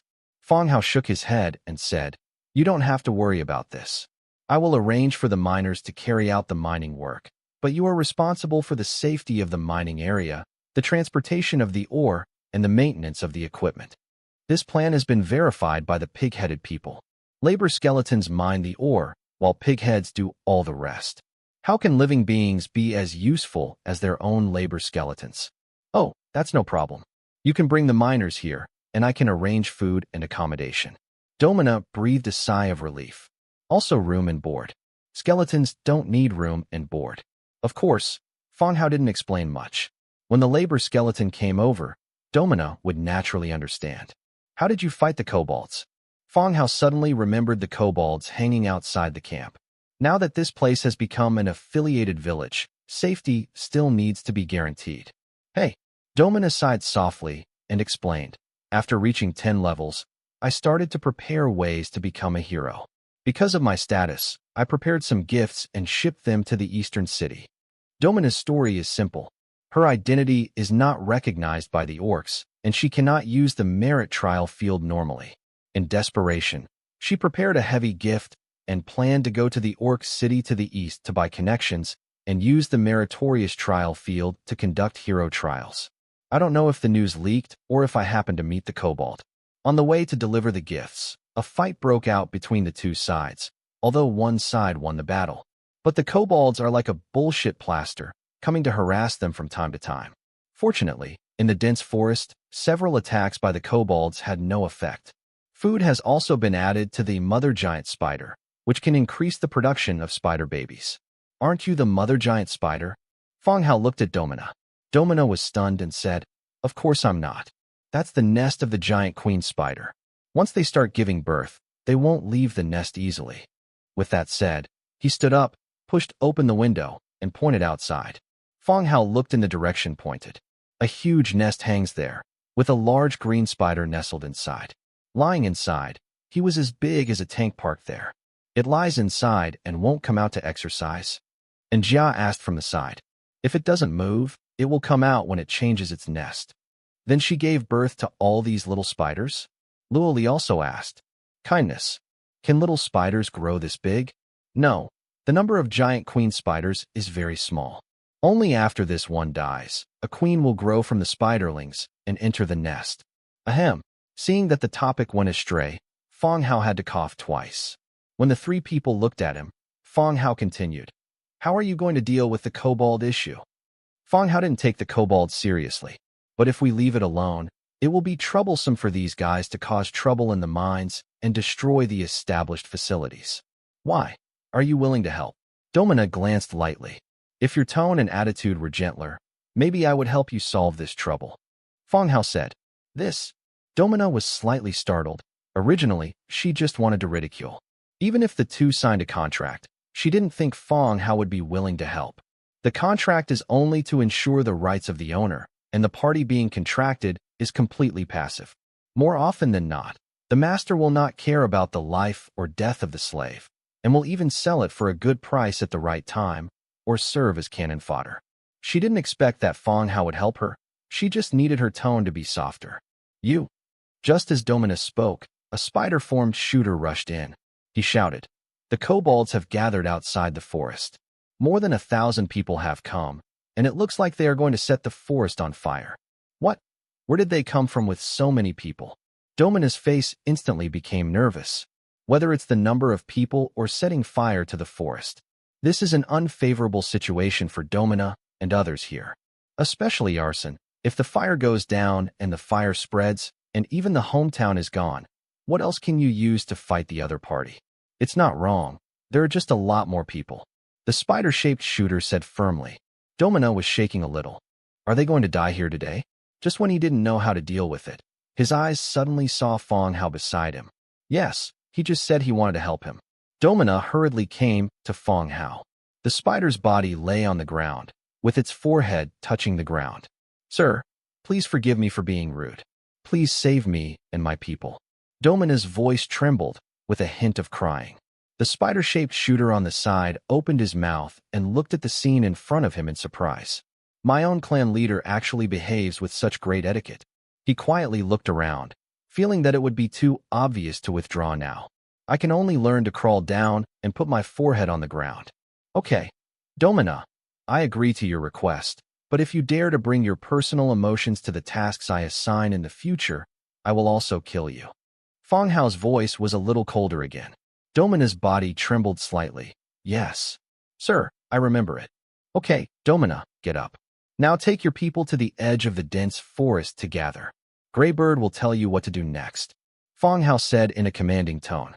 "Yes, I understand, sir." Domina stood up and replied softly.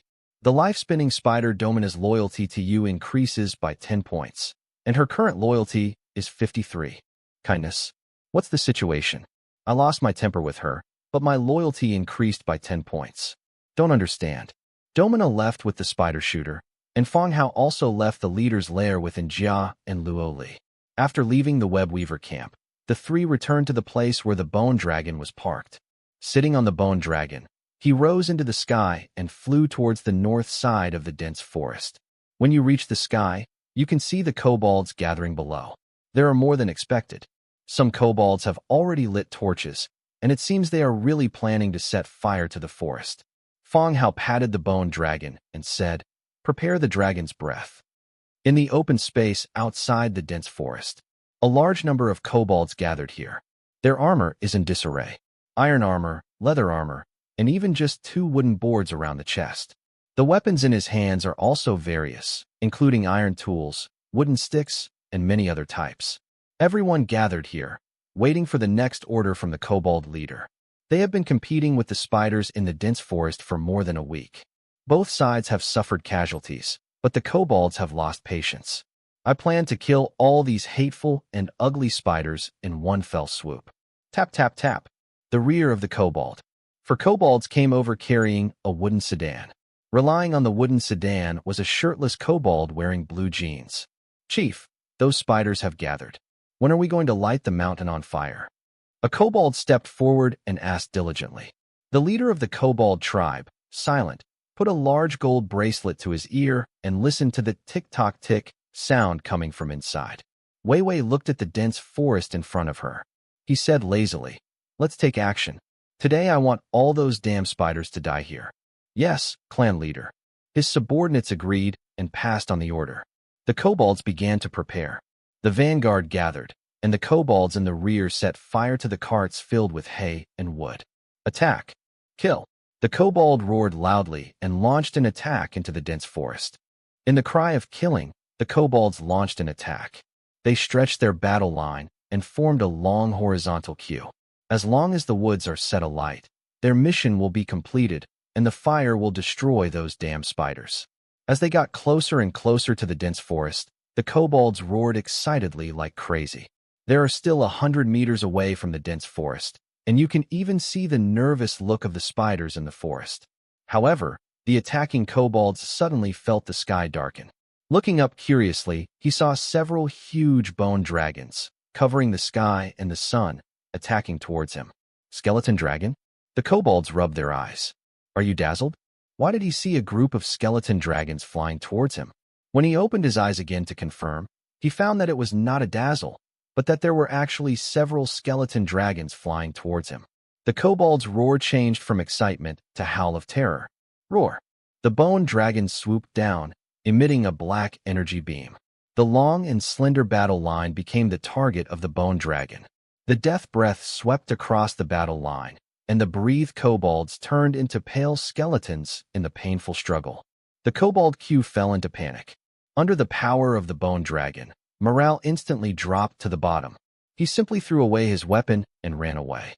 After one round of breath, the bone dragon cannot initiate a second round of dragon breath. Then he went directly behind the kobold and blocked the retreat of the escaping kobold. At the same time, in the dense forest, Domina also received the order conveyed by the skeleton gray bird. He immediately led his men out of the woods.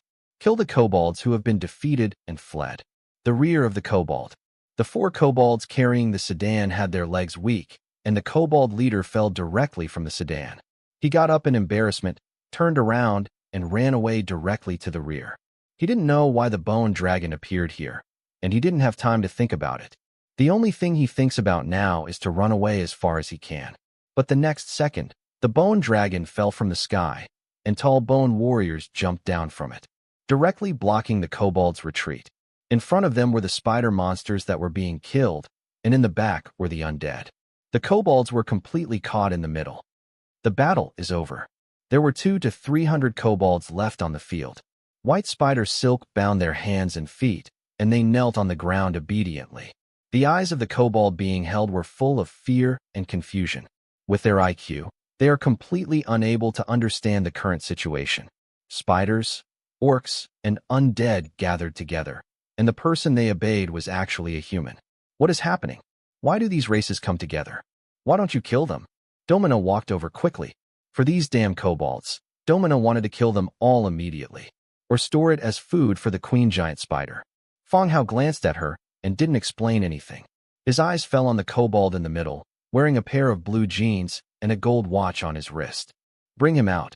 The skeleton troll stepped forward, picked up the kobold leader, and threw it in front of Feng Hao. Are you the leader? Feng Hao asked. Then, no, it's not. The kobold hurriedly denied. No? Then kill him. No. Yes, I am the leader. The kobold leader said hurriedly. Feng Hao snorted coldly and warned. If you still have some brains, don't play tricks on me. Otherwise, you should be very clear about the consequences. The kobold swallowed his spit and nodded. Clear. How many people are left in your camp? More than 100 people. This time, the kobold answered quickly. You are lying. No, it's true. In order to deal with the spiders this time, we brought almost everyone out, leaving only a few people to guard the camp. The kobold said hurriedly. He was afraid that Feng Hao would not listen to his explanation and would kill him directly, or just hand it over to those spiders, and your death will be even worse. Feng Hao nodded, not looking like he was lying. Where did the pants and watch come from? Feng Hao's eyes fell on the watch on his wrist. A golden metal watch chain should have been worth a lot in the original society. The kobold looked down at his pants, wiped the sweat from his forehead, and said, snatched it from a human. Where are the people?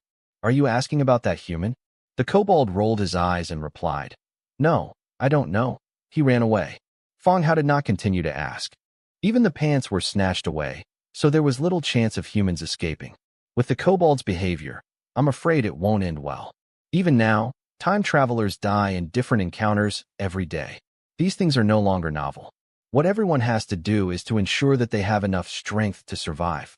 I need you to convince the remaining kobolds to surrender. Can you do this? Feng Hao continued to ask.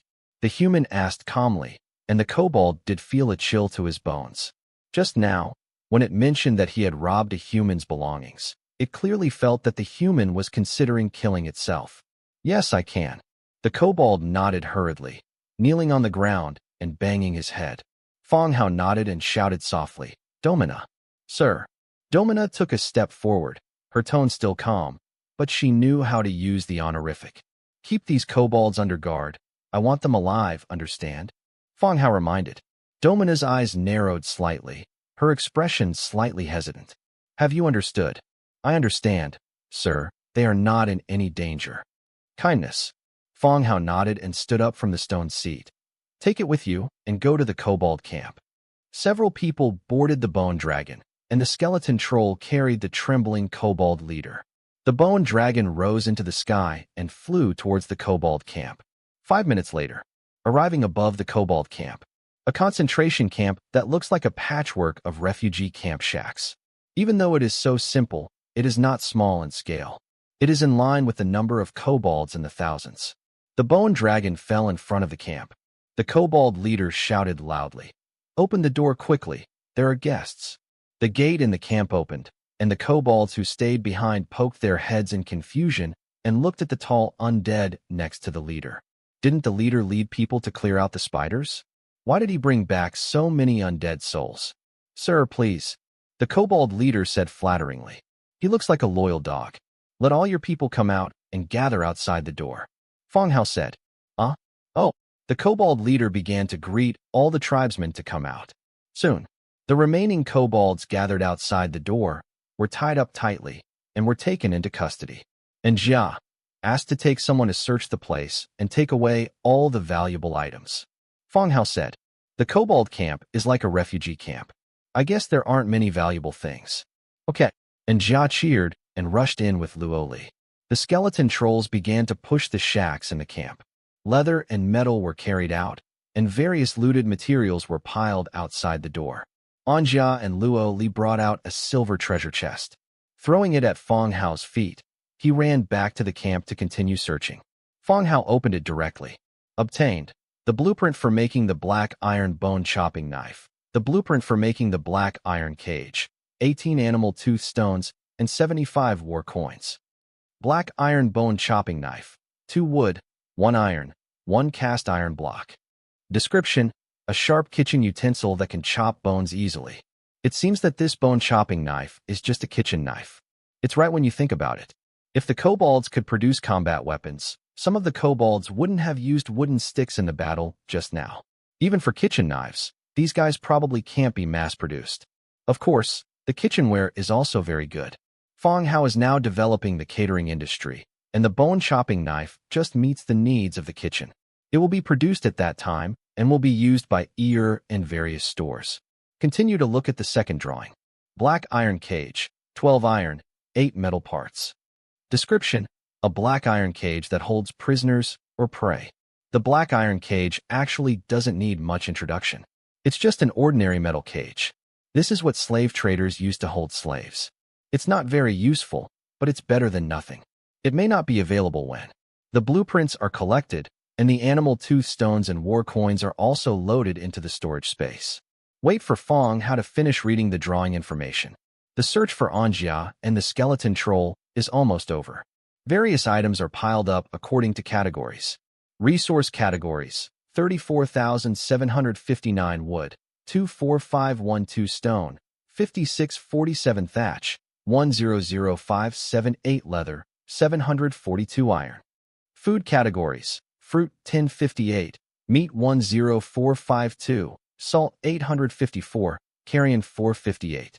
Furniture: 872 simple wooden beds, 245 various cabinets, tables, and chairs. Dig a hole and bury the carrion.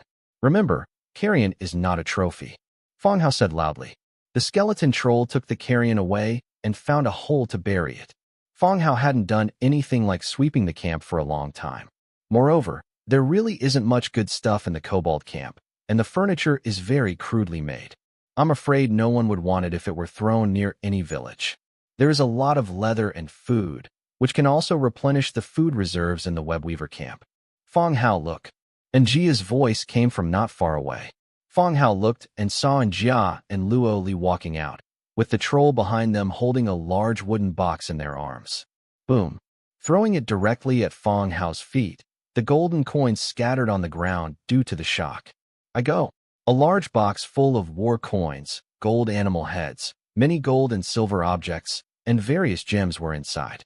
The feeling of seeing a pirate treasure chest made Fong Hao open his mouth.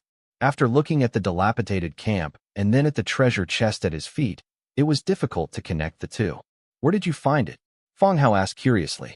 It's in a dark room in the middle house. And Jia said, awesome. Fong Hao had to praise. And Jia is better at searching things than a police dog. You can be found wherever you are buried.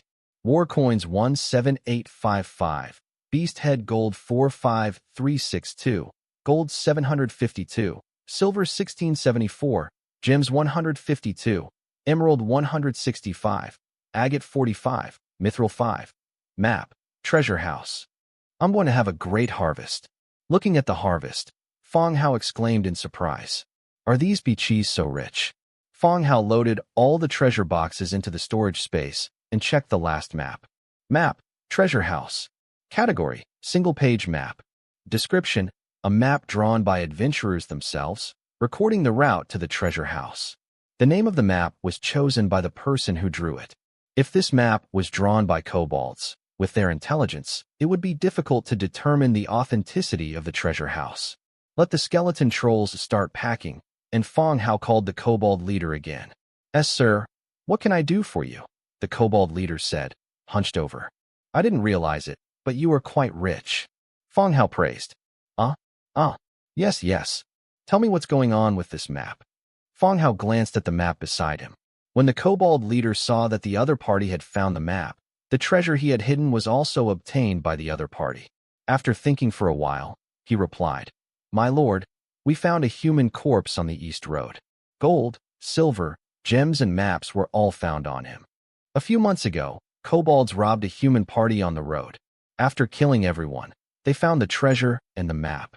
Didn't you check out the location on the map?" Sir, I haven't studied the map clearly yet, so I can't find the location." The kobold grinned with bared teeth. "Okay, go back and squat." "Okay." The kobold returned to the team dejectedly and squatted down. After listening to the kobold's words, Fong Hao recorded the drawings in the Book of Lords and showed the location of the treasure house on the big map. In the east position, the distance is not really close. "It seems I can't go today." Not long after, the skeleton troll's treasure trove was over. Everyone began to return to the webweaver camp. The warehouses in the affiliated villages are all shared. As long as they are transported to the webweaver's warehouse, he can use them directly in the main city in the future. Return to the jungle. The bone dragon dropped the trophies brought back into the open space. Fong Hao jumped off the dragon's back, and Domina led people to greet him. "Sir, how is the situation?" "The kobold camp has been bulldozed. These are all collected from there. You can see what is useful. What is not available should be dismantled into resources and put into the warehouse." Fong Hao pointed to the piles of food except food. "Furniture." Domina looked at the various furniture items, and her face was slightly happy. There is no furniture in the webweaver's camp. Even the houses are made of webs. Although it has little impact on life, it is also a good thing to have some furniture now. "Oh," Domino agreed, turned around and shouted to the tribe. "Look and pick out anything that can be used, and transport the food and resources directly to the warehouse." Swish, swish, swish. Countless giant spider babies came out of the dense forest. Like moving ants, they lined up silently. After carrying the food and wood, they headed towards the webweaver's camp. The spider soldiers also began to select furniture and whispered to each other about what the furniture was used for. Not long after, the surrendered kobolds also came back under the escort of the skeleton trolls. Squatting together with the kobolds in the open space, everyone is a member. Fong Hao did the math. The number of kobolds is 432. The web spinner's camp, the leader's lair. Fong Hao leaned against the cobweb wall. Domina's face turned gloomy again. "Sir, I feel it's very unfair. Why should those damn kobolds be left behind? They are just bandits. I don't know how many people have died in their hands." Fong Hao found a slave contract directly from the Book of Lords. "You signed the kobold leader's contract to let the kobolds be responsible for mining the mines." Fong Hao said, "I sign." "You mean, let that damn kobold become my slave?" The expression on Domina's face became much calmer. "If the kobolds become his slaves, there will be plenty of time to torture them in the future. Well, watch them and let them dig the mines. Do you understand what I mean?" Fong Hao looked directly into Domina's eyes. This was not the first time that Fong Hao had contact with kobolds. "I also have a certain understanding of the characters of these guys. If Fong Hao signs a contract with the kobold leader so that the kobolds and Domina have equal status, then many problems will arise later. It would be better to let Domina directly control the kobolds and keep an eye on these unstable guys." "Understood, sir. I will do a good job." Domina nodded happily. As they approached, the kobold leader was brought in. Domina took out the slave scroll and signed a slave contract with him. The power of the contract binds the two. Domina's stern face softened, and the kobold leader became more obedient and honest. He knelt down and sat aside silently, saying nothing. "Okay, I'll take you two to the mine," Fong Hao said, and walked out of the lair first. Domina and the kobold followed silently. The bone dragon fell in front of the mine. Even though Domina had 8 legs, she staggered and trembled when she got off the dragon's back. After resting for a while, he reluctantly stood up. "This is the mine I'm talking about. From now on, You two will be responsible for mining and maintaining progress and output. Fong Hao pointed forward. Even though the mine is blocked by stones, traces of the entrance can still be seen. There is no problem with personnel transfer, but we still lack the tools for mining. Domina said with a frown. Arachnids are not good at making tools, let alone kobolds. Squatting aside, he has not yet gotten used to the after effects of being at a high altitude in the Bone Dragon. Don't worry about the tools. I will prepare them for you. When the time comes, we will build this place, and you can start mining. Okay, I have no problem. Domina nodded. The plan discussed by the three of them was also very simple. Mithril mines will be built and developed, with kobolds responsible for the ore mining and Domina responsible for security and logistics. After discussing everything, I didn't think of anything to add. Fong Hao directly took the Lord's book and made the tools needed for mining. Triggered by a 100-fold increase, obtain 101 mine carts. Triggered by a 100 times increase, get 505 carts. Triggered by a 100-fold increase, obtain white steel mine draft 1010. Triggered by a 100-fold increase, obtain 1010 mine rails. When the light dissipated, a large number of items appeared in front of them. Domina and the kobold looked as if they had seen a ghost, with shocked faces and big mouths. For them, tools that appear out of thin air are no different from gifts from gods. And there are so many of them. The life-spinning spider Domina's loyalty to you increases by 10 points, and her current loyalty is 63. Domina's loyalty increases by 10 points, reached 60 points and upwards. Returning to the Webweaver camp, the sun is setting and night is about to fall. Fong Hao took Jia and others onto the Bone Dragon, intending to return to the territory. Domina, I will leave you a Bone Dragon. After the matters in the mine are dealt with, you can ride the Bone Dragon to the main city and conduct the hero assessment. Even though Domina is still a little cold towards herself, but the contractual relationship still exists, and Domina can officially become a hero. It is also beneficial to the territory in guarding the mines. Hearing Fong Hao's words, Domina looked a little excited for a moment. She took 2 steps forward to support the Bone Dragon's body and looked up at Fong Hao above. Do you have a merit training ground there? The matter of advanced heroes has always been Domina's concern. This protracted battle with the kobolds was also caused by escorting money to the Orc City. Now that he knew that Fong Hao had a meritorious service training ground, he felt a little excited for a moment. Yes, come over then, and I will arrange the assessment for you. Okay, thank you, sir. After Domina thanked you, she said awkwardly again. Sir, I don't have a heroic heart. I will prepare it for you. The same is true for your tribe. Anyone who can reach the 10th level can come to the main city to advance. Fong Hao glanced at the other spiders and said calmly, Thank you, sir. Domina saluted respectfully. The life-spinning spider Domina's loyalty to you increases by 10 points, and her current loyalty is 73. Domina's loyalty grows again. Okay, you guys go back to work and make sure that the mine starts mining within 2 days. All the tools needed for the mine, including the mine carts and mine drafts, were made. It only requires manpower to be mined. Yes, sir.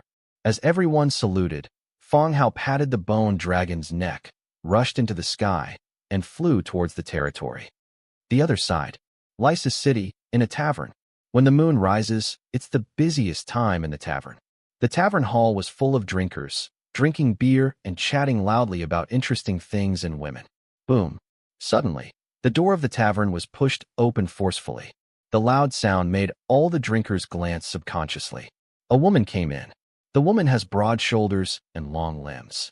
With wheat-colored skin and wearing a brown leather armor, people thought this woman was not wearing any clothes when she walked in unexpectedly. The drinkers greedily glanced at the woman's breasts and belly exposed outside the leather armor. Even in dim light, the muscle lines can still be seen on his abdomen, as well as the half-section of a gray bear head tattoo exposed on the upper edge of his trousers. This woman is different from the women common among drinkers, full of wildness. Gudong. The drinkers gulped and spit. At this time, a woman coming to the pub is not the right decision, but it is enough to arouse the enthusiasm of the half-drunk guests. Someone wanted to step forward and tease him. But when the woman stepped over the threshold, revealing the dried blood on her breastplate and the long knife at her waist, All the men who were in high spirits closed their mouths and turned their attention back to drinking and chatting. The woman walked in, leading a few strong men with unkind faces behind her. "What do you want to drink?" the boss asked. "This is the city of Lysis, and security has always been very good. Most of the people who come here are here to drink, not to cause trouble. Beer and some side dishes," the woman said. "Okay, wait a minute," the boss said and began to prepare food for several people. The beer was brought up, and the woman took a sip and asked in a low voice, "Does the boss know who is named Hodge? I have a letter from his friend here, saying that he often comes here to drink," the woman said, patting her backpack. The boss was slightly startled when he heard the woman's words. Only a ghost would believe this kind of rhetoric, and Huichi was a famous drunkard here. As long as he had a friend, he could talk about it for several days. Judging from how they were dressed, they looked more like they were collecting debts from Hodge than delivering letters. "I don't know," the boss replied and continued busy with his own affairs. The woman continued to drink and didn't say much. Boom. Just when a few people were drinking and eating, they were on the inside. The chair was kicked over. A staggering old man stood directly on the table. He shouted loudly, "Look here, this is the scar I left when I was fighting vampires. It is also the most precious military medal in my life." The table shook, and the old man stumbled and almost fell down. "Hodge, you've drank enough today, go home," the drinker on the side advised. "What are you going home for?" Hodge pushed away the person who was supporting him and continued, "Is there anyone else willing to invite the human hero, the great vampire hunter, for a drink?" None of the drinkers on the side paid him any attention. No one wanted to pay for his drinks anymore. "Give him a drink and charge it to me." Suddenly, the woman at the counter spoke. The woman's words attracted the attention of everyone in the tavern. The tavern owner also shook his head helplessly. "What is coming is coming." Old Hodge heard the woman's words and staggered over. After looking up and down at the group of women, he naturally sat down on a chair next to him. Last time, just the last time, in this same position, a young man with a fresh face admired my experience and offered me a drink. Several drinks. "Your name is Hodge?" the woman asked directly. Hiccup. "Everyone here knows me. Human hero Hodge." A glass of beer was delivered to Hodge, and the boss secretly gave him a few winks. But Hodge kept his eyes on the glass. When the beer was delivered, I took several sips. "So, do you really have blueprints for dealing with the vampires?" the woman continued to ask. Hodge was stunned. Hiccup. "Of course. I remember that the young man sitting here asked the same question last time." "Make a deal. I'll buy you a few more drinks and you give me the drawings," the woman said. "Okay, at least buy me another drink." "No, 5 drinks. No, at least 10 drinks." The woman took out the money and threw it on the counter. "Give him 10 cups." The tavern owner noticed that the woman in front of him had an unusual background. Her outfit and aura did not look like that of a mercenary, more like a bandit in the woods. "Miss, he is an alcoholic. He comes here every day to brag about this. Don't take it seriously. You can take back the money for the drink." The boss pushed the money back, afraid that Hodge would get into some trouble. "Serve him 10 drinks, and use the remaining money to serve some snacks, a little salty," the woman said in a deep voice. The boss had no choice but to collect the money and bring Hodge 10 glasses of beer. Soon, 10 glasses of beer were drank by old Hodge. When all the beer was gone, the woman continued, "As agreed, you can give me the drawings." Belch. "Ha ha ha. Okay, but this time, I didn't bring it with me. I'll give it to you next time I meet you." After saying that, Hodge staggered out of the tavern. The woman and her men looked at each other. He followed closely and walked out of the tavern. The boss shook his head helplessly. It seems that Hodge offended the wrong person. When Fong Hao returned to the territory, night had already enveloped the land. The bone dragon fell in the city, and Fong Hao jumped off the dragon's back. "Send the corpse to the skeleton transformation field, and carry the gold, silver, and jewelry to the basement of the city lord's mansion," Fong Hao commanded loudly. The skeleton trolls also jumped off the dragon's back and took action according to Fong Hao's instructions. The corpses were all those killed in battle. Being hit by the bone dragon's death breath, it turned directly into white bones, which is quite easy to carry. The kobolds don't expect to be transformed into any useful arms. It depends on those spider monsters, and whether the transformed arms have any useful attributes. Returning to the lord's mansion, Ear also came out to greet him. Master, did you go well today? Ear said with a smile. It went well and gained a lot. Fong Hao also smiled and sat down on the chair in the hall. The skeleton troll walked in carrying a wooden box filled with gold coins and gems. Ear also looked surprised. Wow, there are so many. Kindness. Ear, have you cooked? And Jia also rushed in. It'll be ready soon. Please wait for a while. After saying that, Ear entered the kitchen again and started to get busy. Soon, a sumptuous dinner was served. Since he came back late today, Luo Li didn't catch up with the maids for dinner. We also sat in the restaurant and ate with them. Just after eating, the two began to tell the story of today's adventure.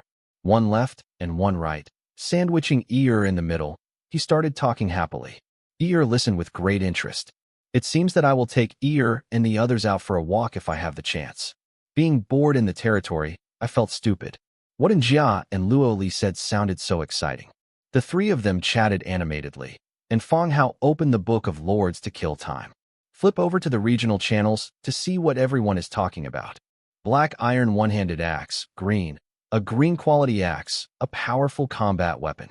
Those who are interested will pay the price. There are so few soldiers who are good at one-handed axes, yet you still sell them so expensively. Unless there are special troops, using a tomahawk for normal troops is a burden and the attack speed is very slow. You can't sell the tomahawks. Look at the adze axes sold by Mr. Fong Hao. They have been on the shelves for more than a month, and a few of them have been sold. Damn it, after what you said, I'm a little bit unconfident. How about, can I lower my confidence? Black iron one-hand support, how to sell it, and how much is the quantity? Suddenly, someone asked. Fong Hao also knew the person who asked about the price. Su Yang, the person who contacted him about the troll business. 4 units of iron, or resources of almost equivalent value. The quantity is 12. If necessary, I can make it for you overnight. Okay, let's talk in private. The conversation between the two is over, and they should be discussing the price privately. Su Yang had to make Fong Haoshan think a little when buying equipment. He is attached to the troll, and his identity is more like a slave leader, mining resources for the troll or doing some auxiliary work. The trolls wouldn't even allow him to recruit troops. Su Yang now buys a one-handed axe. In addition to buying it for trolls, there may be another possibility. The one-handed axe is very close to the logging axe used to collect resources. It is also possible to store some combat weapons through the similarity in appearance. If it is the second type, something may have happened to the troll.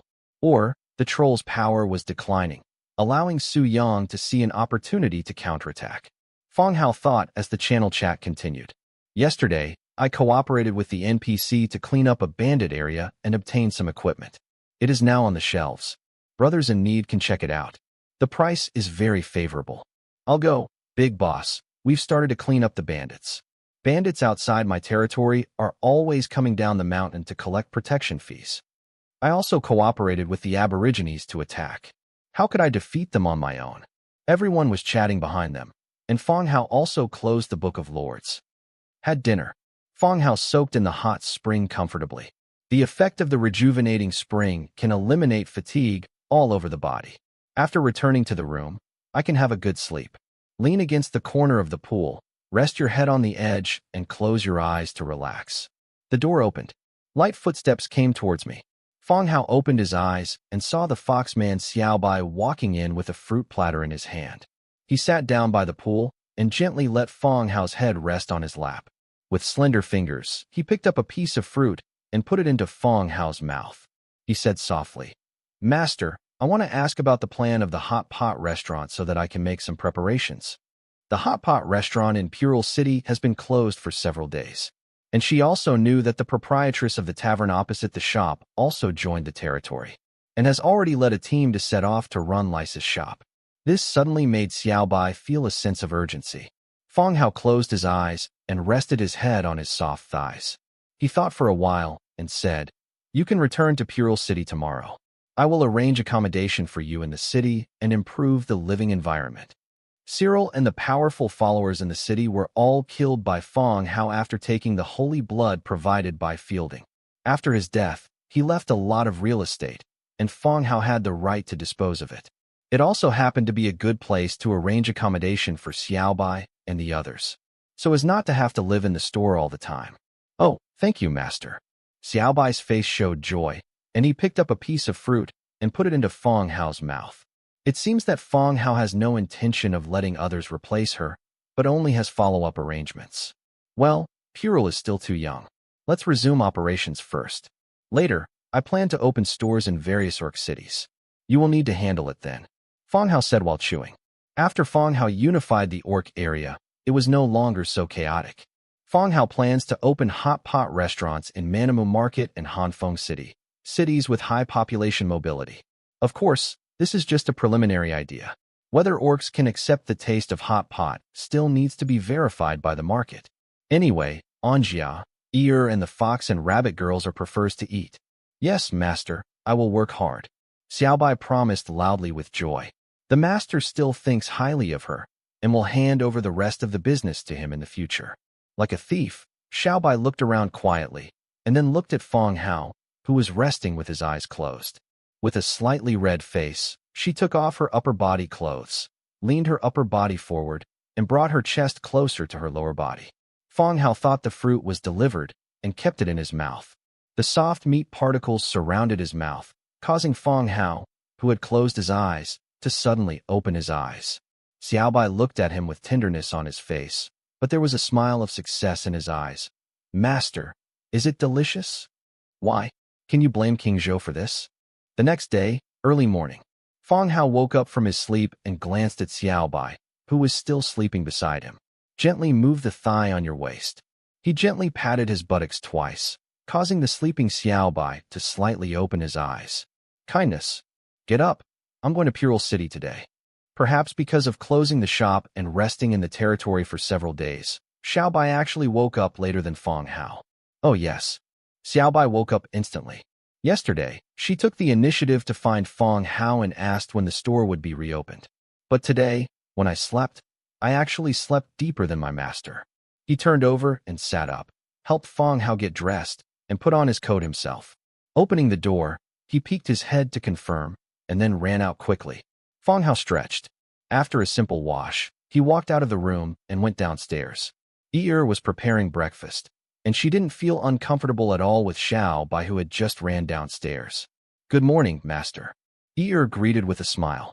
Feng Hao yawned and smiled slightly at Ear, who smiled sweetly.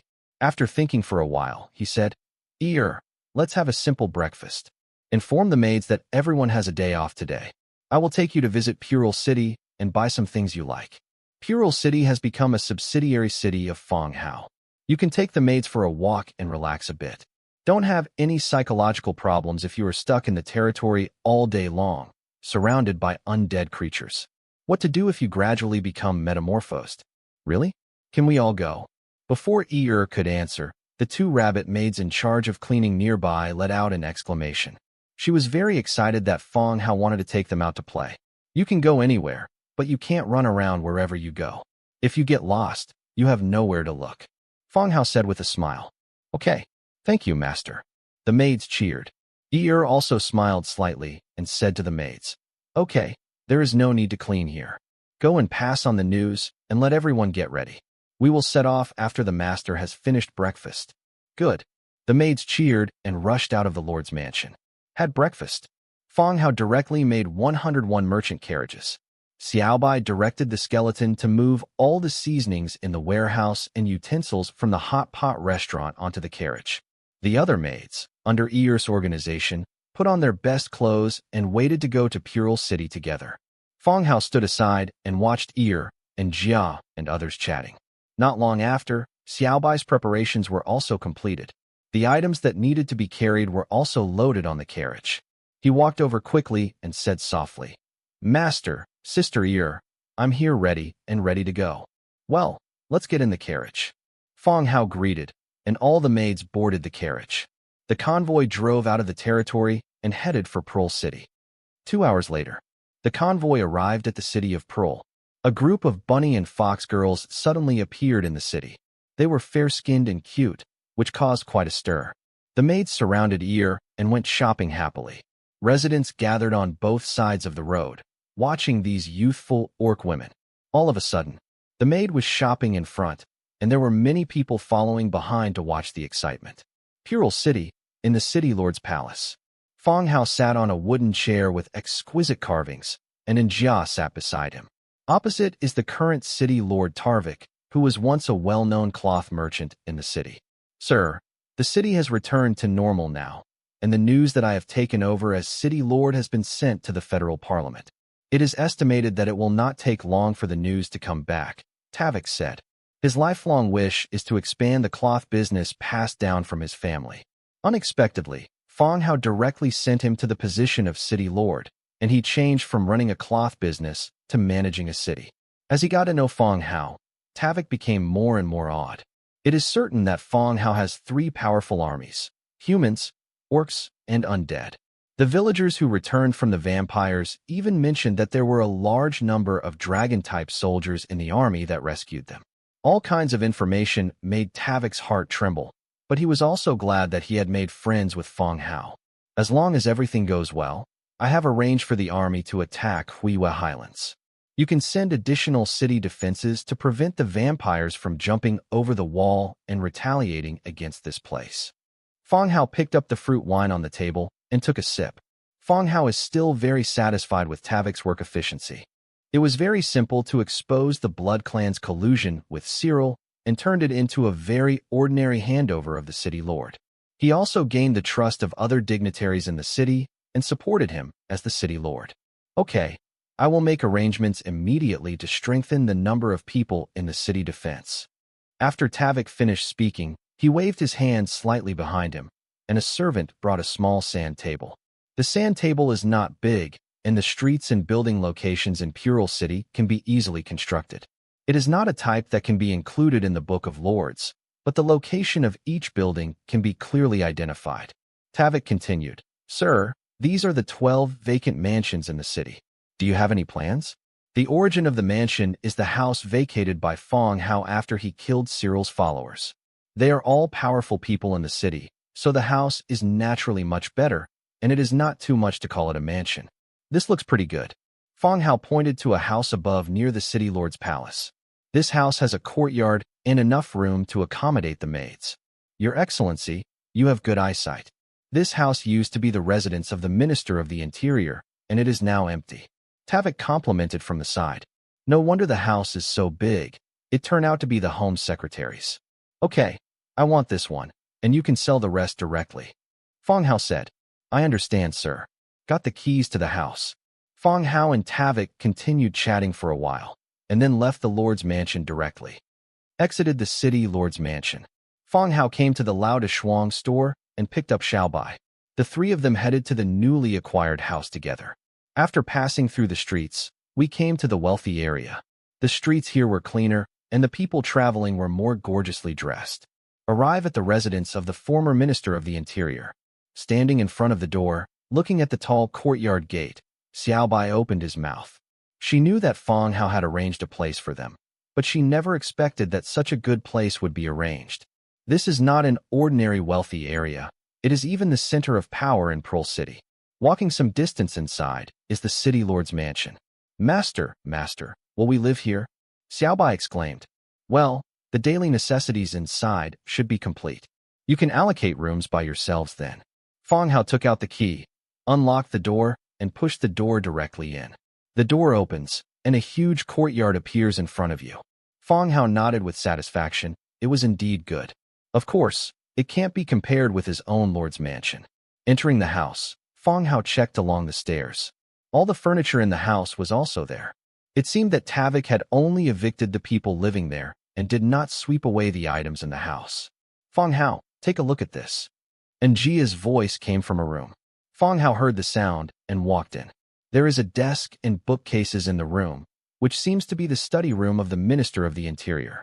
In Anjia's hand, she was playing with a beautifully crafted scimitar. Let me take a look. Fong Hao stepped forward, and Jia handed over the scimitar in his hand, and Fong Hao took it in his hand. At the same time, the properties of the weapon appeared. Crooked sword of mitigation, purple. Type, one-handed sword. Damage, level 3 damage. Description, a curved sword that killed its owner. It is rumored that anyone who gets this weapon will die in pain. Following the short sword of reprieve, the thrust sword of reprieve, and the long sword of reprieve. This is the fourth sword of reprieve. Looking at the appearance, Feng Hao thought it was a machete. When I saw the attributes, the name was called the curved sword of suspended sin. Feng Hao didn't do much research on weapons. He only felt that there seemed to be no difference between a curved sword and a scimitar in appearance. Is it the one you collected? And Jia asked from the side. She had no interest in these handicrafts. Knowing that Feng Hao was looking for them, she helped keep an eye on them. Yes, I didn't expect there to be one here. He really didn't expect that the Minister of the Interior would keep a reprieve sword. It seems that I have to tell Tavik and ask him to help keep an eye on it. If you can still find weapons from the crime mitigating series, you might as well give them to yourself. Put your weapon away. Xiaobai's face was flushed, and he came over. What's the matter, master? It's okay. I'll give you the key. You can live here from now on. Feng Hao said, throwing the key to Xiaobai. Thank you, master. About 3 or 4 o'clock in the afternoon, Feng Hao took the maids and started to return. Along the way, the maids were still full of excitement and were discussing shopping in Pural City, sharing items he bought in the city. There are big and small packages, looking like wild consumption. It is estimated that the shops in Pural City are also confused. They don't know where such a group of rich women with little knowledge but very rich come from. The carriage drove into the city. Eeyore clapped her hands gently and said, Okay, let's all have a good rest tonight. We will resume work tomorrow. The maids all stood still and agreed softly. Yes, sister. When Feng Hao returned to the Lord's mansion, he paused slightly at his feet. I saw a tall skeleton troll standing in front of the Lord's mansion. It is taller than ordinary trolls and has slender arms. Giant wall, blue level 7 hero. Sure enough, there is another hero produced by Nielsen.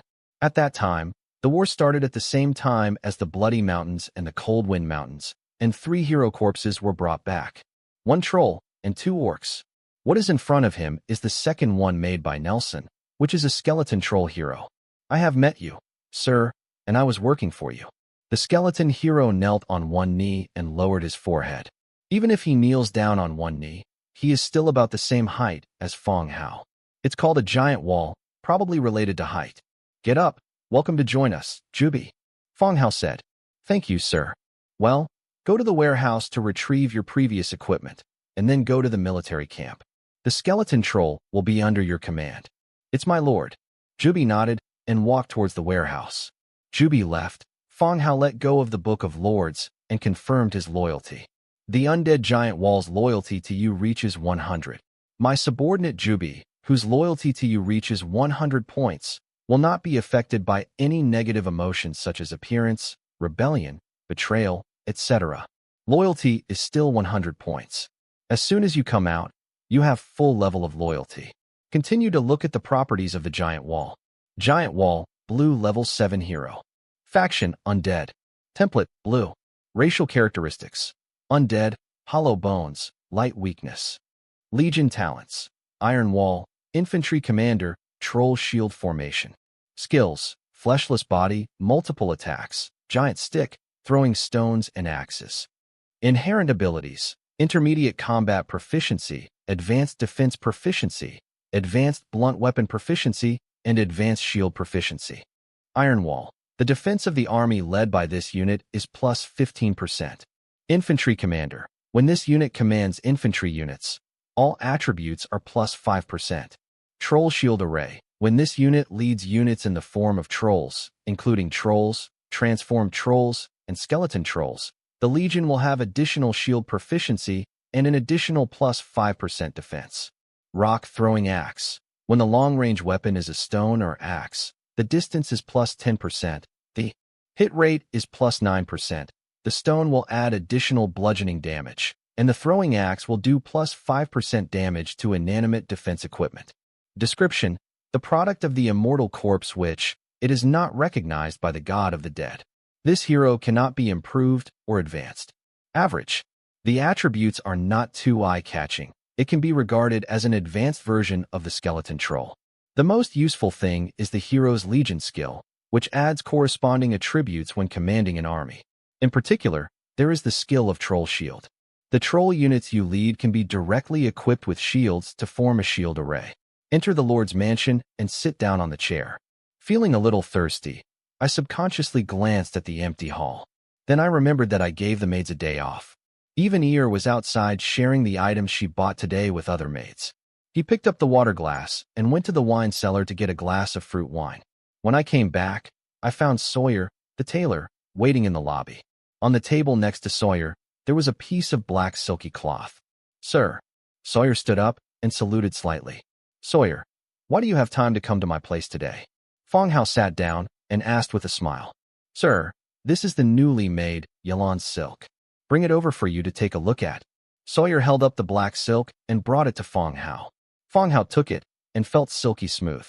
Yilan silk is no less than Tavik's treasure, holy snow silk.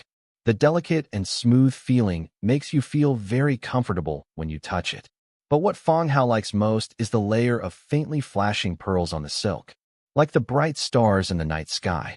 In Fong Hao's opinion, the expressive power of Yilan silk is better than that of Xingxue silk. "It's very beautiful," Fong Hao praised. "It is indeed beautiful.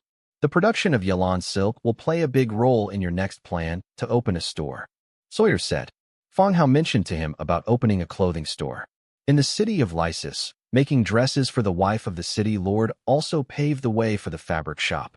"Indeed, Sawyer, please arrange for mass production. For the newly produced Yilan silk, give priority to making a set of black stockings, the size of which will be the same as Mrs. Rebecca's." Fong Hao thought for a while and said, "Such fine silk, can you also make stockings?" "Make one set first, and then make others after mass production." Sawyer nodded and didn't say much. Although he could not understand the function of stockings, they were in this dress customized by Rebecca. Stockings do have great results. This also allows him to not be too obsessed with the concept of making clothes. "Okay, I understand, sir. I will arrange the work after I return. If there is insufficient manpower, you will need to recruit more people." Sawyer stood up and said softly, "Okay." Fong Hao nodded. Sawyer saluted again and walked out of the room holding the Yilan silk. Had dinner. After a brief soak in the hot spring, Fong Hao returned to his room to rest. The night was very quiet, and Fong Hao also slept deeply. "Master." Suddenly, his arm shook slightly, and Fong Hao suddenly opened his eyes. Under the night light, I saw a figure squatting beside the bed. Fong Hao woke up instantly, and his anus tightened slightly. "Master, it's me, Ear." Ear said hurriedly, "Call." Fong Hao exhaled and said angrily, "Ear, if you want to come, come earlier. It's really late at this time." Ear's face turned slightly red. Glancing at Fong Hao's bare chest, he explained, "Master, a guard came from Lysis and said that he had brought blueprints for dealing with vampires as you wished and was waiting in the hall." "What? The person is back." Fong Hao stood up directly. The night is dark. In the Lord's hall, a heavy-sword infantryman sat, dusty and exhausted. At this time, rapid footsteps came from the stairs. "Put down the water glass in your hand, stand up and wait." When he saw the Lord coming down from the second floor, he immediately bowed and saluted. "I have met the Lord." "Well, thank you for your hard work." Fong Hao said softly. "Don't dare to delay your master's plan. This is the blueprint I brought back." The infantryman said, handing over the blueprint in his hand. Ear stepped forward to take it and handed it to Fong Hao. "Hard silver sand production drawings, hard silver block production drawings, hard silver arrow production drawings, green. Hard silver one-handed sword production drawings, green." There are 4 drawings in total. Hard silver sand, 10 cast iron block, 1 silver ore. Description: increase the hardness of silver through mixing. Hard silver nugget, 1 cast iron nugget, 5 hard silver sand, 2 silver ore. Description: a hard silver nugget produced through complicated processes. Hard silver arrows, 1 hard and tough wood, 1 iron, 1 hard silver block. Description: arrows doped with silver. The arrows are silvery and the silver is soft and difficult to recycle multiple times. Hard silver one-handed sword, 2 cast iron blocks, 2 hard silver blocks, 1 thick tough leather. Description: a gorgeous silver one-handed sword, difficult to sustain for a long time in battle. 2 material production drawings and 2 weapon drawings. Especially hard silver nuggets can actually be crafted.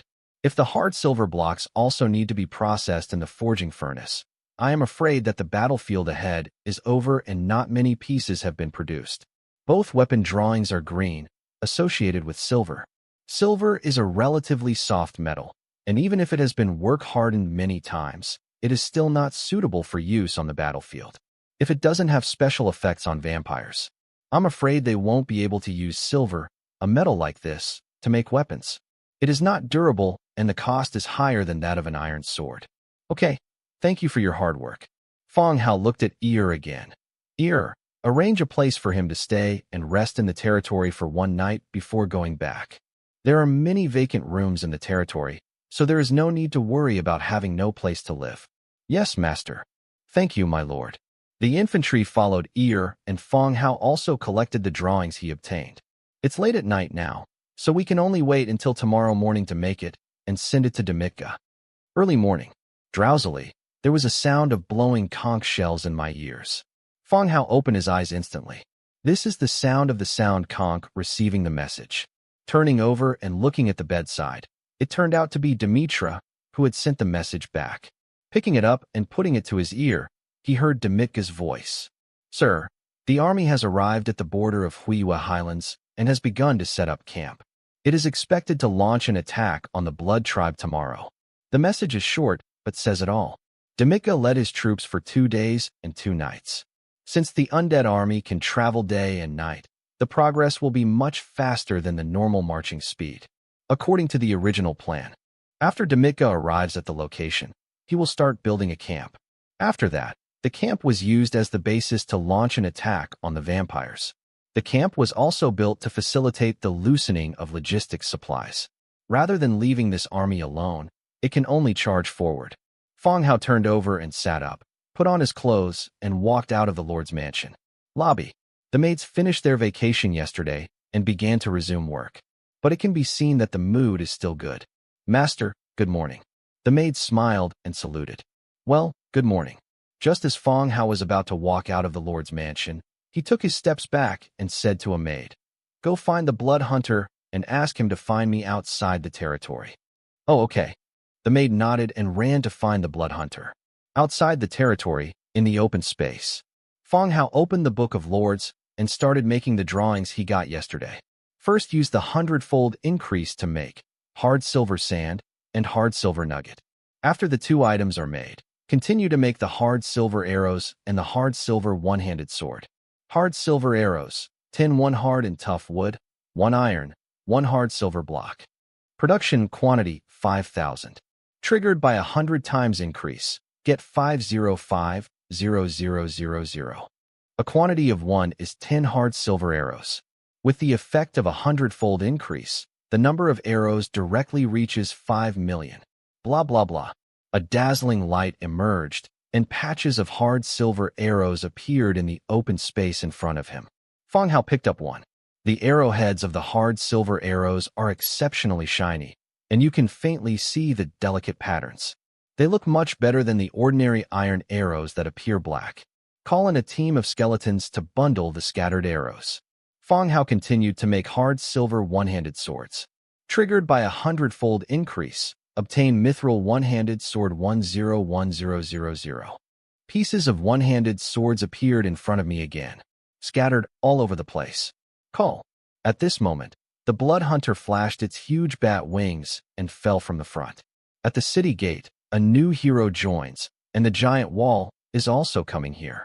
Seeing Jubi's current attire, Fong Hao also knew the origin of his title. Jubi holds a huge iron shield in his hand. The shield is 5 to 6 meters high and 3 to 4 meters wide, just like holding up a half-city gate. Sir, are you looking for me? Bloodhunter looked at the equipment on the ground and asked softly. Well, Demitka has arrived at the border of Huiwa Highlands and established a temporary camp. Fong Hao walked out of the equipment pile. My lord, what do you mean? You are good at commanding flying troops.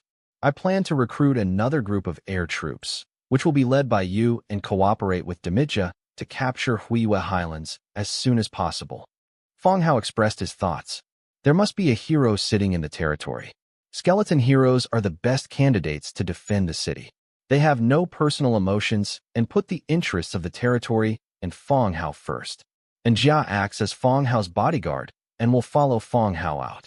Although Xiaoyu was promoted to a hero, he rarely came out during the day and was not good at leading an army. Not to mention Nelson. Fang Hao felt like he hadn't seen him in a month.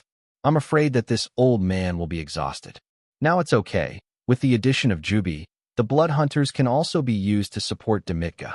If a hero commands so many armies, there will be areas that cannot be taken care of. Okay, sir, I understand. I will set off immediately when the preparations are complete. Blood Hunter immediately nodded and agreed. Well, you command to sort out these arrows and one-handed swords. Then take them all away. I will recruit some flying troops.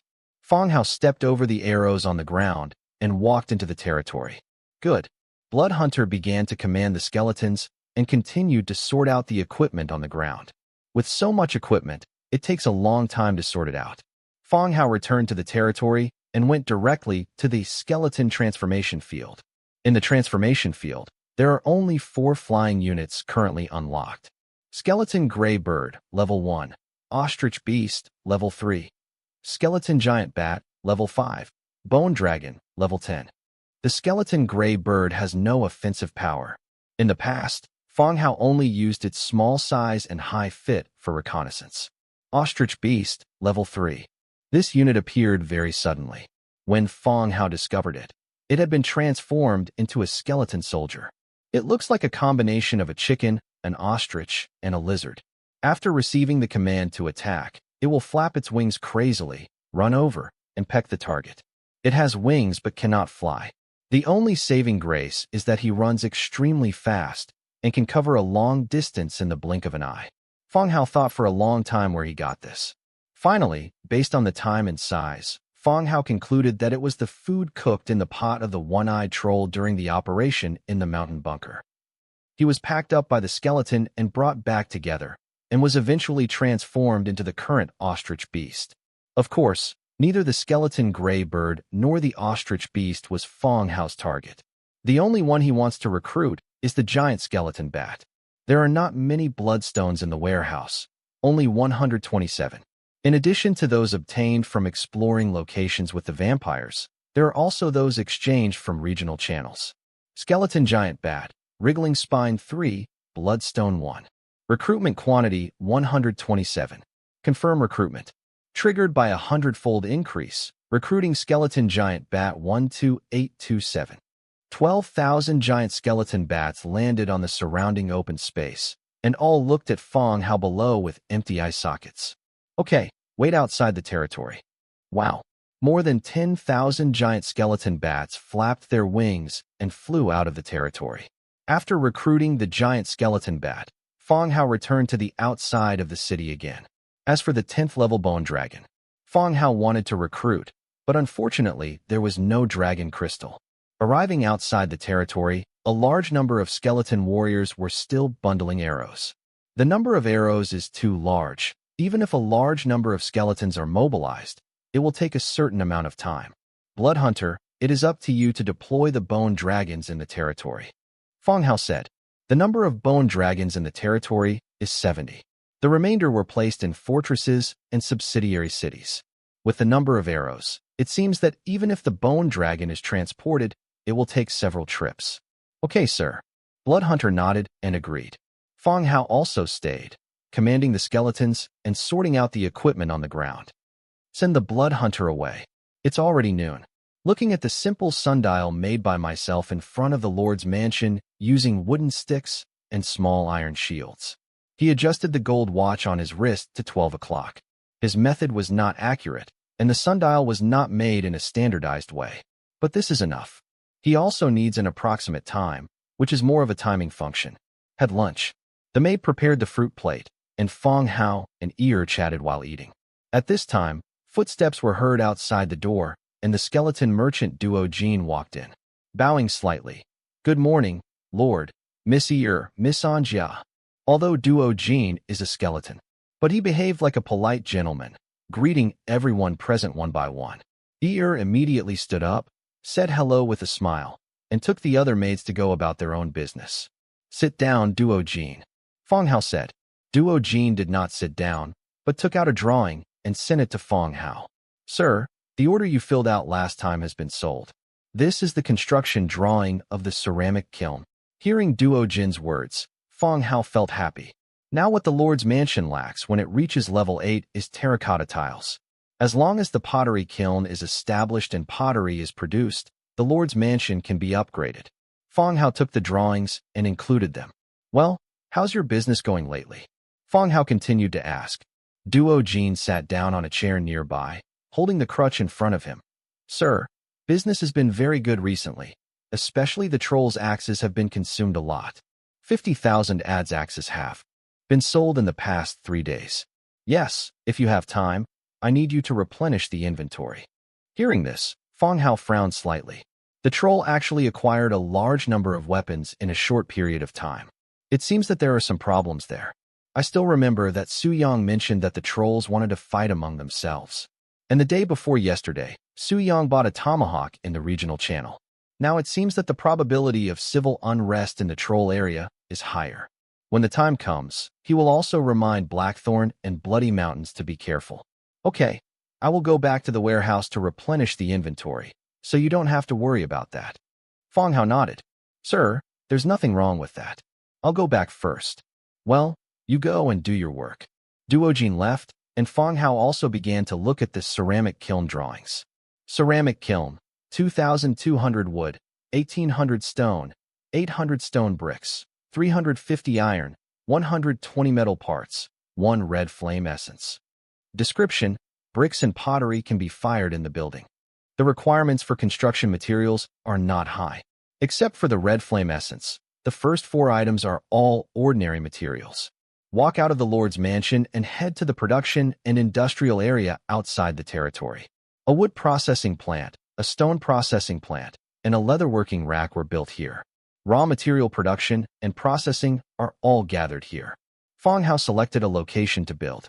Little bits of light gradually formed the shape of a tile kiln. 20 minutes later, a clay kiln made of stone bricks appeared in front of us.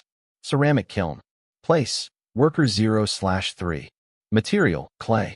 Production: clay tiles, rough clay cups, rough clay pots, rough clay bowls. Description: bricks and pottery can be fired in the building. Prerequisite for upgrading: Level 10 Lord's Stone Castle. Upgrade requirements: 3,200 hard tough wood, 3,500 stone, 2,200 stone bricks, 500 fine stone slabs, 500 cast iron blocks, 350 metal parts, 2 red flame essence. Looking at the introduction of the pottery kiln, Fong Hao raised his eyebrows. There are quite a few items that can be produced. In addition to clay tiles, there are also rough cups, bowls, and jars. Today, the cups and bowls used in the territory are all made of wood. Instead, you can make some cups, bowls, and jars. In addition to replacing those in the territory, you can also send them to the store. Thinking of this, Fong Hao built 4 pottery kilns again. Labor skeletons were arranged to operate. 4 of them produced clay pottery, while another produced utensils. In the afternoon, Fong Hao rode the bone dragon to the pig village and made white steel mine drafts, mine rails and mine carts for the mine. He went to the bloody fortress again and told Blackthorn about the trolls. Let him take more precautions to prevent the troll from causing trouble at this time. Wait until everything is finished. It was getting late again. It feels like I haven't done anything all day and this moment has already arrived. After a simple dinner, we headed to the hot springs. In the hot spring, Fong Hao rested his head on Earth's round and delicate thighs, enjoying the fruits that were brought into his mouth from time to time. Anjia and Luo Li were playing outside today, but there was no swimming competition. It was rare for the 2 of them to be quiet. Fong Hao yawned and checked regional channels while enjoying Earth's massage. There is a woman in my territory, and it is developing very smoothly. It will be just around the corner. Is there any physical defect upstairs? Why do you have to refer to the sun? Can you take a photo when the sun is around the corner? I'll go. I'm jealous. There are 2 women among the refugees here. It's a pity that they have husbands. As a lord, there shouldn't be anything wrong with recruiting your wife, right? Damn, there seems to be nothing wrong with me. Forest tricorn hat, green. A green leather head armor, suitable for archers. If you are interested, please pay. I took a look and the hat upstairs was green. I bet you can't sell it.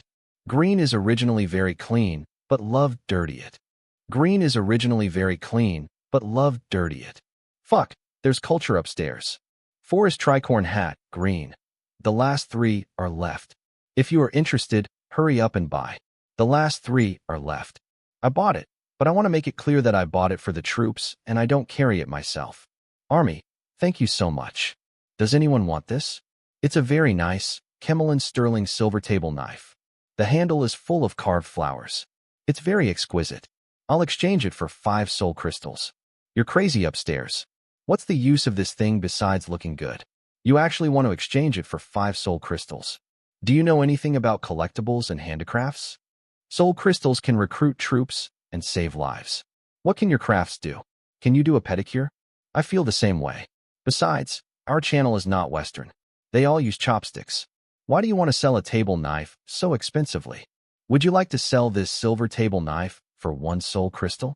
Someone suddenly spoke. Sell trade. Holy crap. Someone actually bought it. Yes, there are so many wealthy people in the channel. Ding. Fong Hao was watching the regional channel to kill time when the private chat suddenly rang. Open it and take a look. It was the lord who purchased the flax himself, Deng Bin. Outside Deng Bin's territory, there is a large flax field. At that time, Fong Hao advertised on the channel to purchase flax, and the two reached a cooperation. Fong Hao exchanged resources for the other party's flax. The two of them have been working together quite happily. Is Mr. Fong Hao here? I would like to ask, will you have a big demand for flax in the future? Demand? Fong Hao is preparing a fabric shop and has also increased the number of skeleton cutters. A steady supply of flax, so to speak. However, the other party's question made Fong Hao wonder if the other party wanted to increase the price. Fong Hao had just typed average demand, and before he chose to send it, the other party sent another message. Brother Fong Hao, I've encountered some trouble here. If your demand for flax is large, I would like to discuss with you how to exchange flax. After seeing this message, Fong Hao understood what the other party meant. Delete what you typed and reply. What kind of trouble are you running into? Do you need help? A group of bandits discovered my territory and have had several battles with them. I would like to exchange flax with you for a batch of equipment. The location of Deng Bin's territory is very good. After the flax trade with Fong Hao, resources gradually became abundant. If he lacks anything, he will use flax and exchange it for items of equal value from Fong Hao. Sometimes, you can earn more by reselling it yourself. But recently, a large number of bandits have come near the territory. There have been several conflicts between the two sides, and many people have died. Now the bandits have even surrounded the city, making it impossible for the villagers to collect resources. Everyone is trapped in the city, consuming the food in the warehouse bit by bit. After waiting for 2 days, the robber still had no intention of leaving. Deng Bin gritted his teeth and decided to give it a try. He has acquired a large number of soul crystals in the channel. The number of soldiers was expanded to 500. After getting another batch of equipment from Fong Hao, I rushed out to fight with those people. If you win, you won't lose. You can try to occupy the bandits' camp. If you lose, you won't survive. Territory and equipment don't matter. Can it be done in the channel? Fong Hao asked. Fong Hao has listed tens of thousands of equipment in the regional channel. In addition to those eliminated by their own units, there are also those who have been repaired as trophies. Isn't this enough for him? Brother Fong Hao, this is what I want to tell you. I have a small number of people and must have an advantage in equipment, so I want to use flax to exchange high-quality equipment for 500 people from you, and promise you to exchange flax in the future. The original, it's basically half the price. What do you think? Maybe it's related to the number of chats. The number of words Deng Bin sent this time was very long. But it's also very clear. There are many bandits. If Deng Bin wants to win this victory, he must have a certain advantage in equipment. Therefore, the white and green equipment sold in the channel cannot meet his requirements. I just thought of this method and came to Fong Hao to get some luck. Fong Hao did not reply immediately. In equal exchange, the future linen price will be directly cheaper by half. Fong Hao can indeed accept the long-term cooperation with Deng Bin, and he is not short of hundreds of pieces of equipment. But Fong Hao could not confirm the authenticity of Deng Bin's words. It cannot be ruled out that the other party does not want to cooperate with you for some reasons and fabricates a lie to cheat you of a batch of equipment. I can accept the conditions, but how can I believe your words? Fong Hao said bluntly. The other party fell into silence. After several minutes, The other party sent another message. Picture, this is me. We are all in the same area. We will eventually meet each other in the future. If I lie to you, you will kill me directly next time we meet. Fong Hao clicked on the picture. It's a photo taken by Book of Lords. Standing under the torch was a man with short linen hair and short sleeves, and colorful tattoos on his bare left arm. Even though she is dressed in a more neutral style, she can still tell that she is a woman. It seems that before time travel, he was also a character who was not easy to mess with. Please tell me in detail what equipment you need so that I can send it to you. The other party said that if she lied to others, they could kill her in person. What else can I say? Okay, thanks a lot, boss. I'll take note of this kindness. 500 sets of armor, 300 spears, bows and arrows. Dengbin said. And Fong Hao also put the equipment on the shelves for designated transactions according to the other party's needs. The transaction was completed soon, and Fong Hao also received a large amount of flax. According to the agreement, the price Dengbin sells flax will also be reduced by 50% in the future. If she survives, it is beneficial to Fong Hao. The next day, after Fong Hao finished his morning exercise, he looked at the time, and it was already past 8 o'clock. Go to the bedroom to drag Jia out of bed and go downstairs to eat. Had breakfast. Then he took on Jia to the Cold Wind Mountains. The bone dragon fell in Cold Wind City. Lord. The skeleton hero Skullbreaker and the orc shaman Clay came out to greet them. Well, Broken Skull, take me to various mines. Fong Hao was still sitting on the back of the bone dragon. Fong Hao came to the Cold Wind Mountains today to replace some equipment in various mines. In addition to the white steel mine drafts, mine rails and mine cars are also produced to improve the efficiency of the mine. Yes, sir. Broken Skull boarded the bone dragon and pointed to the location of a mine. The bone dragon rose into the sky and flew in the direction. Start making mine rails and mine carts one by one in the mines. The other side. On the border of Huiyue Highlands, the undead have newly established a huge camp. The 700,000 undead army is ready, and the orc messengers are already interspersed in the queue. Commander Demidja, the army is ready and ready to go at any time. Bloodhunter landed next to Demidja and spoke softly. Demidja looked up at the sky, and then at the dense fog in the Huiyue Highlands. The Huiyue Highlands are shrouded in clouds and mist all year round. Even during the day, the sun is shining brightly under the cover of clouds and fog. Let's go, Demidja ordered. The flag was raised high and the brigade started to set off. Stepping into the clouds and mist, the road along the way was fairly smooth. Thick clouds and fog made the environment a bit humid. The trunks are covered with mushrooms, like tumors that form after illness. The rocks are also covered with green moss. As he went deeper, Demidja also realized the problem at hand. The fog is thick, and the deeper you go, the harder it becomes to discern your direction. He needs a guide who is familiar with the local terrain. Wow! Suddenly, there was the sound of branches and leaves swaying in the bushes ahead. The next second, a figure jumped out of the bushes. As soon as he stood firm on his feet, he saw the undead army staring at him in front of him. After standing still for 2 seconds, he turned around and ran away. Catch him, Demidja ordered calmly. Call. Bloodhunter spread his bat wings and rushed out in an instant. He pushed the escaping man to the ground, pried open his mouth with the dagger, and checked the man's teeth. 2 hours ago, Huiyue Highlands, Burns Village No. 4. The management system of Huiyue Highland is different from the outside world. Each vampire has its own village. The villagers in the village are more like slaves raised by the Blood Clan. In addition to completing the assigned work, they also need to pay the blood tax on time. If other vampires cross the border, rob the population, and collect blood taxes across the border, it will also trigger fights between them.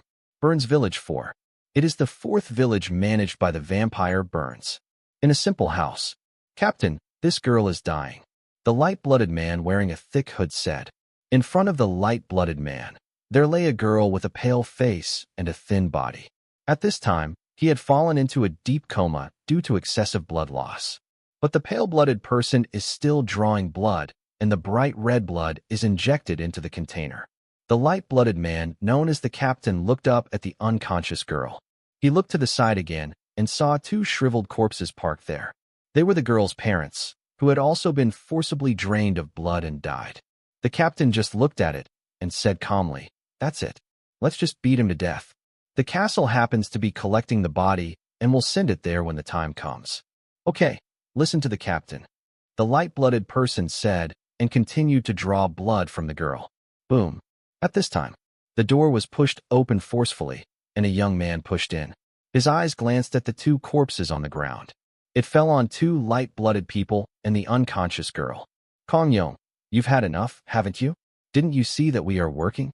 The light-blooded ones are the fangs of the vampire clan and are also the law enforcers of Huiwa Highlands. Here, no one dares to provoke them.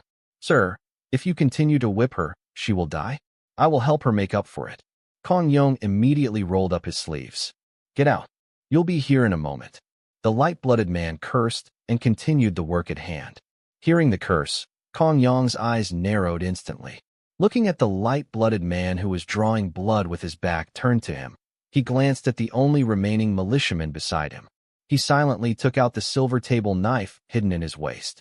It's just that the table knife has been polished enough, and the tip is sharp and sharp.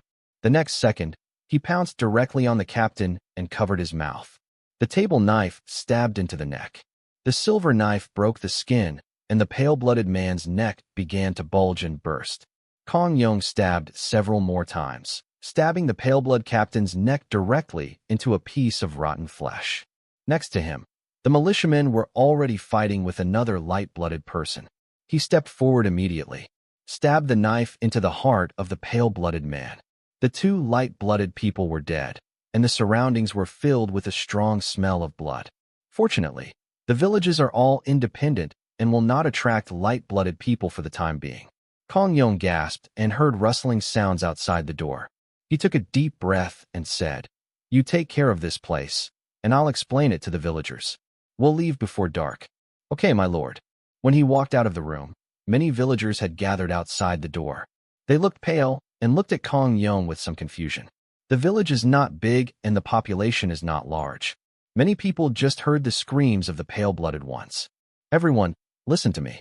This time the vampires are going to reduce the number of villages and draw blood from everyone to death. Maggie's parents are already dead in the room. You can go in and have a look." Kong Yong sat down and said. No one below really checked. They just stood silently. Kong Yong continued, "I have found a way to leave. Before dark is our only chance. Then everyone will go out with me and live in a human city." "Can you go out?" asked a villager. "Yes, I won't joke with my own life. Everyone go back and pack your things now. I will confirm the route and come back at noon to pick you up and leave together." Kong Yong's eyes narrowed and he reminded in a cold voice, "Everyone, please supervise each other. If anyone tell the truth to the vampires, and none of us will survive." The villagers hesitated, but there was no other way but to nod and agree. Kong Yong picked up his backpack, opened the big map in the Book of Lords, and walked towards the border. "Keep going." He could feel the fog getting thinner. It should be almost close to the edge. Thinking that I was finally leaving this hellish place, my feet felt much lighter. The bush in front of him jumped over with a big jump. However, as soon as he landed, Kong Yong's expression suddenly changed. The dense army of bones has blocked his way. What the hell is going on? The next second he turned around and ran away. But as soon as he ran 2 steps, he was pushed down by a huge force. A cold dagger pried open his mouth, and a skull finger was touching his teeth. Humans are not light-blooded. The blood hunter threw his hand directly in front of Demitja. The humans on the ground were in their 20s, and they were thrown around by the blood hunters and were confused. Demitja looked at the humans on the ground and asked, "What do I ask? What do you answer? And if you answer well, I don't have to kill you." The image of the lizard man still made humans take 2 steps back. But a lizard man is not that scary compared to the endless army of bones. The human nodded to show that he understood. "What's your name?" Demitja asked. "Kong Yong." Kong Yong answered, but his pupils suddenly shrank. "Ancient Blade, Demitja, Orange level 5 hero. And the bat-winged skeleton touching his teeth is also a hero. Blood Hunting, Blue level 5. What's the situation?" He only saw someone sharing the green hero template on the regional channel. Now 2 heroes appear at the same time. The leader of them, the lizard man, is actually an orange hero. "Very well. Kong Yong, why are you here?" Demitja continued to ask. Kong Yong carefully confirmed that there was no chance of escape, and then answered honestly, I plan to get out of this fog. So you live here? Yes, I live in a nearby village. Recently, the vampire clan has increased the amount of blood tax. Several people in the village have been blood drawn to death. I want to find a way out, Kong Yong explained. For indigenous people who have difficulty changing their minds, travelers are more likely to accept racial differences. Compared with those vampires who suck human blood, the undead and lizard people in front of them are at least willing to communicate peacefully with themselves. Okay, Kong Yong, I feel your bravery. If you were born in a human city, you would be a righteous warrior or a hero, Dimika said. Kong Yong frowned slightly at the lizard man's sudden compliment. Before he could continue to answer, Dimika continued, Kong Yong, now I need a guide to show us the direction. Kong Yong, who had just stood up, felt weak again when he heard these words. But the skeleton behind him held his arms. How about it? Kong Yong swallowed again and asked in a low voice. Are you going to cause trouble for the vampires? Well, big trouble. Kong Yong was silent for a moment before looking up again. Okay, I can be your guide, but you help me rescue the people in the village first, otherwise they will all be killed by the vampires when it gets dark. Okay, with you here, we can also distinguish the villagers from the light-blooded ones.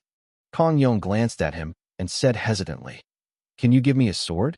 The kind that can be used for self-defense. Demija took a shining silver one-handed sword and handed it to Kong Yong. The continuous blood drawing left Kong Yong's body in a weak state for a long time. Holding the one-handed sword in his hand felt a heavy burden. Okay, Kong Yong, now point out to me the location of the village and the vampire clan. Kong Yong nodded and pointed in the direction. With Kong Yong as our guide, avoid dangerous roads and speed up the journey. It takes about 10 minutes. The army stopped in the woods on the west side of the village. Sir, that's the village I'm talking about. The castle behind is the residence of the Blood Clan Burns. There are light-blooded people guarding the castle. Kong Yong introduced. Ahead is a small village.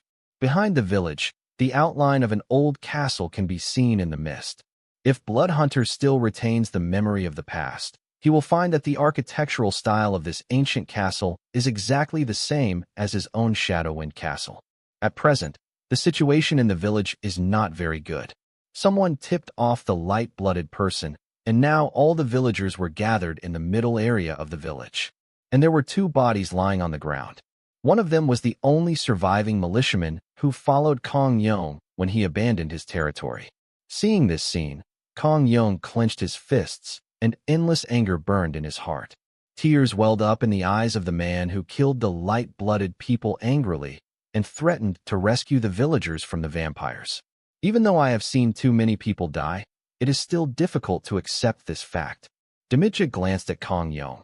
Is there anyone you know on the ground? Yes. Kong Yong gritted his teeth and said.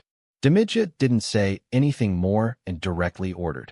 Bolton leads your people to save the people, and the rest will directly attack the vampire castle in front. Yes. Everyone took orders. The undead army rushed out of the woods and rushed towards the castle. Bolton led his undead team to surround the village and rescue the villagers. The Blood Hunter spread out his bat wings and led a group of giant skeleton bats into the sky. Used the skill of dark deception to travel through the thick clouds and fog. When we reached the sky above the castle, we swooped down directly. The Blood Hunter swung the sword in his hand and directly killed 2 light-blooded people. The giant skeletal bats following closely behind him also rushed forward like a plague of locusts. Wrap all the light-blooded people around the castle. When they dispersed again, the flesh and blood on the light-blooded ones had been picked off and eaten away, leaving only the white skeletons scattered on the ground. The battle ended in a flash. Hundreds of light-blooded people were cleaned up. Demika arrived with his troops, walked straight into the castle, and followed the stone steps to the 3rd floor. The bedroom on the 3rd floor was dark. The windows were boarded up and heavy curtains hung. In the center of the bedroom, there is an exquisite corpse coffin. The coffin lid was tightly closed. It seems that the sound insulation here is very good. Hundreds of light-blooded people were killed outside, but this Burns inside was still resting. Demika made a gesture. 2 Baron Tomb guards stepped forward, one on the left and one on the right to hold the lid of the coffin. At the same time, with force, the coffin lid was opened directly. The moment the vampire in the coffin opened his eyes, Demika slashed it down with one sword. The head of the vampire fell together with half of the coffin and rolled to the corner. Move the body out. Demika put away his sword, turned around, and went downstairs. Vampires have very strong vitality. The head fell off, but he was still not dead. The body stretched out its arms, waving and tearing randomly. The skeleton warrior on the side took out the hard silver one-handed sword from his waist and counted on the body that was twisting randomly. Only then did he slowly calm down. Outside the castle, the rescued villagers were gathered in the open space. When he saw the two coffins being carried out and the head of Burns being carried casually by a skeleton, everyone's eyes widened with panic and disbelief on their faces. The vampire actually died. They never thought that vampires could be killed. Demika looked at the chaotic and sick villagers below. Bolton. Bolton immediately stepped forward and said, "Lord Demika, escort these villagers out and build a concentration camp behind the camp. If anyone dares to leave or report to the vampires, they will be executed directly," Demika said loudly. The villagers, who were already frightened when they heard that they were about to be executed, had their legs trembling even more. "Yes, sir." Bolton took the order and led the villagers outside. The villagers left. Demika also had no intention of letting the team stop. In the battle plan, he and Fong Hao had a fixed time schedule. "Kong Yong, you did a good job this time," Demika praised. Kong Yong has calmed down emotionally. The deaths of Burns and the Lightbloods can be regarded as revenge for his militia. "Thank you, sir. I also know the locations of several vampire castles and can take you there." Kong Yong never thought that killing the vampires would be so easy. The undead army he led directly killed the powerful Burns in just the blink of an eye. Easier than killing a chicken. "There's no rush." Demija shook his head and continued. "There's no rush to eliminate the vampires. I need you to take me to a place." "Sir, please tell me that I don't know many places. If I know the way, I will take you there," Kong Yong promised. Tanho Lake. As soon as Demika said his name, Kong Yong's body suffocated. Although Lake Tanho is not recorded on the map in the Book of Lords, he knows its location, because that is a place strictly prohibited by the vampire clan. No one who comes close will come back alive. Is there a problem? Dimija also noticed the nervousness in Kong Yong's expression. "Sir, that's the place of death.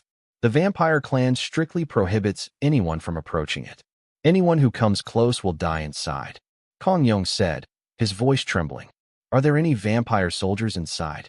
Lake Tanho, as a very important part of the Beating Heart mission, it is reasonable for the Red Duke to arrange heavy guarding.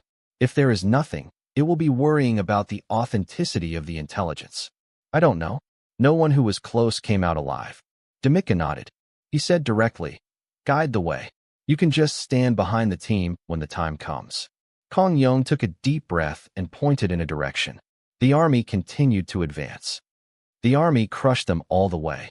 The old castles along the road were also visited by the undead, wiping out all the vampires and Lightbloods sleeping inside. About 20 minutes away, the army finally arrived at the predetermined location. The clouds and fog were getting thicker, and the dampness in the air had caused the orcs accompanying them to start coughing violently.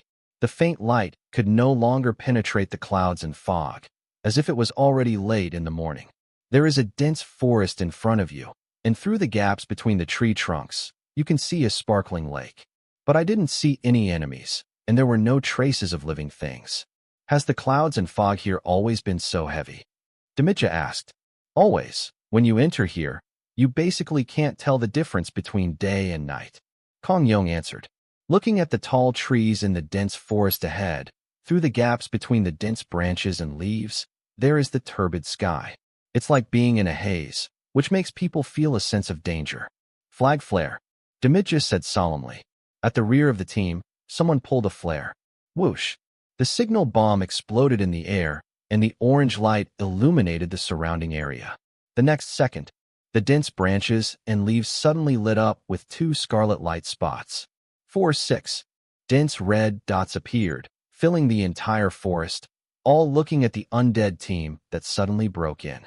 The flash of light also allowed everyone to see clearly the situation ahead. What kind of lush foliage is there? Instead, the dead trees were covered with huge bats. It's a bat. Archers prepare. Blah, blah, blah. There was also the sound of wings flashing in front, and the upside-down bats flew up, leaving only tall dead trees in the originally dense forest. Dire bat, level 3. The dire bat is as big as an adult wolf dog, and its body is black. When it hangs upside down, its black bat wings wrap most of its body, silently waiting for the prey to approach.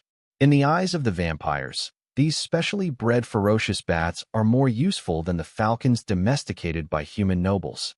Once these bloodthirsty natures are aroused, they will jump into the enemy's ranks without hesitation. Fong Hao and Dimija also made simple guesses about Manhwa Lake. With the Red Duke's character, a large number of people will be deployed here, even a large number of dusk revelers. Unexpectedly, what greeted him was tens of thousands of large bats. After thinking about it carefully, Fong Hao and Dimija still fell into a misunderstanding. This is the territory of the vampire clan. If you want to enter Manhwa Lake, you have to pass through the ancient castles of the vampires. The vampires and light-blooded people in these castles are invisibly the guardians of Lake Tanho. Dire bats covered the sky and swarmed towards the undead army. Such third-level bats often have advantages in quantity and mobility. Even if he finds that his enemies are dozens of times his own, they are still a group of skeletons that cannot suck blood. He would not turn around and run away. He would just rush into the queue regardless of his own safety. Attack. Dimika calculated the distance and spoke calmly. Fire the arrow. Fire the arrow. Magic missile. After the dense sound of strings screamed, a roaring sound broke through the air. 200,000 archers fired a volley. The arrow was like a huge wave, hitting the bats flying in the direction. Puff, puff. The arrow hit the dire bat's body. In the blink of an eye, large swaths of ferocious bats were filled with arrows, falling like raindrops. The first salvo ended. The necromancer behind has also finished condensing the dark missiles. The Death Law staff pointed far into the sky, and 100,000 magic missiles formed a curtain of light and exploded in the sky. Bang, bang, bang. The bat that was not in a hurry to avoid was instantly shattered by the bomb. Minced meat fell along with the rain of blood. In just the first confrontation, more than half of the bats died or lost their ability to fly. The remaining bats continued to approach. The archers went from firing volleys to free fire. The bats swooped into the team and knocked down a large number of warriors. When you reveal your fangs and intend to bite the enemy's flesh and blood. But he found that the body wrapped in armor was just empty bones. The skeleton soldiers on the side took this opportunity to kill the bats that landed on the ground. From the beginning of the battle to the end, it didn't take too long either. Apart from the large amount of arrows consumed, the casualties were negligible.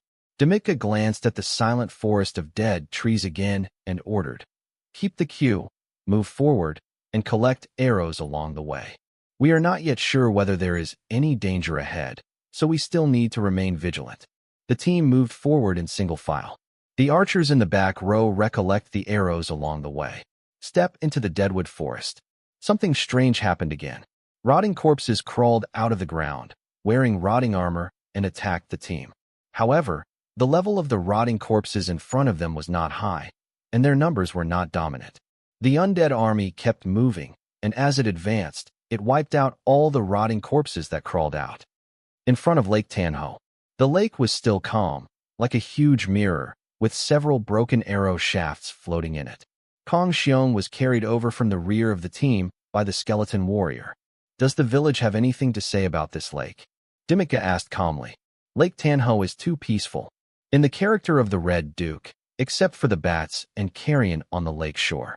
The bottom of the lake is also a perfect place to place manpower. If anyone really wanted to salvage the body from the bottom of the lake, it's a good opportunity to kill the enemy." Kong Yang's legs were a little weak, and he didn't want to get close to this damn Tanhwa Lake. After hearing Dimika's question, his mind began to recall whether he had ever heard of anything about Lake Tanho. After thinking for a while, he said, "Some people say that there is a treasure at the bottom of the lake." "Then what?" "No more. No one dares to come near here. Even the vampires and light-blooded ones don't dare to come near." Kong Yong said, "Okay, I understand." Dimika said. Kong Xiong retreated to the back of the team. Demidja continued to call the two barren tomb guards. Go down and have a look. If there is a coffin or something, bring it up. The two barren tomb guards jumped directly into the lake. But not long after, there was a sudden surge in the center of the lake, and then white bones floated up. Seeing this scene, there is no need to think too much. There was indeed danger under the lake. So he killed the barren tomb guard who had just gone down. You guys go down. Demidja pointed at the nearly 100 barren tomb guards. He took out a few luminous stones from his backpack and put them around the tomb guard's neck. Plop, plop, plop. The tomb guard jumped into the lake and sank to the bottom of the lake. Demidja also jumped into the lake, keeping a certain distance from the sinking tomb guard, and carefully observed the possible dangers around him. The race of lizard men, the characteristic of water breathing, make him more flexible in water than on land. On the contrary, it is the tomb guard. Although he does not need to breathe in the water, his movements are extremely slow and laborious. I am afraid that it will be difficult to exert 50% of the original strength. Everyone sank quickly. The luminous stones illuminate the surrounding area and attract creatures at the bottom of the lake. At this time, four huge fish began to approach this side. The fish is nearly 6 meters long and is covered in thick scales similar to those of a crocodile. They quickly approached the sluggish tomb guards, opened their huge mouths full of sharp teeth, bit one of them, flung him and bit him. The barren tomb guard, waving the white steel giant sword in his hand, was affected by the lake water. Chopping on the thick scales would only leave shallow scratches. Maybe it feels like the bones have no flavor. One of them set his sights on the lizard man swimming behind. He knocked open the skeletons along the road, opened his huge mouth, and bit into the lizard man. Demidja glanced calmly at the huge fish rushing towards him. He swung his body and instantly dodged the opponent's attack. The long sword in his hand was slashed out. Violent beheading. A red sword light streaked across the giant fish's neck. The fish head was still rushing towards Demidja's position, biting it, but the body had detached itself and slowly sank to the bottom of the lake. The death of a giant fish filled the air with blood, stimulating the other 3 giant fish. Their biting became even more frenzied, entangled with the tomb guards. Demidja made sure there were no other creatures. He also swam quickly. Approaching the remaining giant fish, he raised his knife and killed it. Clean up the threats at the bottom of the lake. Demidja continued to dive with the only remaining tomb guards. When near the bottom of the lake, Demidja finally saw the target he was looking for. In the center of the lake bottom, it is a human-shaped iron coffin about 2 meters high. The iron coffin stood at the bottom of the lake, and a female face was carved on the front of the coffin. At the bottom of the dark lake, the light of the luminous stones becomes increasingly dim. The lifelike image of a girl on the iron coffin. It makes the atmosphere even more weird and terrifying. Demidja and the tomb guards swam forward to check. There is no continuing danger. The iron coffin stood upright at the bottom of the lake, with 4 metal chains connected to the bottom. Fix the iron coffin to the surrounding boulders. If you want to take the iron coffin out, you still need to cut off the iron chains. The Red Duke really took great pains to prevent this iron coffin from being taken away, leaving aside the troops deployed outside. The deep bottom of the lake has blocked most creatures from approaching the iron coffin. The majority of intelligent races living in Huiwa Highlands are humans and orcs. Even a hero would find it difficult to rely on physical strength to dive into such a deep lake to salvage the heavy iron coffin. It's a pity that the Red Duke still missed one step. He did not take into account the appearance of the time traveler and Feng Hao's undead camp. Even without Demidja joining, Feng Hao wanted to salvage the iron coffin from the bottom of the lake, but it was only a matter of time. Demidja tugged on the heavy metal chain.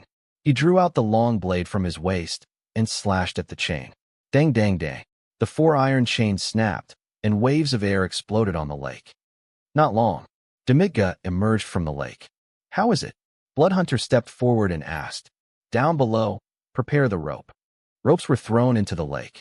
Demidja picked up one end and sank to the bottom of the lake again. The iron coffin and the carcasses of the 4 giant fish were all tied tightly with ropes. On the lakeshore, dozens of ropes penetrated the lake, and the skeleton warriors waited for the final signal. When the blood hunter saw the signal from the rope, then he ordered the hemp rope to be pulled. Thousands of skeleton warriors pulled the rope in their hands like a tug of war. With concerted efforts, a heavy iron coffin 2 meters high was pulled out of the water little by little, towed to the lake shore. Wet mud trails were left along the path. Demika followed closely and came out of the lake. After taking a look at the scene, he said, "Assemble the team and return to camp." The skeletons lifted the iron coffin and the bodies of the 4 giant fish, and the army began to return. Along the way, dead bat carcasses were collected. From those castles that had been visited enough, all the corpses and valuable items were taken away. The army came out of the fog directly and returned to the camp. 1800 hours. Fong Hao and Njia returned to the main city. They spent the entire day today in the cold wind mountains, making production tools for each mine. Fortunately, I had a bone dragon to travel with me. Otherwise, I would have wanted to walk through the rugged mountainous terrain. I'm afraid it will be difficult to complete in 5 days. Returning to the Lord's hall, the maid brought fruit wine. Sitting on the chair, he exhaled heavily. As soon as he sat down, Xiaoyu quietly stepped into the Lord's mansion. He bent his legs slightly, lifted up his long skirt, and saluted slightly, "Sir." The day before yesterday, Fong Hao got the crooked sword of mitigation, and when he gave it to Xiaoyu, he found that she was not in the room. Simply, she placed the curved sword on the coffee table in her living room. It seems that this is back and the curved sword was found. Disaster Song Hilda, Green Tier 4 Hero. Sure enough, Xiaoyu's attributes were upgraded from the 2nd level to the 4th level. For other heroes, it is very difficult to level up, but Xiaoyu is like drinking water. As long as you get the weapons of the Reprieve series, you can get an improvement. This method of improvement is somewhat unscientific. "Well, I didn't see you the day before yesterday," Fong Hao asked with a smile. Xiaoyu rarely leaves the room on weekdays. Fong Hao also always thought that she was hiding in the room and unwilling to come out. He didn't know until the day before yesterday that Xiaoyu was not at home. "Sir, I went to several orc villages on the north side. They are very nice there, and I also made a few friends." Xiaoyu sat down aside and answered calmly. Xiaoyu's image is very close to a living thing. A beautiful girl who behaves like an elegant noble. It's just that the attributes are marked as undead. Going to the orc village during this time seemed to be going well. I also met a few friends. The undead are emotionally lacking and are willing to make friends and get involved with other people, which may not necessarily be a bad thing in Fong Hao's opinion. Especially when Fong Hao had said before that she should go out more often and not stay bored in the house all day long. Fong Hao thought for a while and continued. "Since you are willing to contact humans, I will arrange a task for you." "Okay." Xiaoyu's eyes lit up. In the previous few operations, Xiaoyu took the initiative to find Fong Hao. Ask why you don't assign yourself tasks. Now that Fong Hao took the initiative to arrange tasks for her, she felt happy.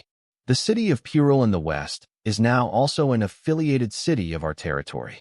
I supported Bushanovic as the city lord. I am worried that the vampires will retaliate against him. You go and protect him for a few days. Fong Hao summarized the situation. Narrated it. There is no fear of revenge from the vampires here in the territory. Except for the butterflies in the flower beds in the backyard, not even a bird can fly into the territory. It's like a no-fly zone. The biggest target of revenge is Tavik. Demika's attack on the vampires has forced the opponent to take revenge, and he may take revenge on Tarvik. "Sir, I don't know the lord of Tavik City." Xiaoyu replied with a frown. Xiaoyu's expression was no different from that of a human being. "I will write you a letter. You take it to the city lord's mansion and ask Tavik to come see you." Fong Hao thought for a while, but it seemed that he was not very proficient in the writing of this world. He changed his words. "Bring the letter and token, and he will confirm your identity." "Oh, okay, sir. I will definitely protect the safety of this city lord." The maid brought blank letter paper. Fong Hao dictated, and Xiaoyu ghostwritten a letter. Returning to the study, he took out the gold-tipped quill that Tavik had given him before. He handed the letter and the quill to Xiaoyu. "You can leave tomorrow morning. I'm just worried about the vampire's revenge. It is getting late now, and according to the custom of Puril City, the city may have to be closed." "I understand, sir." Xiaoyu bowed slightly and then left. Xiaoyu leaves. Yi served this sumptuous dinner. Anjia and Luo Li ran in after smelling the smell and took their seats to wait for the meal. Luo Li still ate with the maids before. "Since the last time I had a meal at the Lord's mansion, I came over for dinner whenever I had the chance." Without saying anything, He obediently sat aside and waited for the meal. Today's dinner is still very sumptuous. In addition to steaks and vegetable soup, there are also dishes newly developed by Ear. It's called goat milk baked shrimp.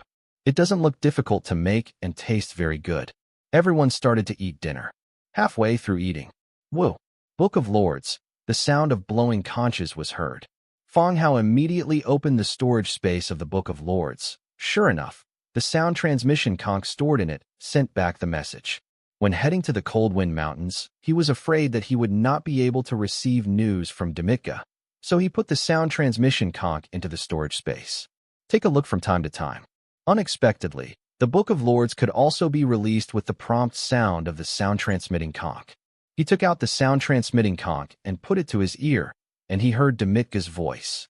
"Sir, we have attacked Huiwa Highlands during the day, killed 5 vampires and hundreds of light-blooded people, rescued nearly 2,000 villagers, and salvaged an iron coffin from Manhwa Lake as planned. Arrangements have been made for the bone dragon to be sent back. Territory." After hearing the news from Demitka, Fong Hao looked happy and slapped his thigh. "Okay, what are you doing?" And Jia ate rice in her mouth and rubbed her thigh with one hand. "Well, it's okay. I'm just a little excited." "Excited? Why are you slapping my thigh?" "Simply finished dinner." Fong Hao went directly to the Merchant Alliance store. The skeleton businessman has a lot of gold and is holding a meeting with other businessmen. Seeing Fong Hao come in, he simply said a few words and asked the skeleton merchants to disperse and go about their own business. "Good evening, Lord. Duo Jean stepped forward and saluted. "Good evening, Duo Jean. By the way, I mentioned to you last time, is there anyone selling the Dark Gold Hero contract?" Fong Hao sat down in front of the counter and directly stated the purpose of his visit today. Things are going well on Demitka's side. An iron coffin was found at the bottom of Lake Tanho. According to the information previously obtained, it should be the last body part of the heart mission. If the bone dragon is used for transportation, it is expected to be delivered to the main city tomorrow morning. When this dark gold level hero is resurrected, it would be better to have a hero contract. "Not yet, sir." Duo Jean thought for a while and said again, "Sir, a scroll of this level is probably very difficult to obtain." Fong Hao also knows this. Let alone dark gold level, I don't even see orange contracts for sale now. Has the latest order been received? Fong Hao continued to ask. But after a second thought, I gave up the idea this time. Even if the order is filled, it is estimated that no one will sell it. Moreover, the iron coffin will be delivered tomorrow, so there is no time. It's already down. Do you need to fill it out? Duo Jean said. No need for now. Fong Hao shook his head. After continuing to chat with Duo Jean about some things, he turned around and walked out of the Merchant Alliance Hall. Return to the Lord's mansion and go to the backyard to take a bath in the hot spring. Night falls. Huiwa Highlands, in front of Lake Tanho. The Red Duke's eyes became increasingly scarlet as he looked at the traces left by the iron coffin being pulled ashore. Even if the facts were in front of him, he couldn't believe that someone would take away the iron coffin at the bottom of the lake so easily. Wow. At this time, a vampire stuck his head out of the lake. Your Excellency, there is nothing at the bottom of the lake. Only a few broken chains. The vampire's words completely dispelled the Red Duke's last chance. The iron coffin was taken away. What's going on? What happened? In an instant, the Red Duke bowed, his eyes scarlet. In anger, he is like a wild beast that has lost its mind. Behind the Red Duke, all the vampires lowered their heads, trembling all over, and did not dare to speak. No one knows what happened. Lake Tanho was cleaned up. In several nearby ancient castles, not only were the people missing, but the valuables inside had also been swept away. Just when the Red Duke was angry and wanted to kill someone, a blood servant walked over quickly. The report said, Your Excellency, a camp was discovered outside the mist. A large number of undead soldiers gathered inside. They must have taken away the treasures at the bottom of the lake. Most vampires don't know what's at the bottom of the lake. All I know is that this is a treasure that the Red Duke values very much. Undead. The Red Duke's eyes spurted endless anger.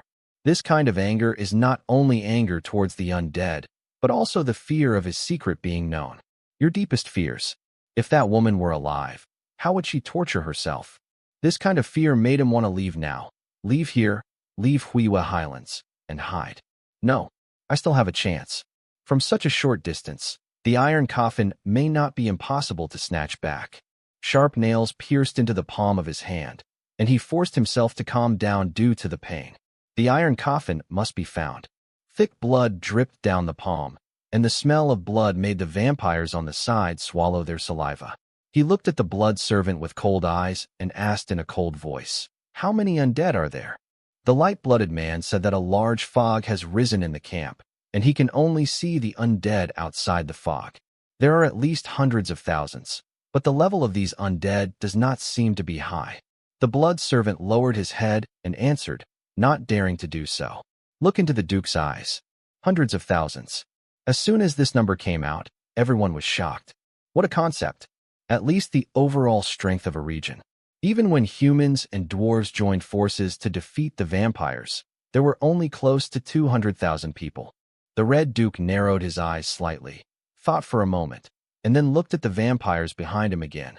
Gather all your people together and attack the undead at midnight.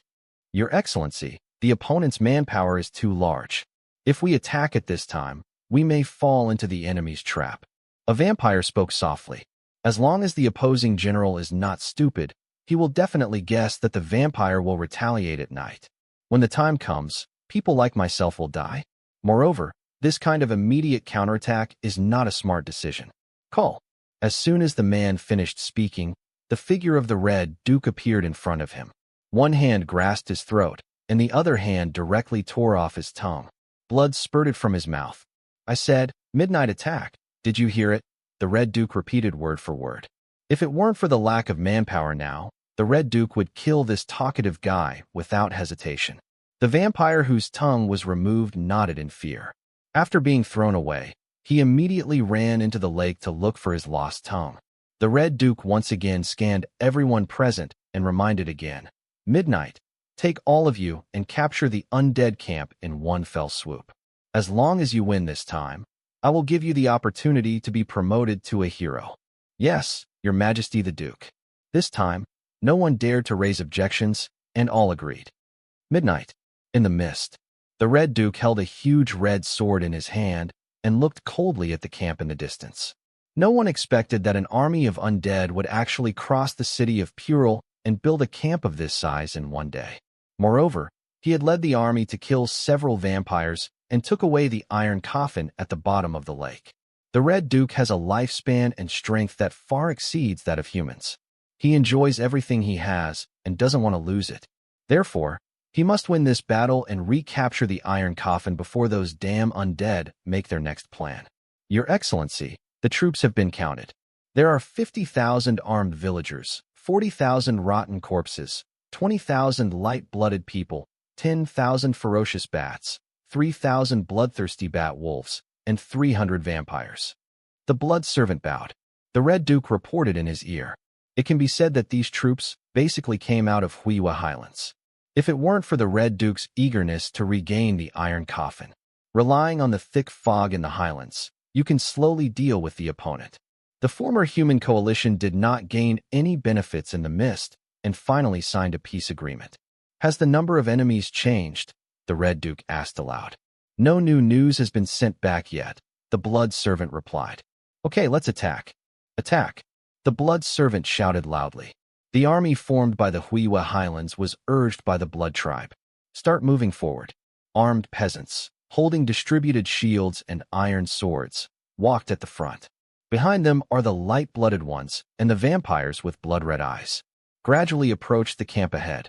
Let the dire bats take action. Red Duke spoke again. Blah blah blah. The third-level ferocious bat flew into the sky, covered in black and with blood-red eyes.